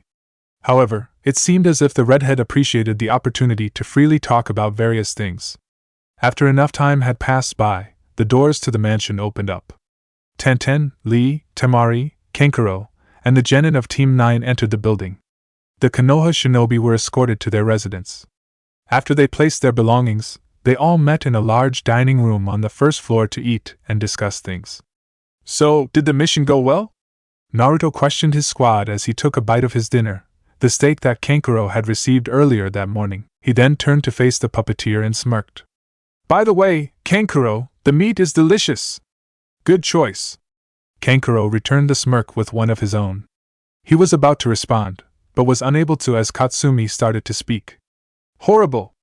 Naruto-sensei, you literally sent us on another damn D-rank mission! She groaned as she stuffed her face with steak. It was relatively boring. And tedious, since Hideo kept changing his mind about things. Kanji admitted as he took a bite of his own meal. I was actually super close to becoming a turncoat and deserting the mission altogether. Katsumi's eyes twitched in response. Hanabi and Hebihiro giggled in response while Naruto and Kenkaro laughed loudly at the joke. This in turn caused the brown-haired genin to shake her head and focus solely on her own food, mumbling something about stupid jokesters to herself. Was the meeting with the academy instructors satisfactory? Gaara questioned Lee and Tenten. Indeed it was. Lee nodded his head. We will be assisting for the next 5 days. We have a schedule set up, where we will introduce ourselves to the different academy students in all age groups, answer any questions, show off a little bit of what we are capable of, and then assist in any way we can with their training. Tenten added. I see. The Kazekage nodded in understanding. That is good. I do sincerely appreciate the help with the program. I do believe it is a good first step in developing a stronger bond between our villages. Your Hokage and I have agreed that I will send shinobi over to Konoha as well soon. This'll be like a shinobi exchange program or something. Kinda cool, actually. Naruto noted as he rubbed his nose slightly. Wait, did you say you two were helping for the next 5 days? Kanji questioned Lee and Tenten. The two Chunin nodded their heads. Does that mean we will be here that whole time as well? Our mission is complete already, after all. Naruto brought his hand to his head in thought. He had not actually thought about that. If you wish to stay, you have my blessing to stay here for another 5 days here in my home. Gaara offered. Or you can leave whenever. It is your choice. Maybe we won't stay the whole 5 days, but we might stay for a day or two. Naruto suggested, shrugging his shoulders as he looked at his students. It might do you all some good to spend more time in another shinobi village. Maybe find some of the genin and ask to spar. That's not a bad idea, actually. Katsumi nodded. We can see how we stack up against a couple of foreign shinobi. Technically, we're the foreign shinobi in this scenario, Katsumi. Kanji stated. The response he received was a fork tossed in his direction. He proceeded to catch it with his left hand. He then pointed it back at his teammate, grinning widely. What the fork was that for? He questioned. Screw it, I'm done with dinner, Katsumi said as she stood up abruptly from the table. She hastened her pace out of the room at the sound of laughter from everyone at the table, including Gaara. Well, I guess dinner's officially over. Kankuro noted with a shrug. Hey Gaara, mind if I ask you something really quick in the kitchen? I'ma get myself something to drink. The Kazekage nodded his head in understanding. He and his brother left the table and walked into another room, the large kitchen in the mansion. Kankuro immediately rushed towards a cooler and opened it, pulling out a bottle of sake. So, Gaara, do you know about what's going on with the puppeteer division here? Kankuro questioned as he opened the bottle. Is there something going on? The Kazekage asked. You don't know? The Jonin's eyes widened slightly.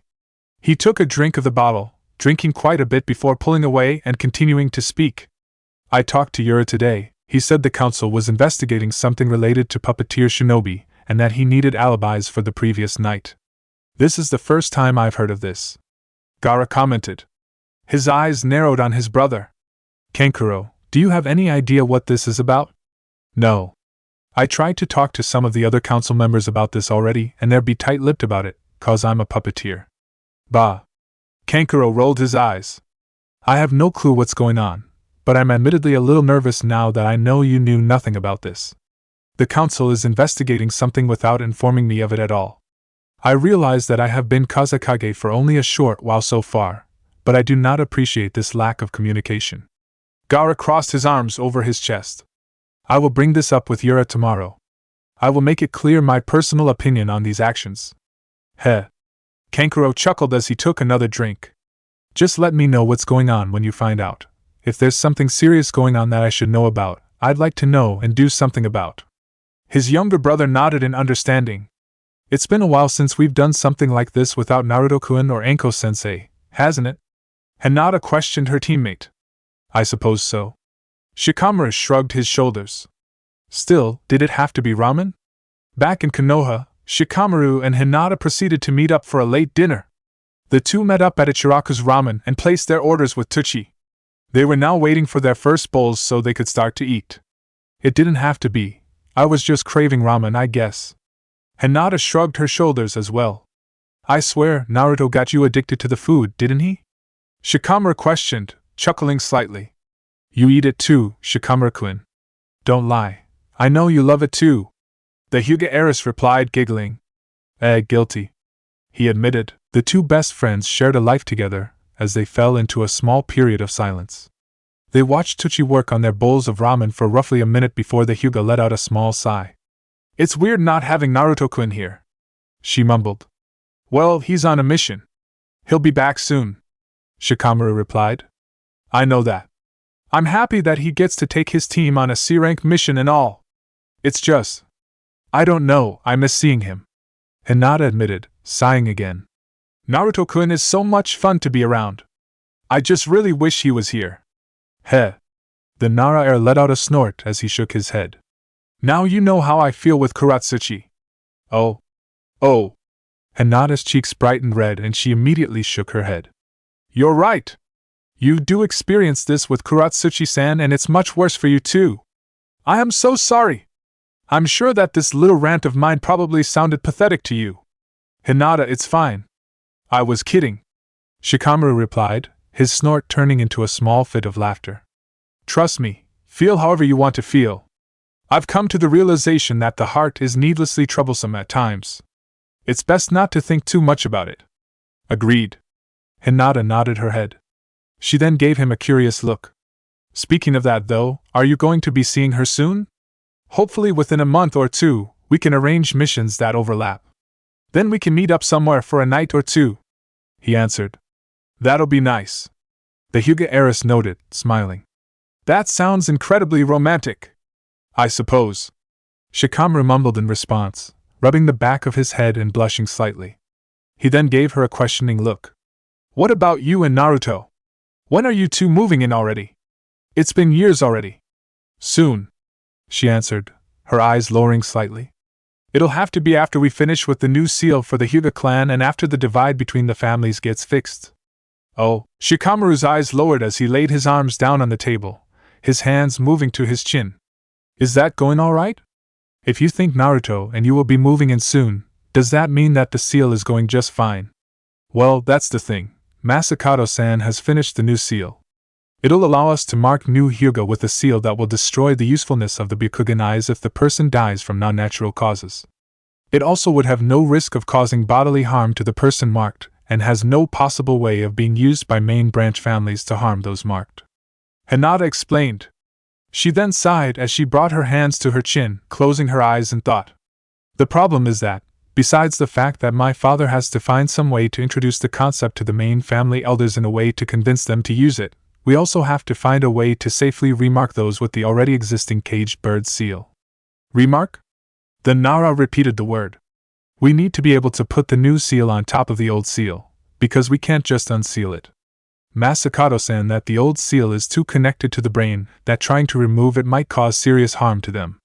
He thinks that nobody would be able to actually remove it, not even any of the previous Yuzakage.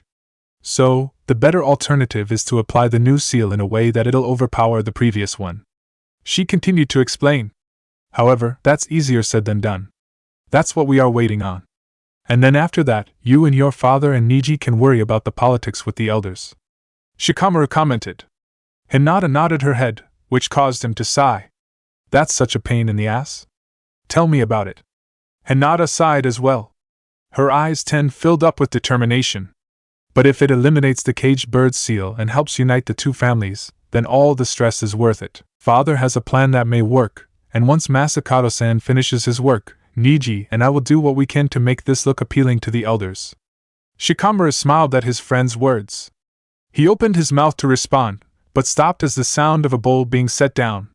He and Hinata turned their attention to Tucci, who had sat down their ramen by them. The old ramen chef had a gentle smile on his lips. Well, here you both go, Tucci told them. He then looked over at Hinata and nodded his head, his smile widening slightly. Sorry to eavesdrop, but I just wish you good luck with everything. You're a good person, Hinata, and I wish you well. I am and I are rooting for you. Thank you. Hinata blushed slightly in response, but she now had a wide grin on her face. As does your boyfriend, Tucci commented as he walked away to leave his customers to eat. Both Hinata and Shikamaru started digging into their food, eating quickly. Ichiraku's ramen was always delicious and tonight was no exception. Still, there was something missing from their dinner tonight. Naruto. Hinata realized, shaking her head slightly after she finished another bite of her food. It's delicious, but just not always the same without him. At least, not here. Nevertheless, the two friends continued to eat. Still, the thought of the blonde was back on their minds again. I hope he's okay, Hinata mentally prayed. Huh! Naruto was awoken in the middle of the night by a large amount of noise outside his room. He heard footsteps, initially, but it was eventually replaced by raised voices shouting at each other. He did not recognize any of the voices at first, as he was still slightly groggy from waking up, but his mind sobered up the moment he recognized two of the voices as Kankuro and Temari. This is bullshit, and you know it. Kankuro hissed loudly. I haven't done anything wrong. He gave you all an alibi, you should have looked into it all. He's telling the truth, Temari shouted as well. Maybe he is, maybe he isn't. But it does stand that Kankuro-san is the only who could have committed these actions. Another voice shouted back. What's going on? Naruto questioned as he shook his head. The Uzumaki quickly pulled himself out of bed and ran out the door. In the hallway with the bedrooms, he noticed a group of 10 Suna shinobi, all carrying weapons and poised to attack. On the other side was Temari and Kankuro. Both were still wearing their night clothes. Temari wore a purple nightgown that looked moderately revealing to some degree, while Kankuro wore solely a black pair of pants with no shirt. The puppeteer also did not have on his black hood or his face paint, giving Naruto his first look at the brown-haired man's natural face. "What are you all doing?" Naruto spoke up, as he brought a kunai into his hands. The attention was brought over to him. However, attention moved slightly as more doors opened up. Lee, Tenten, Hanabi, Katsumi, and Kanji all woke up and gazed at the scene in confusion. "What's going on?" Hanabi questioned nervously. "What are you all doing here?" Katsumi questioned, eyeing the weapons. "And why are you all armed? I would like to know the answer to that as well." Attention shifted again. Walking towards everyone was Gaara. Unlike the other inhabitants of the mansion, Gaara was fully dressed and seemed ready to attack. He had his gourd of sand on his back and sand was starting to leak out, ready to attack at a given moment if necessary. "Kazekage-sama." One of the Suna shinobi bowed their heads. "We apologize for intruding on your private property, however enough platitudes." Gaara shook his head as he turned to one Suna shinobi in particular. "Yura, what is the meaning of this?" "Kazekage-sama, the council has ordered the arrest of your brother." Yura answered bluntly. "Why was I not informed of any of this?" The redhead questioned, his eyes narrowing intently at the councilman. "I am the Kazekage. As ruling authority of this village, I have a right to know if you are looking into any matters. While I understand your rank and respect it, you must realize that one of the people being investigated was your brother. And, as such, it is imperative that we did not involve you, to make sure you would not cover for him," he replied. "What kind of person do you take me for?" Gaara asked as more sand started to leak out from his gourd. "I have authority in this village and I will not permit an arrest of someone, my brother or otherwise, without any knowledge on the circumstances. Kazekage-sama, you have only been our Kage for a short while. Less than a month, to be exact." Yura spoke up, interrupting the ruler. "Forgive us for jumping the gun and not discussing it with you, however we have a right. We've gone long enough without a Kage that the council does have a say in things. You can have your own opinions and can investigate and prove our accusations wrong, but you cannot stop us from arresting your brother." The two men glared at each other. Gaara's sand continued to leak out, but Yura did not seem to react. He only seemed to glare at his Kazekage. A few seconds passed by before Gaara finally calmed down and gestured with his hand. The sand rushed back into his gourd. "Fine, I'll allow this arrest. But I'll be handling my own investigation," the Kazekage stated. His eyes narrowed further on the councilman.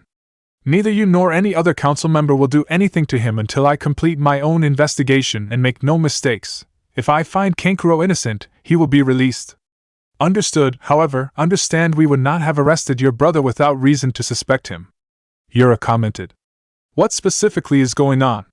Tenten questioned, speaking up on behalf of the Konoha shinobi. The Suna shinobi did not seem to pay attention to her or the Konoha shinobi in general.